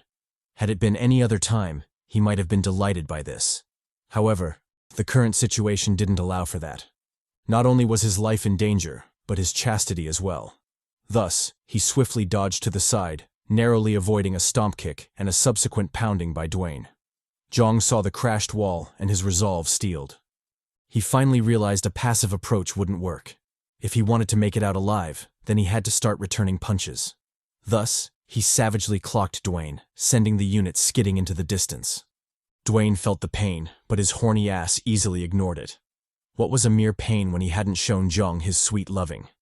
He decisively lunged back, his depravity intensifying by a nudge. Jeong's mood sank at this sight. Did the Chad really not tire? Or was the aphrodisiac mixed with that Colombian sauce? In any case, things weren't looking good, and he desperately needed a plan. Just as he was contemplating his next step, a sultry voice whispered from behind him, causing his back to stiffen. The voice was obviously from Fibichi, who had at some point sneaked up on Jeong. She immediately blew her mist toward him, hoping to trap him as well. However, Jeong sensed the danger and instantly stopped breathing. He then covered his nose, making sure not to inhale any of the mist. As for Fibichi, he headbutted the bitch, forcing her to retreat. Unfortunately, this left his front open, which Dwayne promptly took advantage of. He bashed our boy, sending him flying like a ragdoll. Jeong hit the wall with a thud, a sickening crack echoing around him. He weakly fell to his knees, an anguished breath escaping his lips. When he finally collected himself, a savage glint flashed across his eyes. He realized the time for jokes was over. If things continued to develop like that, then he might just die by Dwayne's hands before he even fought Fibici. Obviously, that was unacceptable to him, so he had to lock in. Dwayne, who was still controlled by his lust, continued his assault, completely unaware of the shadows surrounding Jeong. He lunged forward, seemingly oblivious to the obvious power-up Jeong was going through. He punched forward, sending a nasty hook toward Jeong. However, the punch met nothing but stone, as the unit was already gone. Well, technically, it wasn't stone, but rather Jeong's hand, as the Chad had literally caught the punch. Yes, I shit you not, our boy had caught Dwayne's punch. Talk about aura farming. Nestled in the bosom of darkness, Jeong unveiled his new transformation. He looked kinda like a budget Jin Woo, but that's neither here nor there. In any case, his aura in this new form was enough to make Dwayne pause, which in turn gave him an opening to counterattack. He warned Dwayne to snap out of it because he was done fucking around. He'd come too far to fall in a place like this, and in such a pathetic way. If the Chad didn't wake up now, he'd have no choice but to kill him. Fibichi heard Jeong's warning and chuckled slightly. Kill him? Did he truly have it in him to do so? Regardless, he was right about something. And that was it was time to end that shit. Sure, she would have loved to play with him further, but he was just too damn troublesome, so it was best if they ended it there. However, he shouldn't be sad because she had the best parting gift for him. Behind her was a veiled silhouette, probably the so-called gift. Jeong glared at her and said, "Cool." Since he'd decided to clap mega cheeks, it didn't matter to him whether it was 2 or 3. Phoebus should bring out all her slaves because he was about to run a train in this bitch. Jeong contemplated his options before settling on a path. Inasmuch as he wanted to embark on that train, he knew his immediate priority lay elsewhere. More specifically with Dwayne. Although he'd resolved to kill him if he continued to get in his way, he couldn't help but hold out some hope that the big unit could be saved somehow. I mean, he was Big Papi Dwayne, best bro Dwayne. And now that I think about it, with the horrendous death of female leads in this story, he was actually the best waifu by default. Best waifu Dwayne. Surely someone like that deserved one more chance at saving, right? Jeong surely thought so. He sincerely called out to the unit, begging him to snap out of it. When Dwayne didn't show any signs of waking up, Jeong decided to be more aggressive in his approach. He cocked his fist back, landing a devastating punch on Dwayne's horny gut. The unit was sent flying, only managing to stop his momentum after skidding off into the distance. When Jeong saw how far he'd punched the fool, he couldn't help but marvel at the sight. Sure, he'd known the shadow skill would grant him a buff to his abilities. But he hadn't thought the buff would be this absurd. Wasn't this plot armor a thud too much? His attack and defense were off the charts, and he could vaguely feel this wasn't the limit to his enhancement. If he really went all out, then Mega Cheeks would definitely be clapped in this room. Pause. The horny Dwayne, as if sensing Jeong's clapping thoughts, lunged in for a counterattack, his fist and D both hard. Jeong noticed the latter and said, "Fuck that," like hell he was sticking around for that smoke. He swiftly dove into the shadows, narrowly avoiding Dwayne's double smash. Double, get it? Ahem. Anyway, when the dust settled, Jeong slowly emerged from the shadows. Although he hadn't teleported far, he still grinned at the absurdity of the shadow skill. Not only was it great at buffs, it could also serve as a spectacular movement technique. If he used it carefully, then it could be extremely useful. As for how it worked, it borrowed from the essence of the Poppy Jinwoo, allowing for instantaneous teleportation to other shadows, although the distance was very limited. Locking back in, Jeong charged in for seconds. Since he'd resolved to domestic violence the shit out of Dwayne, he was determined to see it through. Dwayne said, "Bring it," and prepared a punch of his own. If Jeong didn't want to willingly give up the buns, then he'd have no option but to take them. Thus, the two titans charged each other, each ready to clap, albeit in a different fashion. When they eventually clashed, Jeong said, "Psych," and dove into the shadows. He positioned himself for a nasty counter, landing a devastating punch on Dwayne's balls. The unexpected crack sent Dwayne reeling, and he couldn't help but scream in pain. He understood all was fair in love and war. But come on, wasn't this a bit too much? Jeong, however, didn't see anything wrong with his actions. Since the horny fool wanted to think with his D rather than his head, then it was only logical that he knock some sense into it. As for whether he doomed Dwayne's future descendants, fuck that. What did that have to do with him? Just as he was about to give Dwayne the bros vs hoes speech, a sudden change occurred, catching Jeong completely off guard. A shadow suddenly appeared beside him, clocking the absolute shit out of him. Jeong was sent flying like a kite, and only regained his footing after skidding a considerable distance away. Unfortunately, by then the attacker was already upon him, and didn't hesitate to let another one fly. The unexpected speed left Jeong dazed, and he couldn't help but clench his jaw in frustration. He helplessly received another sucking, his reaction too slow to muster any resistance. When the attacker saw the stumbling Jeong, he decisively lunged in for another attack. He confidently swung his leg forward, not forgetting to flash our boy in the process. Jeong said, "Fuck that," and swiftly dove into the shadows. He didn't know what was up with the attackers today, but he really didn't want any part of that shit. If their attacks continued to have D's in them, then he might as well say, "Deuces," and leave this room. Luckily, things hadn't deteriorated to that point, so Jeong stayed put for now. He easily evaded the next attack, sinking deeper into the shadows. When Jeong finally rose from the shadows, he couldn't help but cast another glance at the nude attacker. Sure, he'd known he was formidable, but his absurd speed left him slightly surprised. If he hadn't dodged that attack just now, then his skull would have been crushed. Not to mention, the fool was so fast that he doubted he could have stopped it even if he wanted to. Shaking off the distracting thoughts, Jeong focused his attention on the attacker. The barrage had been so intense that he barely had any time to identify him. However, with things finally calming down, he guessed now was the best time to do so. He completely ignored the fool's rumblings about cheeks and focused on his silhouette. Through the mist and haze, Jeong saw a face he hadn't expected to see there. The homie Norman. Norman, noticing Jeong's confused gaze, cast him a cheeky smile. He gently greeted Jeong, saying that it was fate that they reunited like that.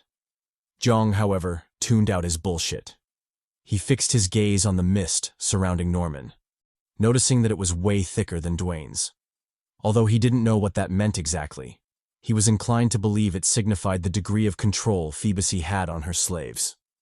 Just as he was mulling over what that implied exactly, Norman suddenly disappeared from his position, swiftly appearing behind Jeong. The big poppy didn't flinch and easily tracked him with his eyes. He scoffed at Norman's naivety, mocking him for believing he'd fall for the same trick twice. Well, since his blood was on his lower head, he couldn't really blame him though. However, just because he didn't blame him didn't mean he'd miss out on such an opportunity. He immediately clocked the bastard back, landing a devastating punch on his gut. Unfortunately, Jeong's joy was short-lived as Norman literally faded away. When Jeong saw this, he couldn't help but glance at the space before him in shock. What the hell was that? And since when did ghosts become a thing in L.A.G? However, upon careful consideration, he realized it wasn't a ghost, but teleportation. Norman had used the split second when his fist landed to teleport away. He didn't know how he'd managed that, but the fact that he did meant he was cooked. Jeong instantly locked in, raising his caution to the maximum. He realized the threat Norman posed to him, but that was just the tip of the iceberg. There was also Dwayne, but he too was just a sideline. His real cause of caution and fear was undoubtedly that wench Phoebus. Like he'd said before, there were never weak bosses in L.A.G. Just because she wasn't attacking didn't mean she was weak. On the contrary, her ability to buff up her slaves proved just how formidable she was. Unfortunately, he couldn't go for the queen until he took care of the pawns. Speaking of pawns, both Dwayne and Norman were gone. They'd simply disappeared, almost as if they'd never existed to begin with. Jeong's breath caught at this sight. He immediately raised his guard, wondering what the duo were plotting. Little did he know, Norman was already behind him, lunging in for a deadly attack. Jeong caught wind of the attack and swiftly dove back into the shadows. He then counterattacked, springing up with a nasty uppercut of his own. Unfortunately, Norman read the attack and instantly teleported away. He sprang up behind Jeong, going in for a sneak attack. Jeong felt the murderous intent and swiftly sunk into the shadows. He used the shadow teleportation, hoping to catch Norman lacking. However, the bastard was just too cautious. He instantly teleported away the second he felt a fist on his face. Jeong cursed in frustration, but ultimately, he was helpless against such a cowardly foe. He knew he was stronger, but what good was that strength if he couldn't land a hit? He glared viciously at the escaping Norman, thinking of ways to counter his teleportation. Just as Jeong was beginning to despair, Dwayne suddenly appeared behind Norman, holding the former in place. He shouted at Jeong to attack, promising to stop the slippery bastard from escaping. Jeong saw the returned Dwayne and immediately cued his MC theme song. His face blended into the shadows, seemingly telling Norman he'd fucked up. With one swift movement, he promptly sunk into the shadows. When he next appeared, he already had his blade through Norman's heart. Norman gasped at the absurd change of situation. He tried to save his heart, but such actions were obviously futile. With a resigned groan, he collapsed to the ground, his blood pooling beneath him. Dwayne caught a glimpse of the dead Norman and immediately felt a chill run down his spine. He expressed his reluctance to end up like that, begging Jeong to at least cover his cheeks if he did. Jeong replied that he understood. On that note, he asked Dwayne to do the same for him. If he ever got ensnared by that wench, then Dwayne should kill him before she deflowered him. Matter of fact, if he died with his cheeks spread wide like the homie Norman over here, then he should burn the whole room down. No evidence was allowed to leak. Dwayne replied that he got him. The legacy of the Poppy Jeong would forever be untainted. Jeong said thank you before asking the lingering question. Was he okay? Dwayne replied that he was good. Apart from the obvious stiffness in his pants and the suspected cracked balls, he'd say he was spectacular. He thanked Jeong for that, by the way. Jeong continued like he hadn't heard Dwayne's sarcastic remark. He told the Chad there was no need for thanks. He was just doing his part, after all. But that aside, they should probably focus on this seductive wench. Dwayne said bet, and turned to face Phoebus. The temptress picked up on their movement and immediately chuckled seductively. She told the Chads she was hella excited, evident by the waterworks in her hoo-ha. If the Chads could bring her as much fun as she thought they could, then this was bound to be a fun yet slippery ride. Jeong said, cool. Phoebus should call him the Rain Man, because he was about to make it wet in this bitch. Phoebus heard Jeong's declaration, and her body trembled in ecstasy. Make it wet? She definitely wanted to see what that felt like. However, why were they so stubborn? All she wanted was for them to stay with her and hump like crazy. Why was that a bad thing? Why were they resisting so much? Jeong kept his gaze on the baddie but ignored her question. He addressed Dwayne instead, drawing his attention to the fact that Norman, the currently caked-up corpse, didn't drop a soul as well.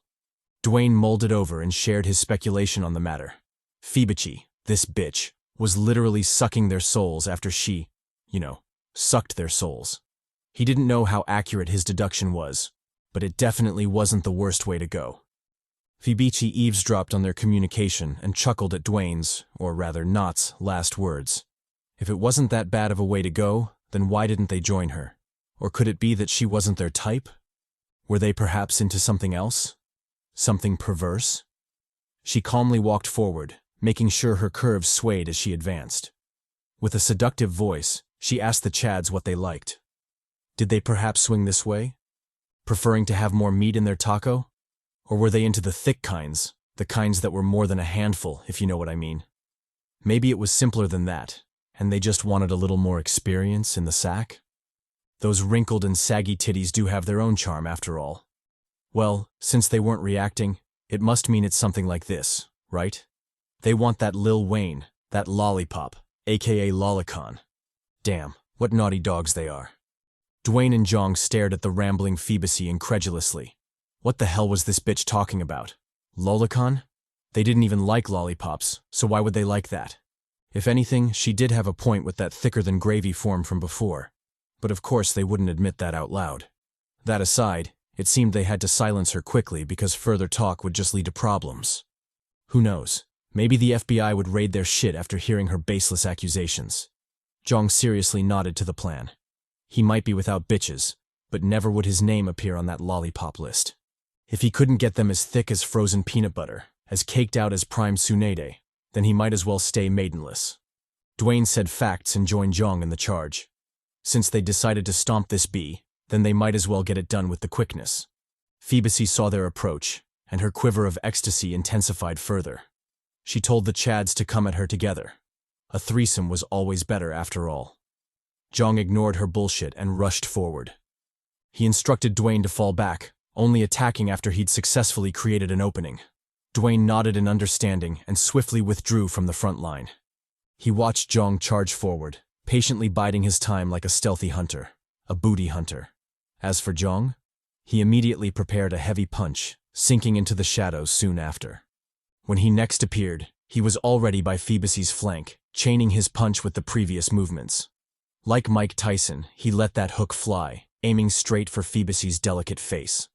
The baddie didn't even flinch and simply limboed the shit out of the punch. She even gave Jeong a double bounce, making sure the twins danced to the rhythm. As if that wasn't enough, she proceeded to lick Jeong's hand. She encouraged him to try harder. Only then would he stand a chance at bringing her down. Oh, and he should probably get his eyes off her pokeburst. This was a fight after all. Jeong heard her taunting tone and immediately backpedaled. He realized this fight would be tough, especially since he didn't have any fast, big damage attacks. However, that was not going to discourage him. If he didn't have them, then why couldn't he make them? He was Jeong motherfucking Hyeok after all. Brimming with newfound confidence, Jeong conjured another ability out of his ass. He then swung at Phoebe, landing a nasty hit on her gut. The maiden tanked that shit, although her inner organs were damaged. She ignored the pain and giggled sheepishly at Jeong. This wasn't what she meant when she said she wanted her guts rearranged. Surely he understood that, right? Jeong glared at the maiden, but didn't respond to her tease. He instead focused on his attack and its damage. Contrary to what we believed, it wasn't actually an ass pull. It was a brilliant combination of shadow and lightning skills. Of course, the damage wasn't high, but that's not why he used it. His main goal was to create an opening for the Chad Dwayne. As if on cue, Dwayne spawned behind Phoebe, firmly grabbing her arms. He told her to stay still because there was no way he'd release her crazy ass. Phoebe maintained her teasing smile and told Dwayne she would comply. Why wouldn't she, when she had a big strong man taking her from behind? However, if she were being honest, she'd rather he attacked her from the front rather than the back. Dwayne's skin crawled at her suggestive words. He shouted at her to shut up. No one wanted her used goods after all. Consumed by rage, he viciously stomped her back, trying his best to vent all his emotions from being enslaved. When that wasn't enough, he savagely stomped harder, pulling and ripping her arms off her body. Phoebe felt the pain, but her cries came out as loud, sensual moans instead. She screamed that she wanted more. That savage, brutal play was one of her best kinks after all. As she lost herself to the ecstasy of the Big O, a subtle voice called out, saying it had what she wanted. Phoebe immediately lifted her flushed face, a look of anticipation in her eyes. She cast her gaze upwards, seemingly inviting the voice to bring on the painful pleasure. Jeong said, "Bet," and instantly lunged at her. He performed a mid-air somersault, driving his heel into her skull.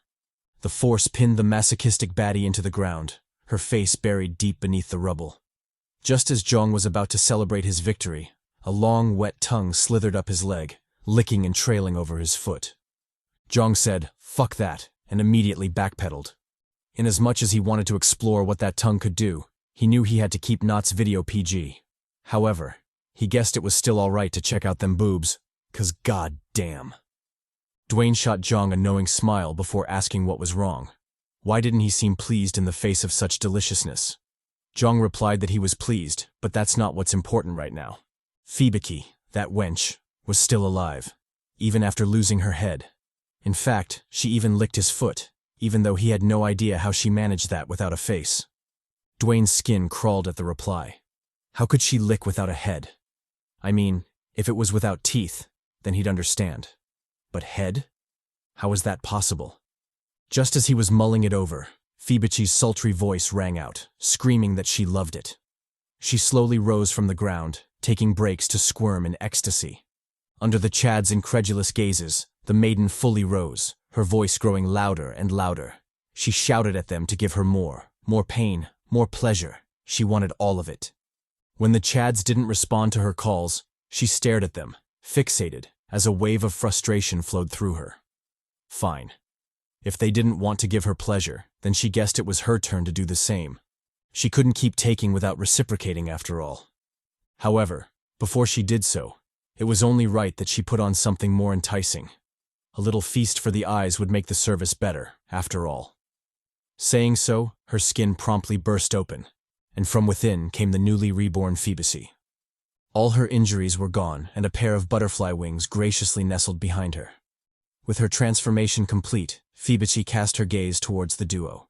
She sensually whispered to them, inviting the boys to play with her. Contrary to her ecstatic mood, our boys were currently losing their shit. Dwayne, in particular, was flabbergasted as he gawked at her wings. Since when did this wench become a flying wench?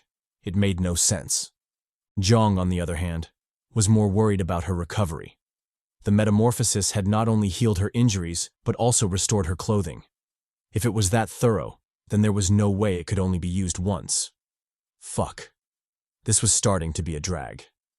Phoebeke, clearly oblivious to their thoughts, dove in for a sweep attack, officially beginning the hunting game. The Chads scrambled to dodge, barely getting out of the way on time. They then turned their gazes to the flying beauty, shocked by how fast she was. Phoebeke noticed their tense expressions and chuckled slightly. What? Were they scared already? They shouldn't be, because she still had a lot of fun to have with them. Jeong glared at the maiden and, like many times before, ignored her taunts. He focused on her speed and the subtle change in the smell around them. Sure, he wasn't certain about the latter, but his ample experience in L.A.G warned him to be careful nonetheless. Just as he was thinking of ways to counter Phoebeke's ludicrous speed, Dwayne suddenly called out to him, saying that his arm was itchy. Jeong turned to check and was shocked to see a bone sticking out of Dwayne's arm. The duo immediately grew tense because neither of them had seen it happen. In fact, if it wasn't for the weird itchiness, they wouldn't have found out at all. Jeong glanced at the broken bone and cautiously sniffed the air. He already had a suspicion about what was going on, but he had to tend to Dwayne first. With a concerned gaze, he called out to the unit, asking if he was okay. Dwayne didn't reply, but the painful grunts were more than enough to answer Jeong's question. Jeong cast a furious glare at Phoebeke. This bitch, she couldn't have done what he was thinking, right? Surely she couldn't have done something so ridiculous, right? If so, then damn, they really were cooked. Dwayne picked up on Jeong's worry and flicked his gaze toward him. He wanted to ask what was wrong, but before he could, the throbbing in his arm intensified, forcing his gaze away. Jeong noticed this and hurried to his side. He worriedly asked Dwayne if he was all right and why he was suddenly whining like a bitch. Dwayne replied that he wasn't sure, but for some reason, an explosion suddenly went off in his arm. Jeong looked at him incredulously. An explosion? Out of nowhere at that? It seemed his speculation was true then. This bitch really went and did it, didn't she?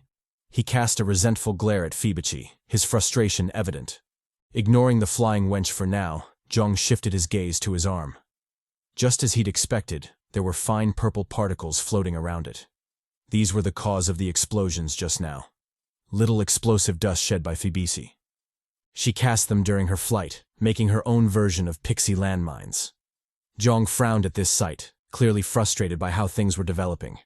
They not only had to look out for the incredibly fast Phoebe, but also actively avoid the mines in the air. Damn, things sure were getting troublesome. Just as he was racking his brain for a solution, the dust on his arm suddenly exploded, ripping open a wound. Jeong snapped out of his thoughts and immediately backpedaled. He shouted at Dwayne to do the same, warning him to be extra careful of the purple dust. Dwayne didn't hesitate and backed away instantly. He shot Jeong a puzzled glance, clearly seeking an explanation. Jeong didn't hide anything and shared his speculations. He told Dwayne about the pixie dust and how he suspected they were the cause of the explosions. For now, his belief was that they penetrated the skin and exploded upon contact with their blood. Dwayne visibly paled at that revelation. A whole room full of microbombs. How the hell were they supposed to avoid that? Jeong thought about it, but he couldn't come up with a definite plan. His best bet was to actively avoid the dust, but obviously, that was easier said than done.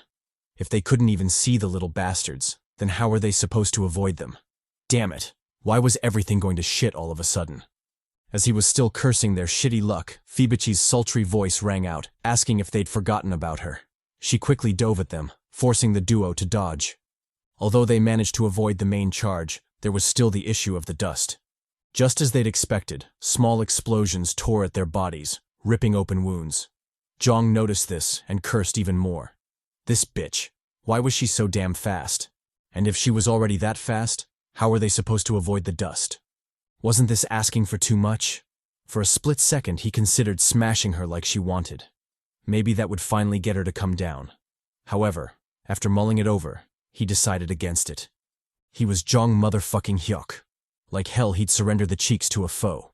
If she wanted a piece of that ass, then she had to come down and take it. No diddy, of course. Locking back in, Jeong shouted his instructions to Dwayne. He told the Chad to split up because staying together would only put them in danger. Dwayne agreed and ran in the opposite direction. He didn't even hesitate because he knew this was the best solution. Phoebe, however, stared at them with a look of interest. She had a teasing smile on her lips, almost as if she was enjoying a show. Fine. Things were better this way. If the duo wanted to amuse her with a game of hide-and-seek, then she'd definitely oblige. She instantly picked a target, who unfortunately turned out to be the homie Dwayne. Dwayne saw her trailing him and immediately cursed. Damn, why couldn't she have gone for Jeong instead? In such a situation, wasn't it only logical to go for the bigger dog? Phoebe heard his ramblings and cursed him out. Why the hell would she go for the top G when there was a slowpoke on the team? Dwayne better stop with that nonsense before she caramelized his ass. Oh, and just so he knew, she didn't need him anymore. It was about time she got rid of his scaredy ass. Saying so, she let that thing out, and I shit you not. She was a Bruce Jenner in this bitch. As if that wasn't enough, the thing grew, morphing into a dick spear or some shit. Dwayne saw this and said hell no. What in the F was going on in L.A.G? Not to mention, this wench was packing more heat than him. Since when did that become an acceptable thing? He stood there dazed, too stunned to make a move. Jeong spawned beside him and kicked him out of the way. He yelled at Dwayne to focus. Didn't he see that big dong of destruction? If he continued to space out like that, then he wouldn't be there to save him from the next smash. Pause. Phoebe paused midair and let that thing hang. She told Jeong to stay out of it unless he wanted a piece of her schlong too. Jeong gulped and said, hell no. Who in their right mind would want something like that? In fact, he was beginning to doubt the author, because what in the fuck was going on? Phoebe chuckled, then glared at him. Fine. If he really insisted on interfering, then she had no choice but to stroke him down. He shouldn't blame her though, because he came looking for this pipe on his own. Jeong said bet and braced for her charge. However, halfway through her attack, he couldn't help but sweat and worry. Was it just him, or was this wench much faster than before? Not to mention that schlong was really weighing down on his psyche. Why the hell was it so large? His bravado instantly crumbled, and he didn't hesitate to hide in the shadows. When he next appeared, he realized he'd messed up and had fallen right into Phoebe's trap. The wench was never after him. Her real target had been Dwayne all along. She'd anticipated he'd hide in the shadows, giving her direct access to Dwayne. Jeong cursed at his oversight, but by then it was already too late. Fibici was already on Dwayne, and there was nothing he could do about it. Dwayne also noticed this and stopped fleeing. Since he couldn't get back up, he might as well make his last stand. He shouted at Fibici to come at him. He'd rather die on his feet than be poked in the back. Pause. Fibici grinned, then sped up. She rammed into the unit, her gigantic schlong poking out from the back. Dwayne was flung by the momentum, crashing heavily into the pedestal. He immediately recovered, checking his body for any signs of the obvious. Luckily, he found none, meaning he'd avoided the schlong in time. But damn, that sure was a close call. Fibici noticed Dwayne's current position, and her face visibly tensed. She shouted at him to get out of there, otherwise she'd kill him. This intense reaction drew Jeong's attention. He wondered why she was reacting like that, especially after maintaining her cool throughout the fight. No matter what they did to her, she always maintained her calm. So why was she acting out now? Did it have something to do with the pedestal? She did tell Dwayne to get out of there, after all. Observing it keenly, Jeong realized it wasn't a pedestal, but a coffin. And for whatever reason, this coffin was making the wench very uneasy. Trusting in his instincts, Jeong shouted at Dwayne to open the coffin. He didn't know what lay within, but so long as it made Fibici restless, then it was something they could use. Fibici heard Jeong's shout, and her face tensed even more. She charged at Dwayne, screaming at him to leave the coffin alone. Of course, Dwayne didn't listen. He obediently opened the coffin, finding a little girl inside. Dwayne stared at the girl in shock. What the hell was she doing there? And why was she sleeping peacefully in such an ominous place? Nothing made sense. Behind him was Fibici, who continued her charge, a visible panic in her eyes. She shouted at Dwayne to back away. He shouldn't even think of touching her. Jeong picked up on Fibici's panic, and all the puzzles finally fit together. This little girl, whoever she was the true body of Fibici. The version they'd been fighting was nothing but a shell, a disposable pawn she could discard at any time. No wonder she could tank their attacks and didn't seem bothered no matter how much they wounded her.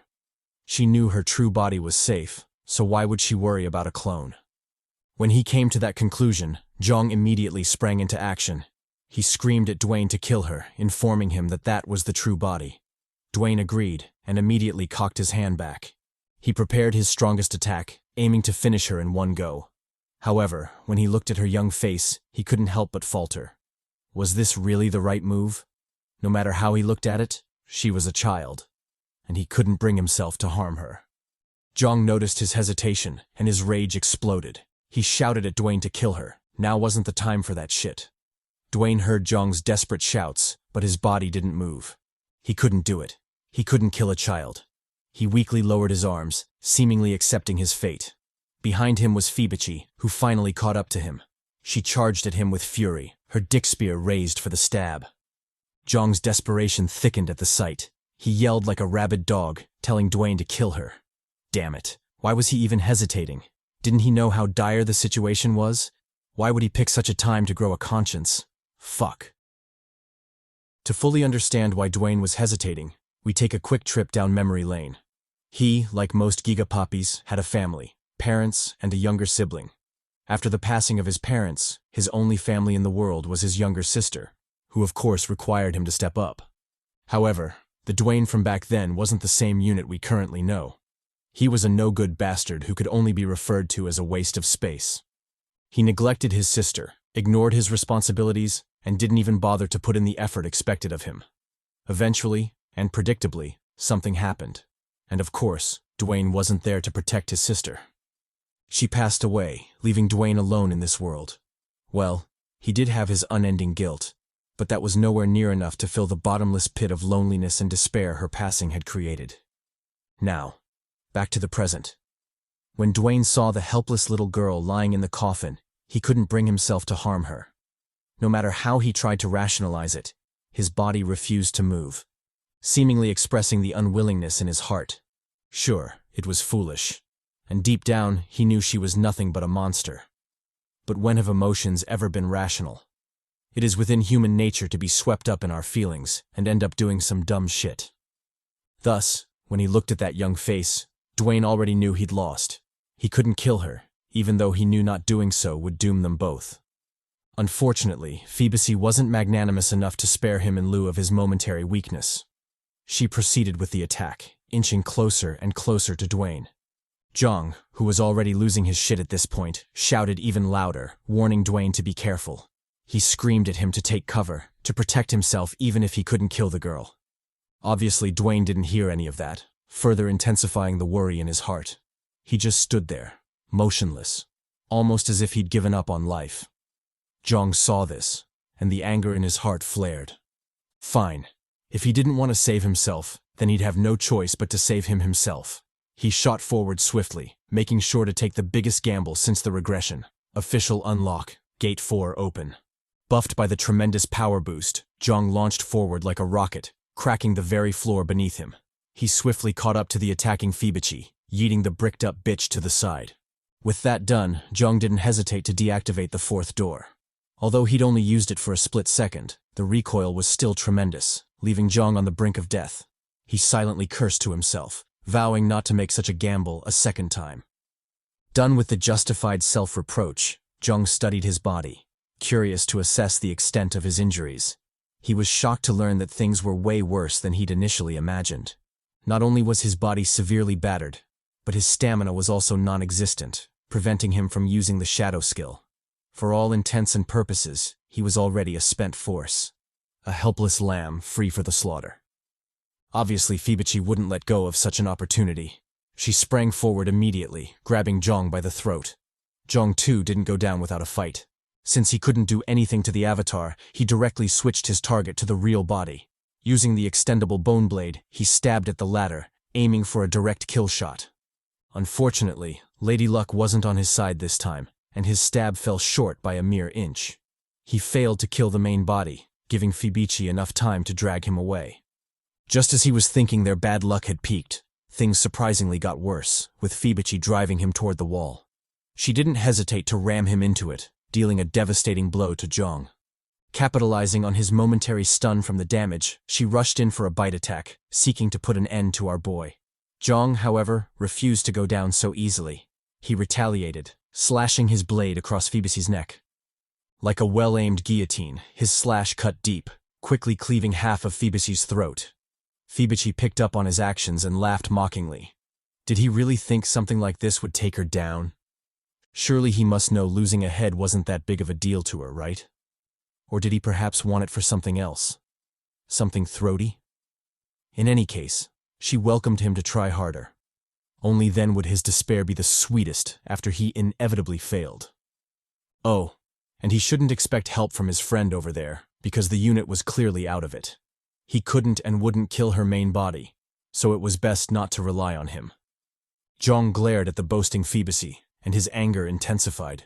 He knew she was right, but so what? So what if Dwayne was currently useless and wouldn't be coming to his rescue? So what if severing her head wouldn't kill her? Did she really think such things would stop him? Nah. He was Jeong Big Papi Hyeok. It'd take way more than that to get him to back down. Besides, thanks to her nonsense ramblings, he finally confirmed the body in the coffin was indeed her true body. Moving forward, all he had to do was kill her, and all this shit would be over. Before Phoebus could respond to his retort, Jeong slashed forward, cleanly decapitating the hoe. He then kicked her in the gut, sending her corpse crashing to the ground. As for our boy, he landed gracefully near the corpse before shooting an angry glare at Dwayne. Dwayne felt his gaze but didn't turn back to face him. He continued to stare into the coffin, a silent war waging in his heart. Damn it. What was he doing? After coming all the way, was he really going to let it end like that? Was he really going to let Jeong hang because the evil witch reminded him of his sister? He already knew what he had to do, but his stubborn body refused to move. No matter how he tried to convince himself, his heart didn't budge, leaving him rooted in place. After minutes of quiet reflection, Dwayne harshly criticized himself, almost bursting into a reproachful chuckle. Truly, what was he doing? Did he really think sparing this witch, and consequently putting his best mate in danger, counted as atonement for his actions against his sister? If he thought so, then he was gravely mistaken. Two wrongs can never make a right. Even if they ended up dying there was no way his atonement could be fulfilled. This realization dawned on Dwayne, and his eyes widened with resolve. Over at Jeong, he continued his face-off against Fibichi. Just as she'd said, losing a head wasn't that big of a deal to her. She instantly grew it back, continuing her relentless mockery of Jeong. What? Was he still unconvinced? Probably planning to struggle until the bitter end? If so, then he should get on with it. Who was she to stop such a fascinating scene? Jeong cursed at her and cocked his hand back. So what if she couldn't die? Since when has that ever stopped him? If he couldn't kill her, then it just meant he hadn't killed her enough. No matter what it took, he'd continue to kill her until he killed her unkillable ass. Bars. Fibichi smirked and told him to bring it on. She was really curious to see how long his resolve would last. Jeong didn't hesitate and let a punch fly. He too was curious to see how long Fibichi would continue acting cocky. Thus, the first hit landed, sending a thunderous bang across the room. After the first hit came the second, third, fourth, 10th, and soon, the blows faded, reduced to a cacophony of echoes in the background. When the carnage stopped, the outcome was really jarring, with half of Phoebus's body reduced to a mangled mess. As for Jeong, he stood there panting, a contemplative gleam in his eyes. He knew for a fact that much wouldn't stop her, and it was just a matter of time until she revived. If he wanted to bring her down for good, then the best move would be to get to her main body. Just as he was about to act on this, a sudden pain tore across his back, catching him completely off guard. Jeong looked down and was surprised to find a dick spear stabbing through his gut. Turns out Phoebus had been sneaky with it, hiding her D in the ground for a sudden sneak attack. And although it's unclear how it managed to dig through concrete, let's ignore it for now because that is the least troubling thing about this panel. Done with the insidious backstab, Phoebus slowly rose from the ground, a mocking grin on her lips. She watched the collapsing Jeong, not bothering to hide the disappointment in her eyes. Oh, how she would have loved to play with him further. But alas, the time for games was over. If there was ever a next time, then she hoped to play with him at that time. For now, however, it was time to die, and she had just the right tool for it. Saying so, she burst out that big mamba, sending it piercing toward Jeong. As for the Chad in question, he lay there helpless, too injured to make a move. Just as the thing was about to violate and deep-throat our boy, it suddenly stopped, hovering inches from his face. Fibichi, who had been dead set on carrying out the attack, froze as well. A disbelieving look etched on her face. She immediately turned to Dwayne, not bothering to hide the shock in her eyes. How was this possible? Had she been wrong in her assessment of the situation? It seemed so, because the unit had done the unexpected. Dwayne had broken through his trauma and finished off the main body. In fact, the move was so final that even her soul came out for the taking. Phoebus glanced at the trembling Dwayne and sighed softly. Who would have thought the unit would actually go through with it? It sure was a shame that she couldn't play some more. But hey, at least she got to bone Jeong. Her silhouette slowly faded, leaving behind her last sigh of resignation. Damn, it sure was a shame. Jeong, who had narrowly escaped death, promptly passed out, his wounds finally taking a toll on him. He was out like a light, only regaining consciousness after a significant amount of time had passed. When he did, the first thing he saw was the anxious Dwayne calling out to him. The unit was completely frantic, tears threatening to stream down his face. Jeong saw and immediately mocked Dwayne. If he'd known the first face he'd see after waking up would be his ugly mug, then he wouldn't have opened his eyes. Dwayne should at least have a baddie with him next time. Otherwise, he might as well die. Dwayne heard Jeong's diss and chuckled slightly. This was good. So long as he could joke like that, it meant he was fine. And that was more than enough for him. Jeong returned the smile and asked about Fibichi. Was she dead? Dwayne replied that she was. After he'd killed the main body, the avatar followed suit, fading away like a puff of smoke. He didn't know how it worked exactly, but so long as she was dead, he couldn't care less. Jeong accepted the outcome before asking about himself. How was he still alive? He could have sworn his injuries were definitely lethal. Dwayne replied that it was tough, but he managed to pry him from the clutches of death. The process mainly involved feeding him a shit ton of recovery potion, but at least he got to keep his life. Jeong sighed before thanking him. He'd really been lucky this time. If it wasn't for his help, then he might have really died there. Dwayne, however, didn't accept the gratitude. He instead apologized to Jeong, realizing it was his fault things had gotten that bad. Jeong told him not to worry about it. At the end of the day, he still handled business, and that's what truly mattered. Besides, he was sure he had his reasons, so why would he blame him? He told Dwayne to rest up. They'd challenge the next room after recovering. Dwayne said bet and immediately got to healing his wounds. Inwardly, however, he resolved to do better. He wouldn't allow a repeat of the same. From now on, it was an all-out clap buffet, with everyone getting their just clapping. Whether they were young or old, Chads or Chadlets, they would all be clapped. He was officially an all-opportunity clappiologist. Done with the self-reflection, Dwayne continued with his healing. After resting for a while, the duo recovered to some extent. Not completely, but enough to get them moving again.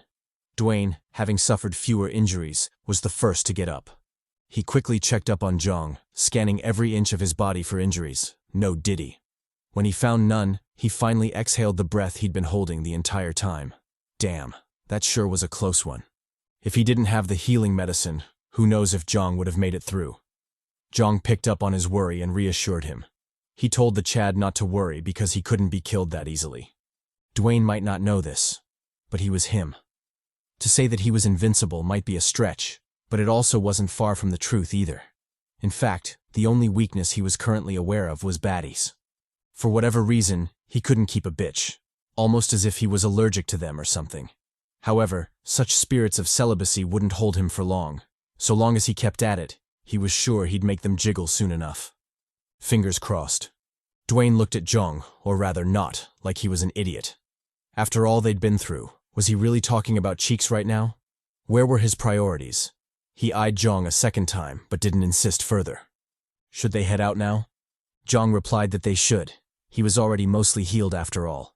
However, now that he thought about it, he sure was lucky this time. If Dwayne had been a second late to administer the medication, then he wouldn't have survived. Healing in L.A.G wasn't guaranteed, as there was always a time frame to consider.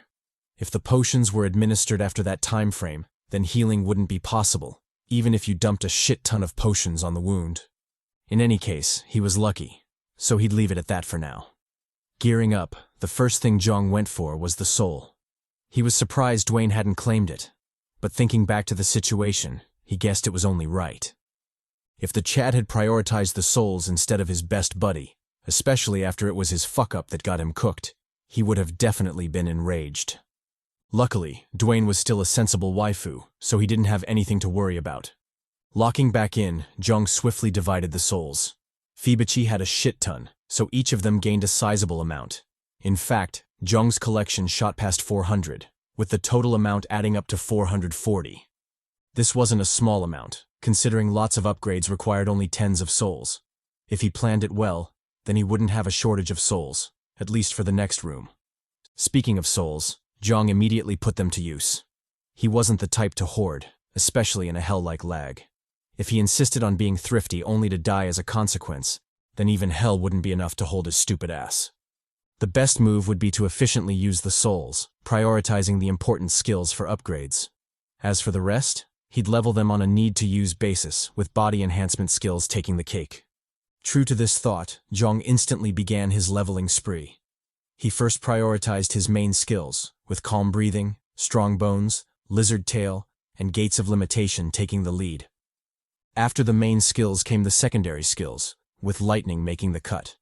It was also the last skill to be upgraded this time. Don't worry about the name changes. The translators be wildin' sometimes. The skills are the same, albeit with a little twist in the names. For now, we'll stick to the original ones because that's what we've used so far. If things change, I'll definitely let you know. Back in the room, Jeong turned to face Dwayne. He promptly handed the latter healing potions, a compensation for his earlier expenditures. Dwayne thanked him, but ultimately rejected the offer. He expressed his discomfort with accepting them, especially since it was his fault to begin with. Since he'd caused the mess that necessitated the use of potions, it was only right that he bore the expenses. Jeong, however, thought otherwise. This wasn't a case of needless philanthropy, more like a strategic decision. Regardless of what Dwayne thought and whatever honor or guilt was influencing his refusal, he still had to remember this was L.A.G. No one knew what they'd face in the next room. Heck, They didn't even know if they'd make it that far. With such a volatile situation, it was only logical that he had a bunch of healing potions on deck. That way, if things hit the fan, he could at least save himself on time. Not to mention there's the whole time limit thing to consider. If he missed his window to heal just because he couldn't procure potions from Jeong on time, then it sure would be a foolish way to go. Dwayne accepted the logic and promptly retrieved the potions.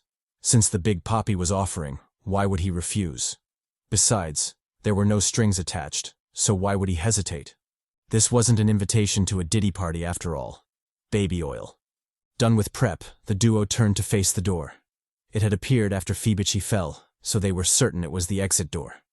Jeong didn't waste time and swiftly made a beeline for it. He resolutely walked out, leaving Dwayne behind. The unit, however, stayed rooted in place, a contemplative look in his eyes.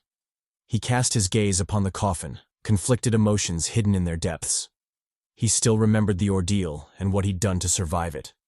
Sure, she was a monster, but that didn't make the feeling better. No matter what, this was another guilt he had to carry. Sighing at his misfortune, Dwayne did a double-take before turning around. This was still L.A.G, so he couldn't afford to be emotional. If he ever made it out alive, then he'd have more than enough time to sort out his feelings. For now, however, it was time to lock in and shove those feelings to the side. He resolutely walked out, shutting the door with a bang behind him. When he joined Jeong, he found the former in a dark room. The room was somewhat similar to the last, with the obvious absence of humping going on. That was undoubtedly a good thing, because he couldn't deal with that shit again. Who knows, maybe this time he wouldn't be lucky and have his back blown out. It definitely was a possibility in a hell like L.A.G. Completely oblivious to Dwayne's wild thoughts, Jeong suggested moving forward. Since the lights still hadn't come on yet, it just meant they weren't in the right place. If his guess was correct, then the actual site of the trial should be up ahead. Dwayne didn't argue and silently walked forward. He knew Jeong was the pro in these matters, so why would he doubt him? Besides, his mind was still in chaos after the last room, so the last thing he needed was to overthink. He silently followed Jeong, and soon their adventure bore fruit. Well, more like rotten fruit, because their discoveries were mangled corpses. Before them was a graveyard full of mutilated corpses. The air was also filled with the stench of death. If the duo didn't know better, they'd probably think this was a battlefield. However, from their experience, mostly Jeong's experience, they knew this wasn't the work of humans. Some creature, probably a vile one, was responsible for this mess. Dwayne took in the sight and sighed slightly. This was L.A.G, a place where your life was never your own. If you made any mistakes or were just unlucky, you might find yourself in a room similar to this. Dead and with a mutilated corpse. It sure was a shame. Controlling his emotions, he turned to Jeong. What should they do now? Jeong replied that it was obvious. They'd continue moving forward. Although he didn't know what had caused this mess, and he also believed it was probably waiting for them at their destination, they still had no choice but to move forward. Staying there wasn't an option, after all. Dwayne said bet and continued their journey. Since they were already in this shit, what did they have to fear? They might as well move with confidence and tackle the obstacles as they appear. After walking for a while, the duo finally saw light from up ahead. The ground was still littered with corpses, so they knew things would definitely get dicey. Jeong took the lead and walked towards the light. He warned Dwayne to be careful because he could hear the sound of fighting from up ahead. Dwayne nodded before locking in. He could also hear the faint screams of pain, causing his steps to involuntarily falter. He really didn't want any part of that shit, but what choice did he have? If he didn't embrace the smoke, then the smoke would embrace him. And since that was the case, he might as well go hard. They bravely entered the light, finding themselves in the true zone of the trial. They'd already prepared mentally, but the scene before them still left them surprised. The place was pure mayhem, with humans and insects engaged in a deadly tango. Bodies dropped like flies, yet some resisted, continuing their desperate dance for survival. Some, however, weren't as lucky, and soon found themselves with fates worse than death. Jeong took in the sight and breathed deeply. Damn, he already knew this wouldn't be easy. If they had to fight their way through a swarm of giant insects, then this room was shaping up to be way worse than the last. At least in that room, they could see some titties, even if they were attached to a bona fide psycho. Damn, they sure were unlucky. Speaking of insects, This scene kinda reminded him of when he used to collect insects as a kid. He especially liked stag beetles, finding them cool. Dwayne looked at Jeong incredulously. Was he serious? After seeing such a bloodbath, all he could think about was the insects he collected during his childhood. Did he have a screw loose or something? On second thought, he should forget everything he just said. He's just glad he's more normal than he is. Jeong returned the gaze, a confused look in his eyes. What did he mean more normal than him? Did he forget he was a sex slave literally a couple of hours ago? Not to mention he persistently chased him down wanting to partake in the cheeks. If he called that normal, then Jada Smith is the Afro Queen. That aside, they should probably focus, because they seem to have company. Dwayne said bet before acknowledging the threat. First of all, he should keep his wife's name out of his mouth. Second, was it just him? Or was this be a big boy? Jeong replied that it was. In fact, all the insects in the room were giant versions of the original. It truly wasn't an exaggeration to call them big boys. But again, like he said before, they should probably focus. He swiftly dodged to the side, narrowly avoiding a sneak attack by the bee. Dwayne did the same and watched it fly by. However, the previously relaxed smile on his face completely disappeared after that attack. The reason? The bee was insanely fast. In fact, if he hadn't reacted on time, then he might have been cooked. Luckily, he did so. And his speed wasn't to be underestimated either. Jeong also felt the same as he traced the bee with his eyes. Sure, it was fast, but not to the point where he couldn't react. If he played it cool, then he wouldn't have that big of a problem taking them down. Speaking of bees, it seemed its ridiculous speed wasn't all positive. It particularly made flying difficult, causing it to crash into the wall. Obviously, the CHADY duo wouldn't let go of such a chance. Dwayne shot forward, landing a nasty punch on the pest. After finishing it off, he turned to Jeong. That definitely was way harder than he thought it'd be. Jeong looked at him incredulously. Did he think the giant size was just for show? Of course the insect bastards would have more resilience than their normal counterparts. However, durability aside, the main issue was still their speed. If they weren't careful, then they might really be poked in this room. Pause. Just as they were ironing out their battle plan, a stranger came crashing in, drawing their attention. The poor fool had been yeeted all the way there, making for a rather odd yet hilarious scene. After noticing the duo, and also taking into account his pathetic situation, the Chad couldn't help but cough awkwardly. He stiffly greeted the boys, asking if they were new there. Jeong stared at the fool, then ignored him completely. If he had to team up with such idiots, then he might as well offer his cheeks to the bees. Speaking of idiot, his real name was Kim Min-jun. His public attribute was a flexible body, which for sure came in handy with Phoebishi. And if he didn't stroke her down, then I can only say, it's one hell of a waste. Kim noticed the duo's odd gazes but ignored them completely. Why would he linger on such an awkward topic? Instead, he asked for their help. The insects were way more than they could handle, so a bit of help would be appreciated. He wanted to plead some more, but an anguished scream came from the front, forcing him to dive back in. The scream was from his partner, who was currently getting that gawk from a beetle. Obviously this was the toothy kind, so you pervs better not get any ideas. Jeong watched him go and sighed slightly. It seemed they had no choice but to join the fight. Even if they ended up killing each other later, the best move at the moment would be to join forces and fight together. Dwayne agreed with that suggestion. Since things had developed like that, then they might as well go with the flow. He told Jeong he'd handle the pest on the right, so Jeong should deal with the one on the left.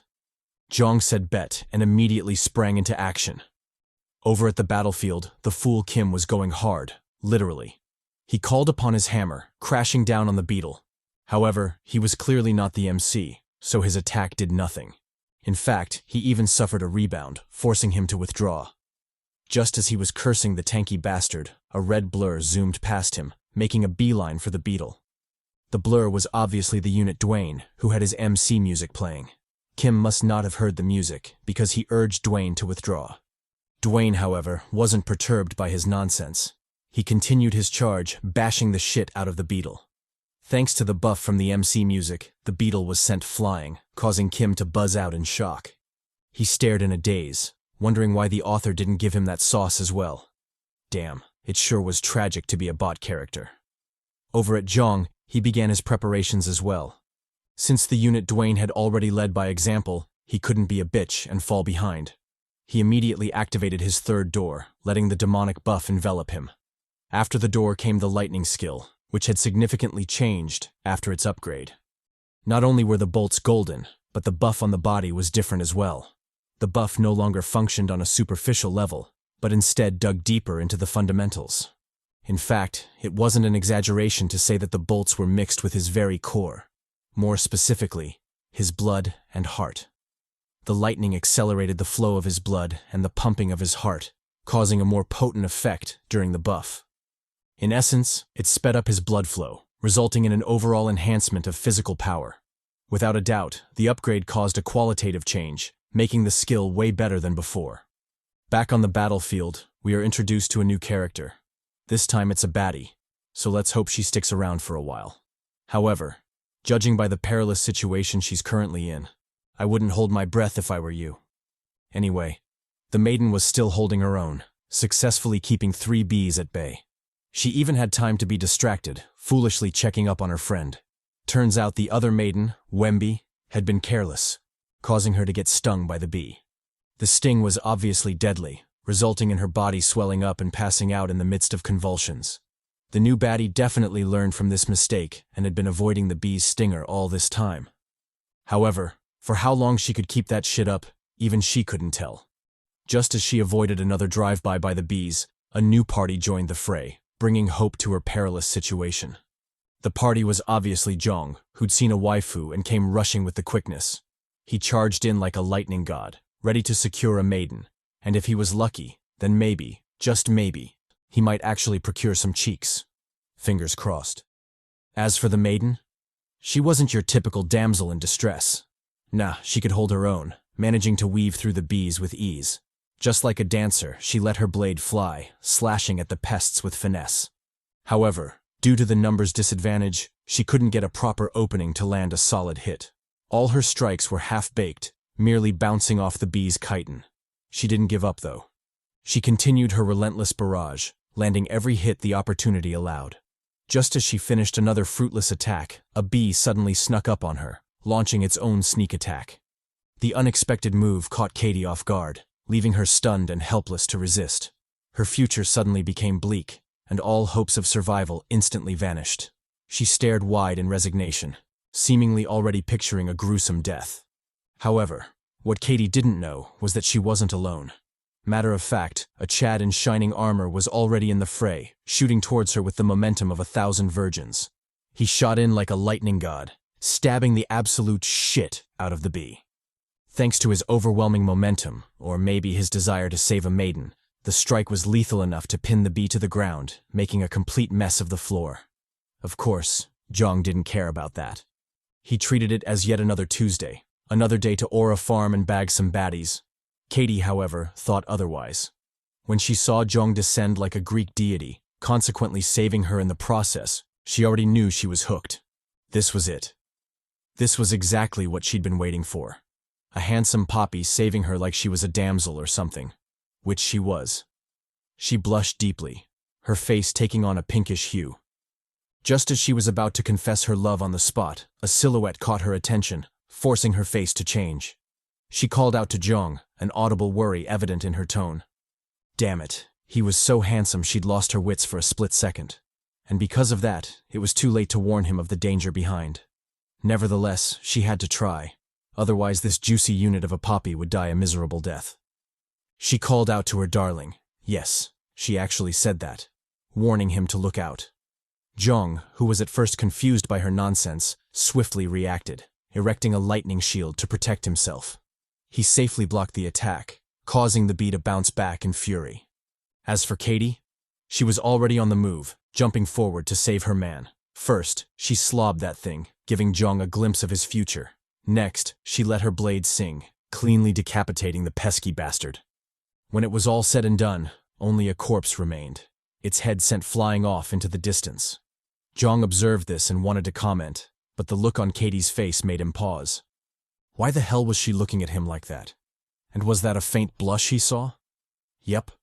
It definitely was a blush, because the maiden CHADY had fallen hard. In fact, She confessed it on the spot, openly begging Jeong to date her. However, Jeong wasn't a simp and quickly put her in her place.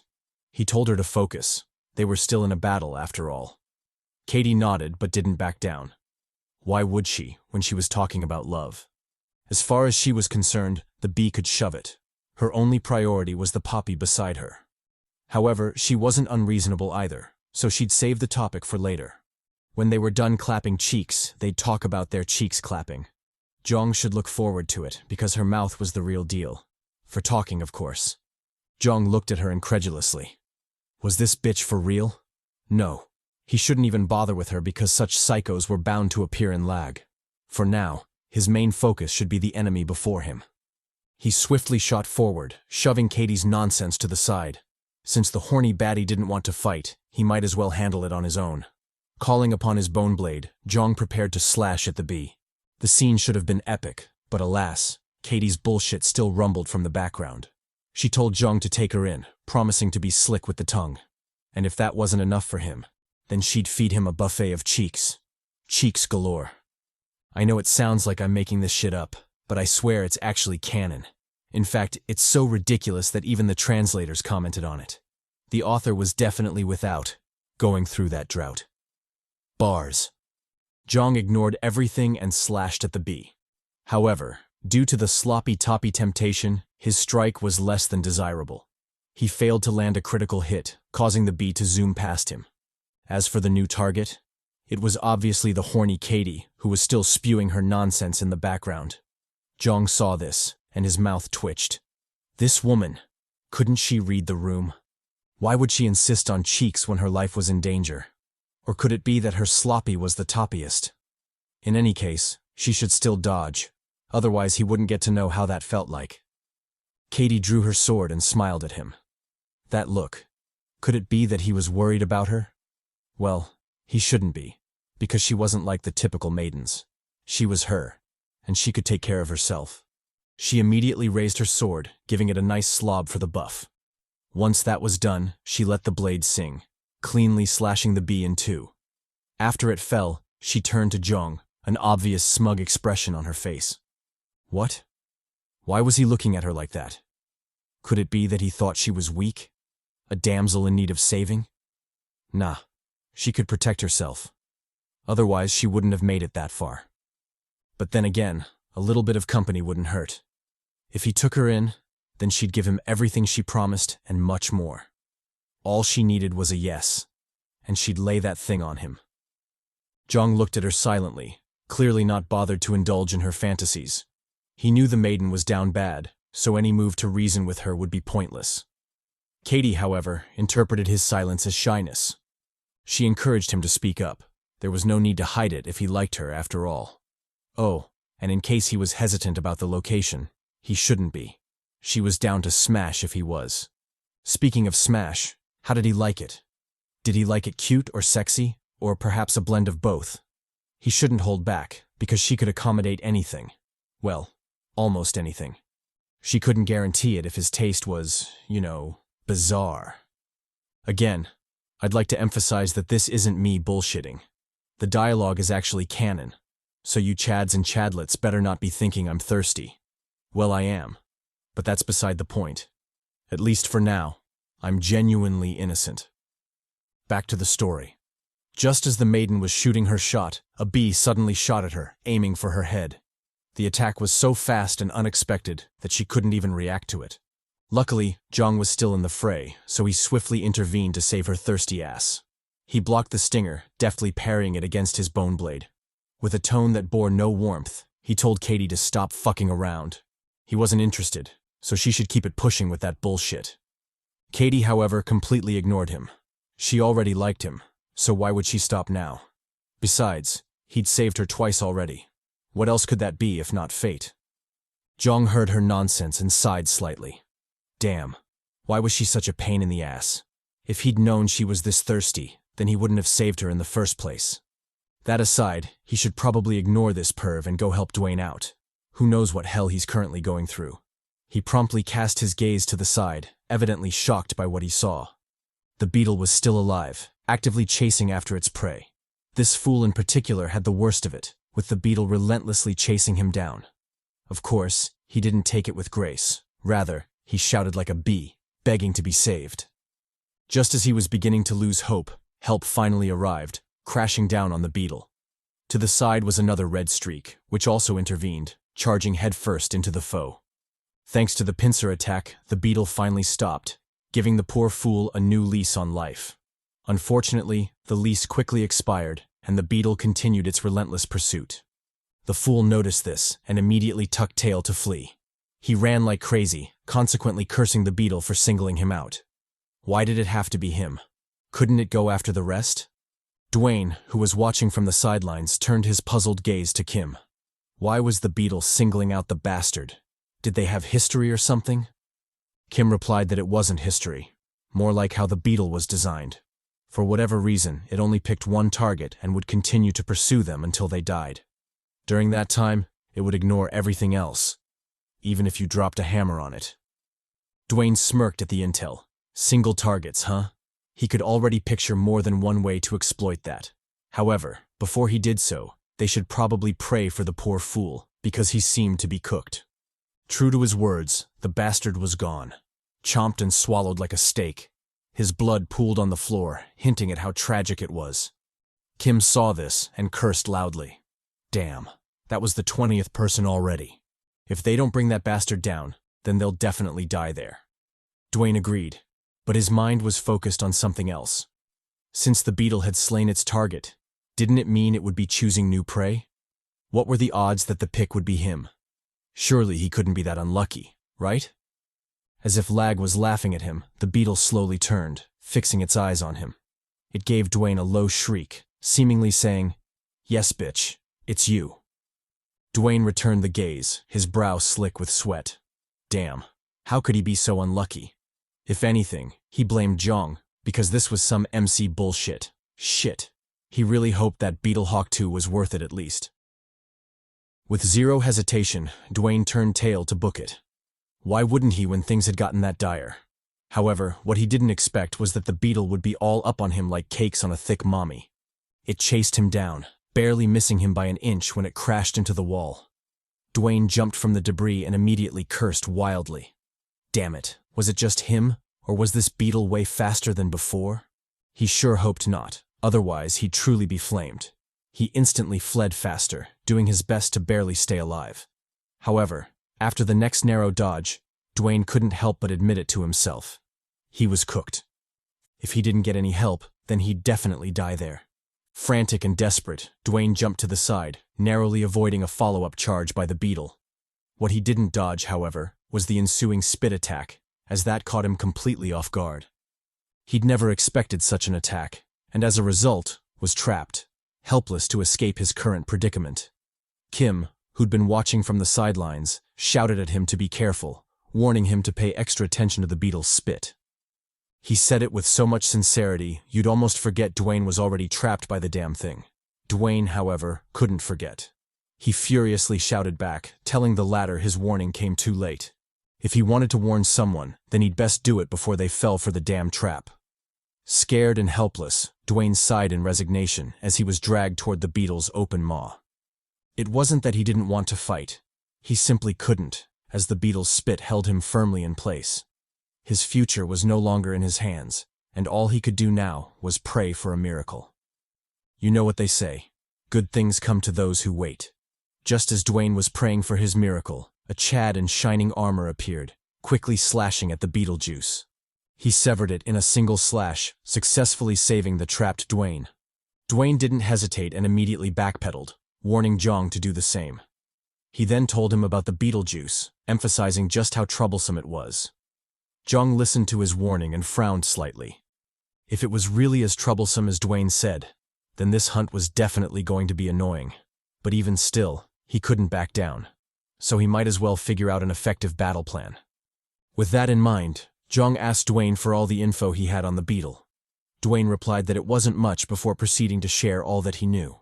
He told Jeong about the beetle's absurd defense, and how regular attacks didn't even faze it. Jeong pondered on the intel for a while before coming up with a plausible strategy. They'd aim for the belly. Since the beetle's shell made frontal assault useless, It was only logical that they went for the underside. Who knows? Maybe that would be its weakness, and even if it wasn't, then the underside would definitely be weaker than the top shell. Dwayne said bet and immediately volunteered his help. Since Jeong wanted to attack the underbelly, then he'd create an opening for him. Although he wasn't confident in facing the beetle head-on, creating an opening was something he could definitely do. Jeong thanked him, then instantly locked in. With Dwayne handling that part of the plan, he knew he could trust him to accomplish it flawlessly. As for himself, he'd get to work too, because the beetle was already on the move. Jeong took 2 steps forward and instantly attracted the beetle's aggro. He knew the beetle would soon switch back to Dwayne, so he had to be fast. Without hesitation, he called upon his electric blast, zapping the shit out of the beetle. The beetle shook for a while before tanking the blow. It then ignored Jeong completely, searching the room for its true prey, Dwayne. However, no matter where it looked, Dwayne was gone, almost as if he'd faded into thin air. All it could see was Jeong, who didn't hesitate to mock it. Was it looking for Dwayne? If so, then it should check to the side because the homie was coming in for a bashful reunion. True to Jeong's taunt, Dwayne was charging in for a bash attack, his shoulder poised for the smash. He tanked through the beetle's spit juice, finding zero challenge in that endeavor. When he was close enough, Dwayne dropped even lower, aiming for the beetle's head. He then channeled his momentum before shooting straight into the towering behemoth. The two clashed with a sickening crunch as the beetle was sent flying into the air. It flew high for a creature of its size, showing just how strong Dwayne was. However, despite the monstrous strength, it wasn't enough to accomplish the real goal. The true aim was to topple it over, but the strike fell short in that regard. Because of that, the beetle was set to land, and the unlucky Dwayne would be caught up in the onslaught. To make matters worse, even if he survived the crash, he still had to start all over again. And who knows? Maybe next time things wouldn't go as smoothly as they'd done this time. Just as Dwayne was beginning to despair, Kim finally joined the fray, lunging straight for the beetle. He called up his soul hammer, yeeting the beetle with it. Thanks to his timely assist, the beetle finally toppled, crashing hard on its back. It lay there like a wet dog, unable to save itself. Obviously, Jeong wouldn't let go of such an opportunity. He immediately jumped into the fray, sinking his huge axe into the beetle's belly. The creature let out an anguished shriek, but it did nothing to stop Jeong. He instead doubled his assault, digging the axe deeper into the beetle's gut. Just as he was about to cleave it in half, the creature finally retaliated, catching him completely off guard. It manifested a bunch of slippery tentacles, which it promptly smashed at Jeong. Jeong saw this, and his expression changed drastically. He'd already expected the beetle to have a defensive mechanism, but he hadn't thought it would be this sinister. Without a doubt, this would be troublesome, especially with how sturdy those tentacles looked. Dwayne, who also picked up on this point, charged in to assist, but was quickly forced to retreat by the tentacles. They launched a relentless barrage on anyone who came close, effectively isolating Jeong from his party. Speaking of Jeong, he was currently under immense pressure, with numerous tentacles whipping at him. They attacked relentlessly, giving him no chance to counterattack, let alone dodge. After suffering through the onslaught, Jeong realized something that made his blood chill. He couldn't escape from this. With how much pressure the tentacles were putting on him and his electric shield, he knew for a fact he wouldn't be able to save himself. Not only that, his skills were also beginning to fail, a consequence of the tremendous pressure he was under. Noticing Jeong's dire situation, Dwayne rushed in to assist, but was yeeted once again. He failed to penetrate the beetle's D, leaving Jeong alone without any backup. As the severity of the situation worsened, a silhouette suddenly shot forward, coming to Jeong's rescue. The silhouette was obviously CHADY, who didn't hesitate to spout some down bad bullshit. She said something about protecting her man, but honestly, I was too focused on her lack of cheeks to even care. The beetle, however, cared very much as it shot its tentacles at her. It launched a relentless barrage, doing its best to bring the young maiden down. Luckily, this isn't that type of story, so the tentacles didn't violate the baddie. She easily weaved through them, finding zero challenge in the endeavor. Jeong, who felt the pressure on him decrease significantly, shot an appreciative gaze at CHADY before locking all the fuck in. He immediately opened his fourth door, letting the oppressive aura spread across the room. Utilizing the power boost, he struck at the beetle, causing a deafening explosion to go off. The force from the blast tore through the air, flinging Jeong away like a ragdoll. When he finally settled, he immediately deactivated his fourth door, doing his best to minimize the backlash. Luckily, it hadn't been that long, so the backlash wasn't as severe as he'd expected. CHADY, having suffered the brunt of the attack, limped towards Jeong, bringing with her more down-bad bullshit. She glazed Jeong for being strong, confessing that he was way stronger than she thought he was. However, inasmuch as she was drenched by his strength, she couldn't help but bring up the elephant in the room. Was it just her, or was that beetle bastard attempting to get back up? Surely she had to be seeing things, right? Nope, she wasn't. The beetle bastard was indeed trying to get back up. In fact, she wasn't the only one who noticed this peculiarity. Dwayne and Kim, who were on the opposite side, noticed this as well. With strained faces, the duo watched the pest, dreading what it had in store for them. Would it regenerate? Or possibly something more absurd, like a second form? They couldn't tell, but they were sure some shit was cooking.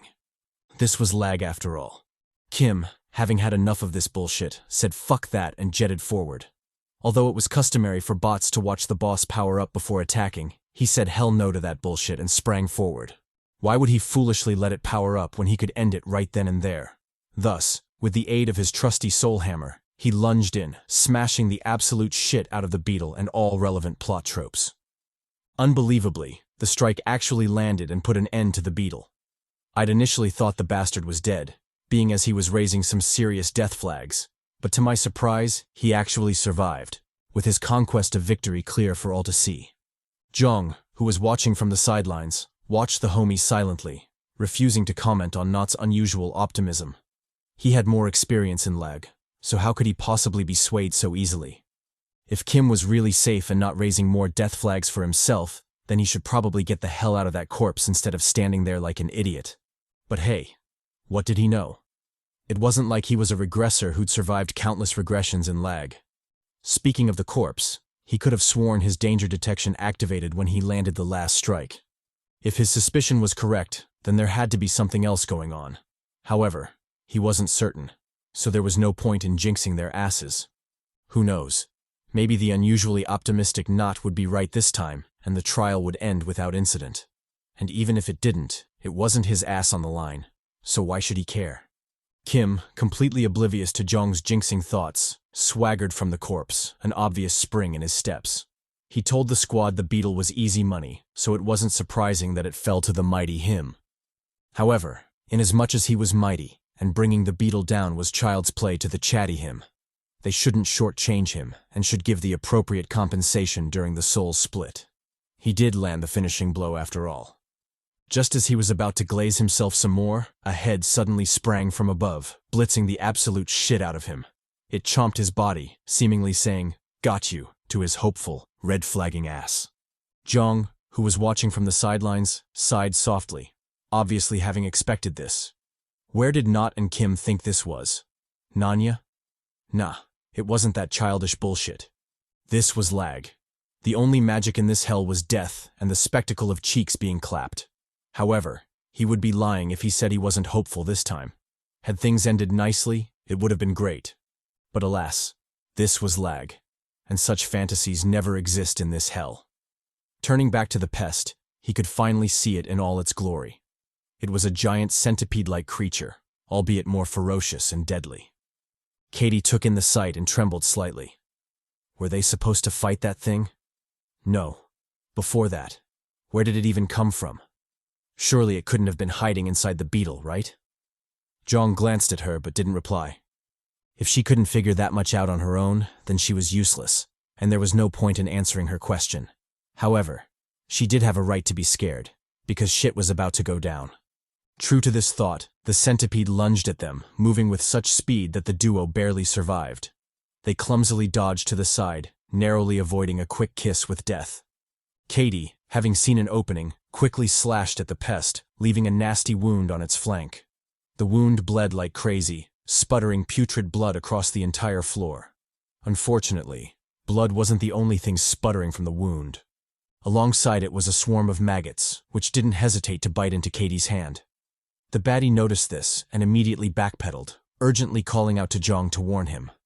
She told him about the maggots and how absurdly painful it was to be bitten by them. Jeong, clearly alarmed by this, quickly backpedaled, obviously wanting no part in that smoke. He then stared at the centipede, instinctively realizing it wouldn't be so simple to take it down. Sure, its skin was soft, and his blade could probably cut through it like tofu. However, the presence of the maggots was a big issue, one he had to figure out before making any decisive moves. CHADY, choosing to support her boo, asked what they should do next. They couldn't keep standing there, after all.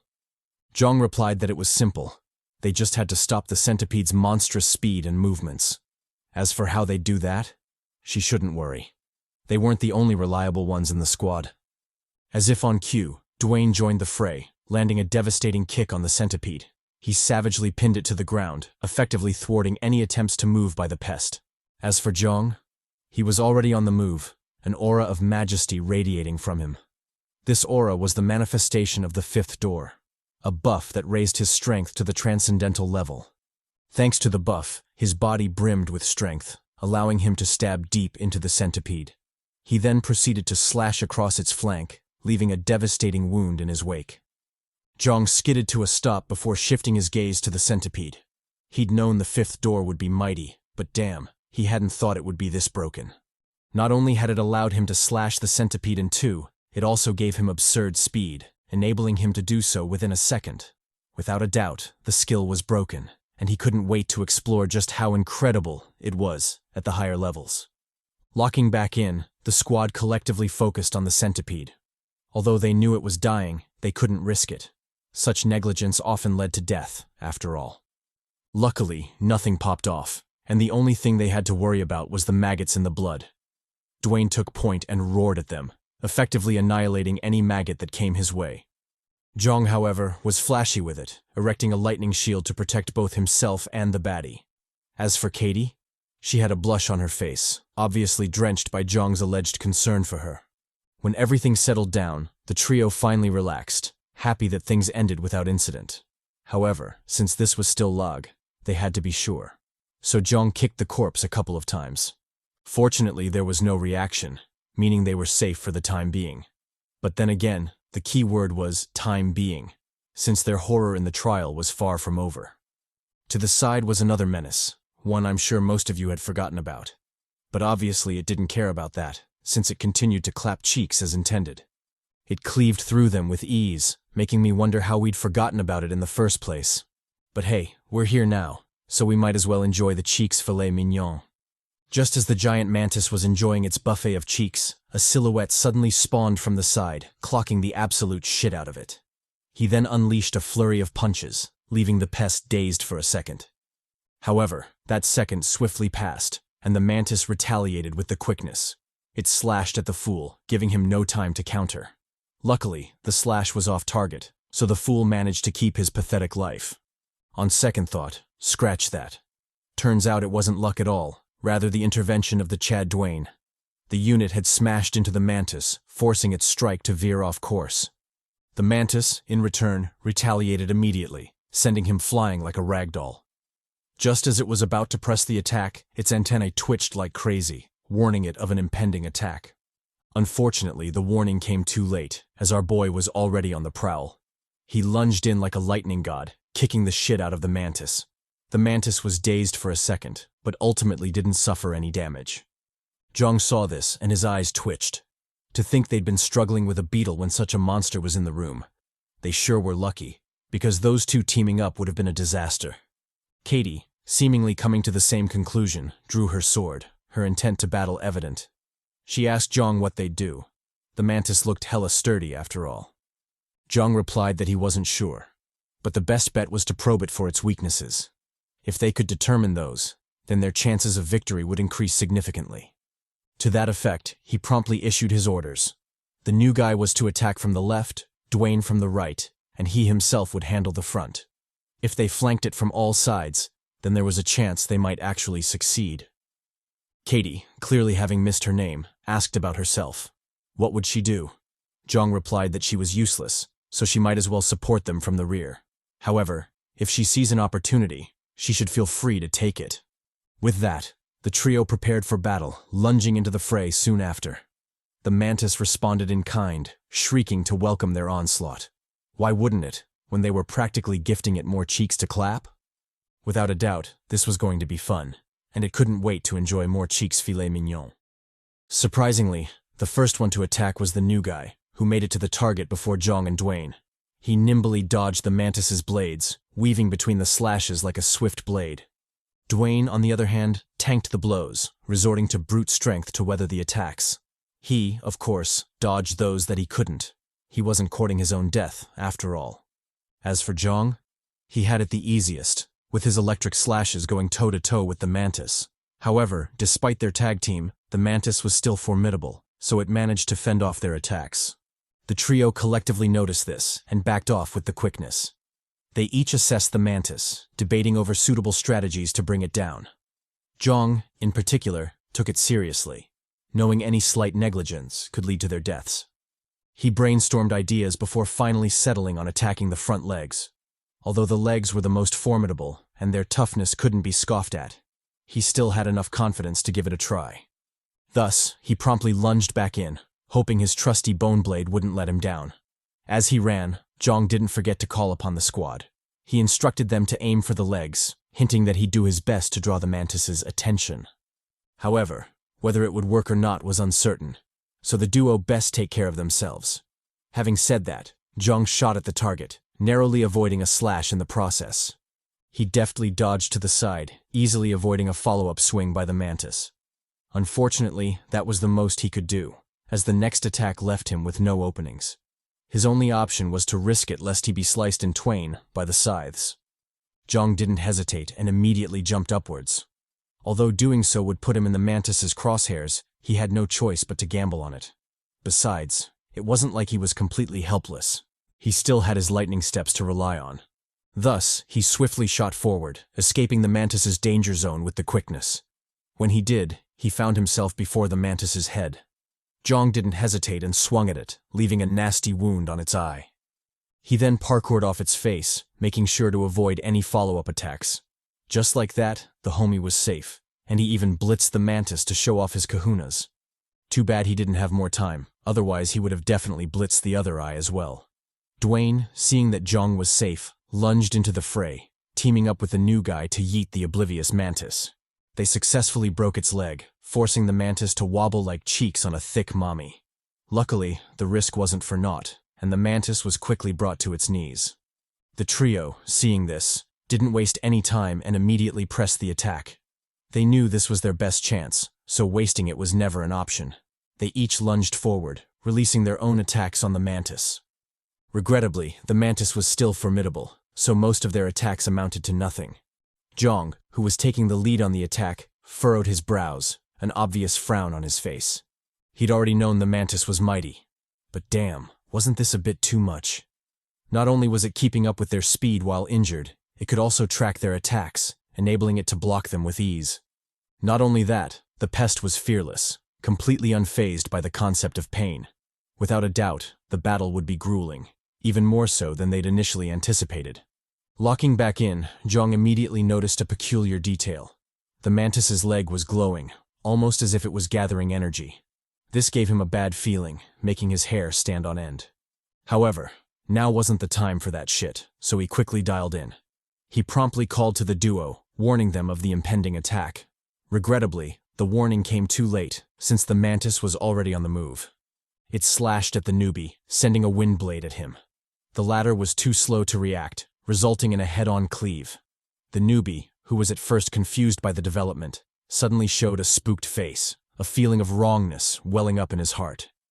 He wondered why his thoughts were sluggish, and why the ground was suddenly moving towards him.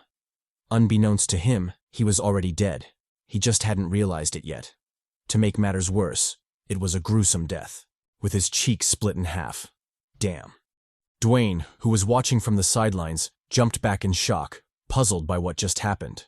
Jeong clarified that it was a sneak attack, a last resort by the mantis. It had coated its legs with some kind of energy, allowing for long-ranged attacks. And although he wasn't sure what it was exactly, he still cautioned Dwayne to be careful because it seemed like trouble. Dwayne said bet, and locked all the fuck in. He would have loved to charge in, but quickly held himself back in fear of the mantis's many tricks. As for the mantis, it went all out, sending a flurry of slashes at the boys. The duo noticed this and promptly prepared for the attack. Dwayne braced for impact while Jeong moved to evade. However, halfway through his escape, he suddenly stopped and yelled at Dwayne to stop fucking around. That wasn't something he could block, so he best get his ass out of the way. Dwayne didn't argue and swiftly jumped to the side. He was glad he did, because the wind blade was indeed formidable. If he'd stubbornly tanked that, then he might as well have ended up like the newbie. Jeong, having survived the flurry of attacks, turned his focus to the mantis, an obvious frown on his face. He was livid to discover that the mantis had played them for fools, managing to rise to its feet while they weren't watching. Without a doubt, this was a bad thing, especially with how much effort they needed to knock it back down. Just as he was contemplating his next steps, a silhouette suddenly flashed past him, heading straight for the mantis. The silhouette was obviously CHADY, who'd finally joined the fray. Jeong, however, wasn't happy about this and promptly told her to retreat. Didn't she hear what he said? She was useless, so what the hell was she doing? CHADY, clearly unfazed by the taunt, ignored his warning and continued her charge toward the mantis. She told Jeong she knew what she was doing, so he shouldn't stress too much. Besides, if she left them to handle everything and they ended up dying, wouldn't she be shooting herself in the foot? No matter what, she had to help, so Jeong should cool his titties. Speaking of cool, she had just the right skill for the job. It was the mist breath, which effectively created a frost smokescreen. Although the skill wasn't overpowered, it still had its uses, especially when used strategically. And lo and behold, now was a strategic moment, so the Chads better move their asses. The duo said bet and immediately joined the fray. They knew this was their last chance, so they dared not be careless. If they couldn't bring the blind mantis down, then things would only get worse for them. Unfortunately, the mantis wasn't just going to wait for its death. It furiously retaliated, unleashing a flurry of slashes at the boys. The slashes were deadlier than the last, because all of them were random. Since the mantis couldn't see them, it opted for a random barrage, hoping to wound them in the chaos. Jeong, feeling the intensity of the attack, cursed his luck and cursed the mantis for going so far. If he'd known blinding it would make it this crazy, he would have definitely stopped CHADY. But even so, he could still manage. So he hoped Dwayne would be alright as well. Speaking of Dwayne, he'd grown tired of running and decided to make his stand instead. He bravely faced off against a wind blade, clearly not intending to evade. Jeong, seeing this, shouted at him to be careful. Now wasn't the time for that macho bullshit. If he wanted to test his bravado, then he should do it at his own time instead of doing so in the middle of a fight. Obviously, Dwayne didn't listen and stood steadfast in his decision. He simply unleashed his stored potential, calling upon his trump card, Ultimate Form, Beastification. The skill activated, kicking up a windstorm. Dwayne's appearance also changed, taking on a more beastly form. Jeong, who was watching from the sidelines, couldn't hide the shock on his face. He'd expected Dwayne to be up to something. But what the hell was that? What was he even looking at right now? Was he a Wolverine? Nah, he couldn't be. There was no way he could outshine him by channeling the power of the Poppy Logan. In any case, things were about to get interesting, and they might very well get a chance to try out some mantis cheek steaks. The juicy ones, of course. Dwayne, fully consumed by the power of the beast, ignored Jeong's shock and locked in on the incoming wind blade. He let loose a guttural roar, easily blocking the once formidable blade. Without hesitation, he pressed the attack, rapidly closing in on the dazed mantis. Jeong, who was watching from the sidelines, had his mouth wide agape, shocked by Dwayne's sudden prowess. He'd always known Dwayne was formidable, but holy fuck, he didn't know he had it like that. Not only was he supremely powerful, but he also had the aura of a poppy, completely capable of rivaling him in the I'm him department. Without a doubt, Dwayne was thou, and he couldn't wait to see some cakes being baked. Dwayne, completely oblivious to Jeong's wild glazing, approached the mantis, his indomitable spirit on full display. He easily clawed through the mantis's follow-up attack, leaving it open for a counterattack. The mantis, however, didn't back down and swiftly engaged him in a desperate melee. The duo went toe-to-toe, with neither side conceding. Jeong, noticing this, stopped being a bystander and quickly joined the fray. He knew such tremendous power always had a downside, so Dwayne would probably need his help. Besides, he was the MC, so how could he possibly let Dwayne show him up? He had to get in there, otherwise he might really lose his CHADY Poppy certificate. Dwayne, once again oblivious to Jeong's wild thoughts, continued his tango, his relentless charge not slowing even a little. He knew his power-up was limited, so he resolved to make the best out of it. Mastering his will, he lunged at the mantis, an aura of destined doom enveloping him. The mantis, in return, swung at him, unleashing a flurry of wind blades. They were all aimed at Dwayne's vitals, not giving the former a chance to block. Dwayne, however, wasn't flustered and bravely faced them head-on. He first tore through the wind blades before parrying the mantis's front legs. Leveraging this opening, he gathered his energy before shooting straight for the mantis. Although his condition wasn't perfect, he still had enough in the tank to make a big move. Thus, he resolutely shot forward, his Hadoken at the ready. Channeling his Street Fighter, he blitzed past the mantis, tearing a huge chunk from its head. The blow left it reeling, causing it to shriek out in pain. Dwayne, however, didn't care about that, and swiftly prepared a run-it-back no jutsu. He promptly charged through the dust, shooting straight for the mantis. During his flight, he grit his teeth, hoping the buff would last him through the fight. However, this was lag, and such foolish hopes could never prevail. Just as he was about to land the finishing blow, the buff suddenly ended, leaving Dwayne in a perilous situation. He essentially became a sitting duck, one willingly sending itself to its demise. Fortunately, Dwayne wasn't alone, and Jeong promptly stepped in to help. He manifested a dazzling bone lance, which he didn't hesitate to yeet at the mantis. The lance tore through the air, clocking the pest in the face. This gave Dwayne an opening, which he swiftly used to backpedal. He then urgently fled the battlefield, leaving the rest to Jeong. As if sensing Dwayne's will, Jeong locked the fuck in and shot straight for the mantis.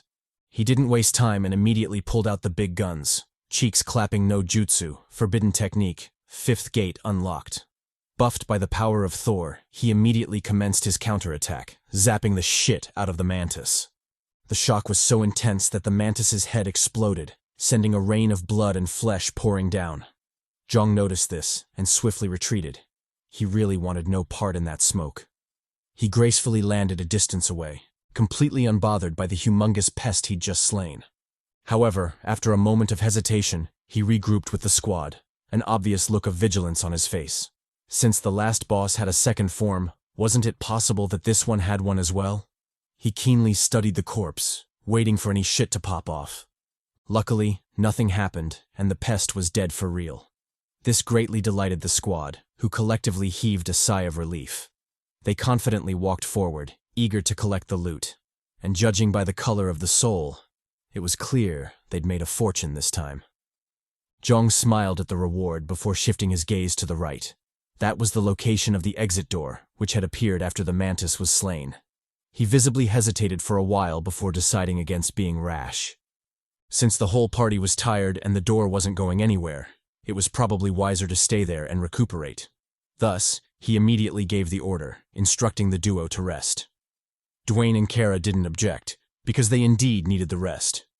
They promptly settled to recuperate, only rising after they were completely healed. After checking their gear, the group swaggered to the exit, eager to leave that cursed room. This was particularly true for CHADY, who seemed to be panting in relief. Wait, hold up. Something doesn't seem right. It's either this maiden is horny as usual, or something else is cooking in the background. In any case, we'll find out later, so there's no point in speculating. After walking for a while, the group finally reached their destination. It was the same room with multiple doors where they could pick their next trial. Jeong took the initiative and drew the duo's attention to the 8th door. Unlike the rest of the 7 doors, it didn't have a label, meaning it wasn't part of the trial. However, judging by the fact that it needed a key to open, he guessed it was probably like the last vendor room where he had to use the maze key to enter. Dwayne agreed with him, saying he was probably right. But even so, they had to be careful. This was L.A.G after all. Jeong acknowledged the warning before shifting his focus to CHADY. The maiden seemed off, so he asked if she was okay. CHADY replied that she was fine, just a little bit nauseous. She told the Chads not to worry about her. She'd be fine after a little rest. She wanted to reassure them some more, but her face suddenly changed. To the duo's shock, she suddenly started coughing, causing them to stare at her worriedly. Regrettably, that was just the beginning, as she soon descended into a wheezing and coughing fit. She coughed her lungs out, even vomiting a mouthful of blood. CHADY noticed this, and her face changed drastically. She zeroed in on the blood, and her face paled even more. Turns out blood wasn't the only thing she was coughing up. There were also maggots, meaning the previous contact wasn't as simple as they thought. Shit. Dwayne picked up on this as well and approached the baddie. He intended to ask if she was okay, but the blood coughing made that irrelevant. CHADY, on the other hand, ignored his concern, her focus entirely on the blood. She wondered what was wrong and why maggots were mixed in with her blood. Clearly panicked, she turned to Jeong, hoping the CHADY poppy would have a solution for her. However, before she could even raise the topic, her body suddenly spasmed, causing her to cough up more blood. Frantic and in pain, she collapsed to the floor, a flood of blood pooling beneath her. Jeong, finally snapping from his daze, ran to the maiden, an unconcealed worry in his voice. He urged Dwayne to help him. They'd try their best to save her. Unfortunately, they were also clueless about what was happening, so the best they could do was lay her down. Feeling her life drain from her body, CHADY stuttered a plea, begging the Chads to save her. This request put more pressure on the Chads, who had no idea how to respond. Dwayne suggested using a healing potion on her, but Jeong quickly shot down that suggestion. It wasn't that he didn't care, rather, CHADY's current condition made it impossible to swallow the cure. And even if she did, with how pathetic her state was, there was a fat chance the potion would help at all. CHADY, hearing him shoot down her last hope of survival, pleaded with him, begging that she didn't want to die. She repeatedly mumbled this request, ignoring her already deteriorating condition. Moved by her insistent pleas, Jeong tried to think of a solution, but all he came up with were blanks. He had no idea what he was dealing with, and his best bet was that maggots were in her body. However, if that was the case, what could he possibly do, especially when the maggots seemed to have infested her whole body? He thought about it some more, but CHADY's clearly deteriorating condition gave him no room to breathe. Just as he was about to console the baddie, her stomach suddenly wriggled, scaring the shit out of them. The duo decisively jumped back, a look of horror evident on their faces. They wondered what was going on, but that question was soon answered by a bloody rapture from CHADY's belly. A creature suddenly emerged, accompanied by gore and maggots. It then lunged at Dwayne, not giving the latter a chance to react. Jeong, seeing this, quickly countered, zapping the shit out of the creature. He unleashed his fury upon the fiend, only stopping after it was a burnt char on the ground. After his successful conquest, he turned to Dwayne, asking the Chad if he was all right. Dwayne replied that he was, but that wasn't what was important right now. Wasn't this creature the same centipede that came out of the beetle? If so, then what was it doing in CHADY's body?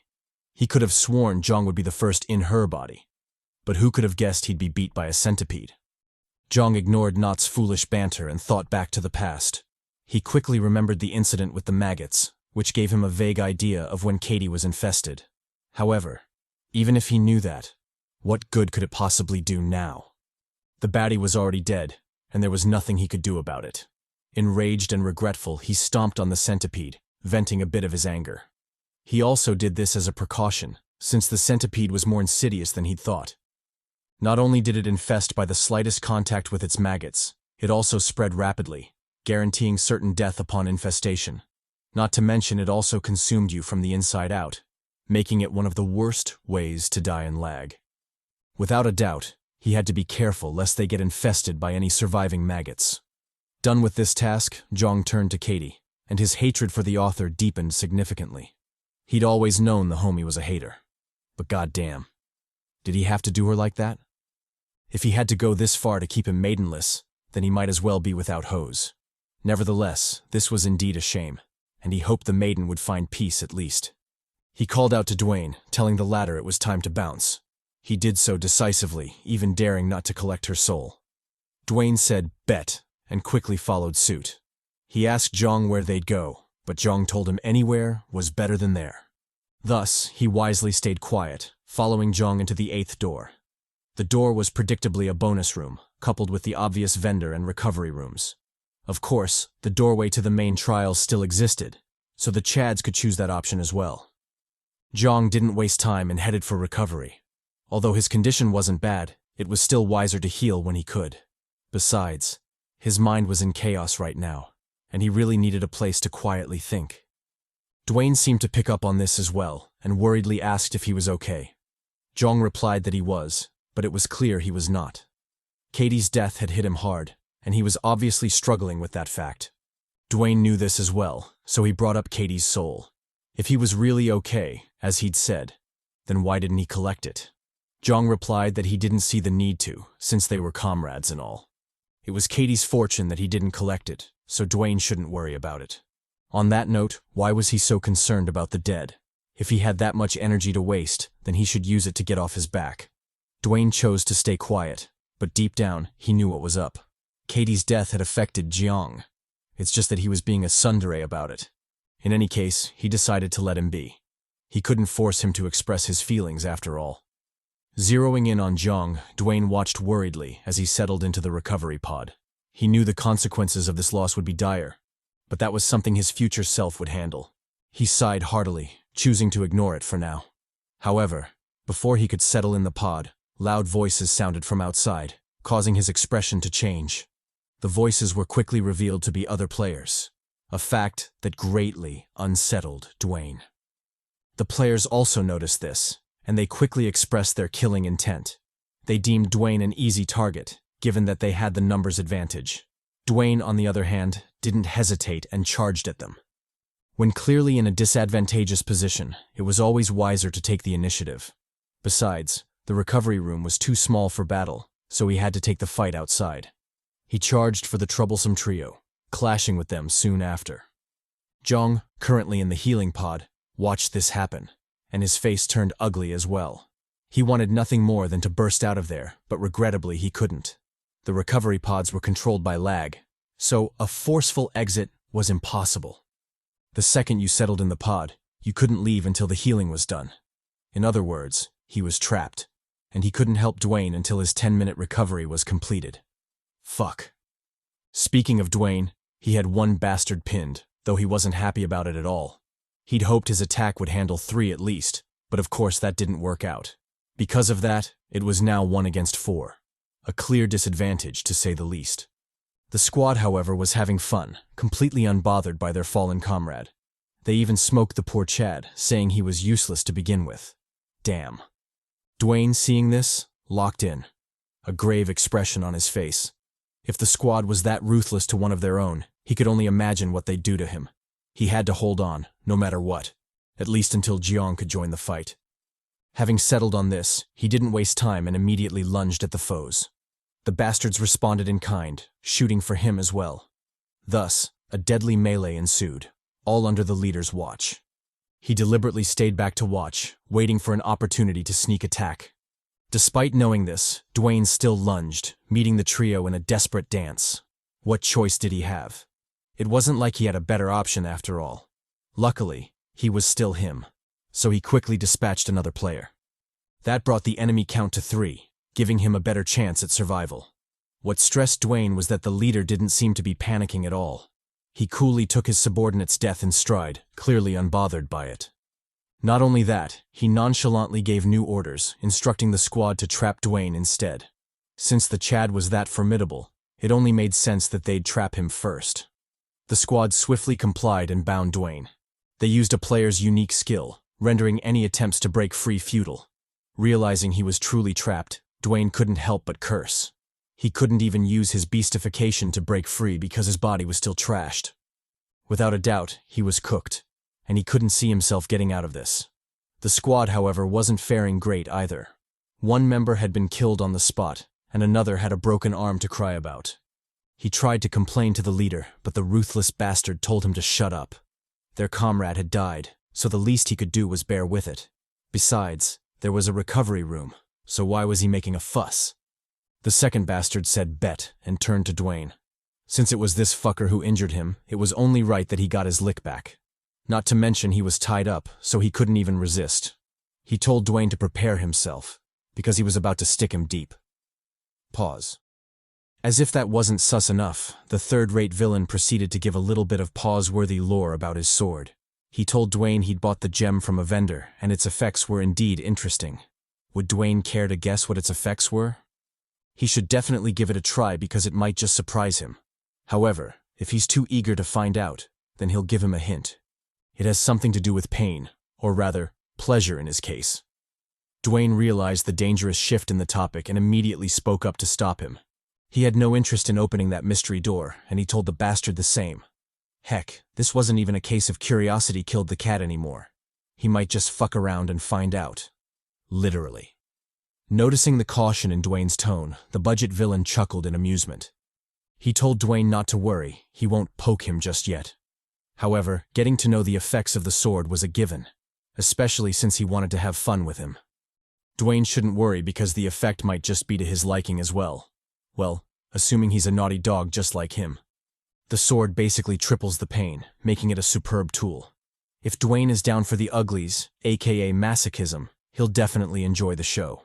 If not, well, let's just say Mount Tai won't be the only thing standing straight today.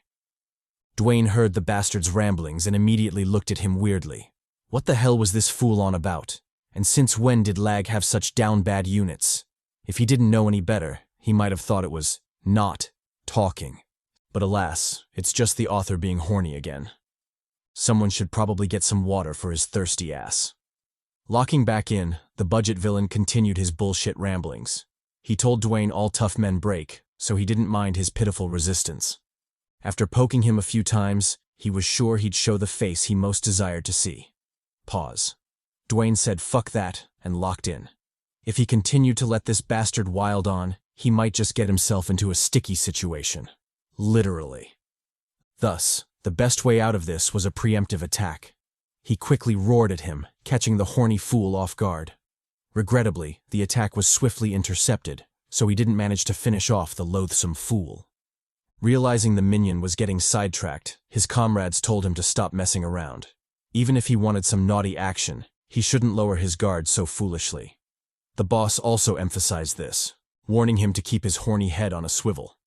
As for himself, he'd keep his eye on Dwayne, because this unit wasn't one to be trifled with. The minion said bet and locked in. Since Dwayne was refusing his generous loving, he might as well be harsh about it. He immediately stabbed his neck, ensuring the sword poked deep enough to cause major pain. However, he was also very careful so Dwayne wouldn't die from just that. Following this trend, he proceeded to stab the unit, aiming for the painful, yet non-fatal points. He did so with uttermost precision, making sure Dwayne felt the pain and lived on to regret it. The leader, finally fed up with the spectacle, told him to stop messing around and end it. He neither had the time nor desire to stick around and watch his bullshit. The minion reluctantly agreed and prepared to slash. He would have loved to play with Dwayne further, but alas, orders were orders. He immediately stabbed at Dwayne, ready to give him the last poking of his life. Pause. Goddamn. Just as the blade was about to end our boy, a gentle voice drifted in, shocked to see Dwayne there. The mysterious voice didn't waste time and immediately clocked a fool. She torched his binding ass, making sure his ugly mag was nice and crispy. The leader, realizing things had taken an unexpected turn, dropped his facade, showing a panicked look for once. He immediately signaled to his last minion, hinting at him to make a move. However, both the bastard and myself were too distracted to take a step. The minion was probably thinking about the sudden interruption, whereas the poppy knot was focused on the burst. Was it just him, or was this cake of deliciousness clearly familiar? Nah, it wasn't just him because the cake was definitely someone we know, the baddie Kara.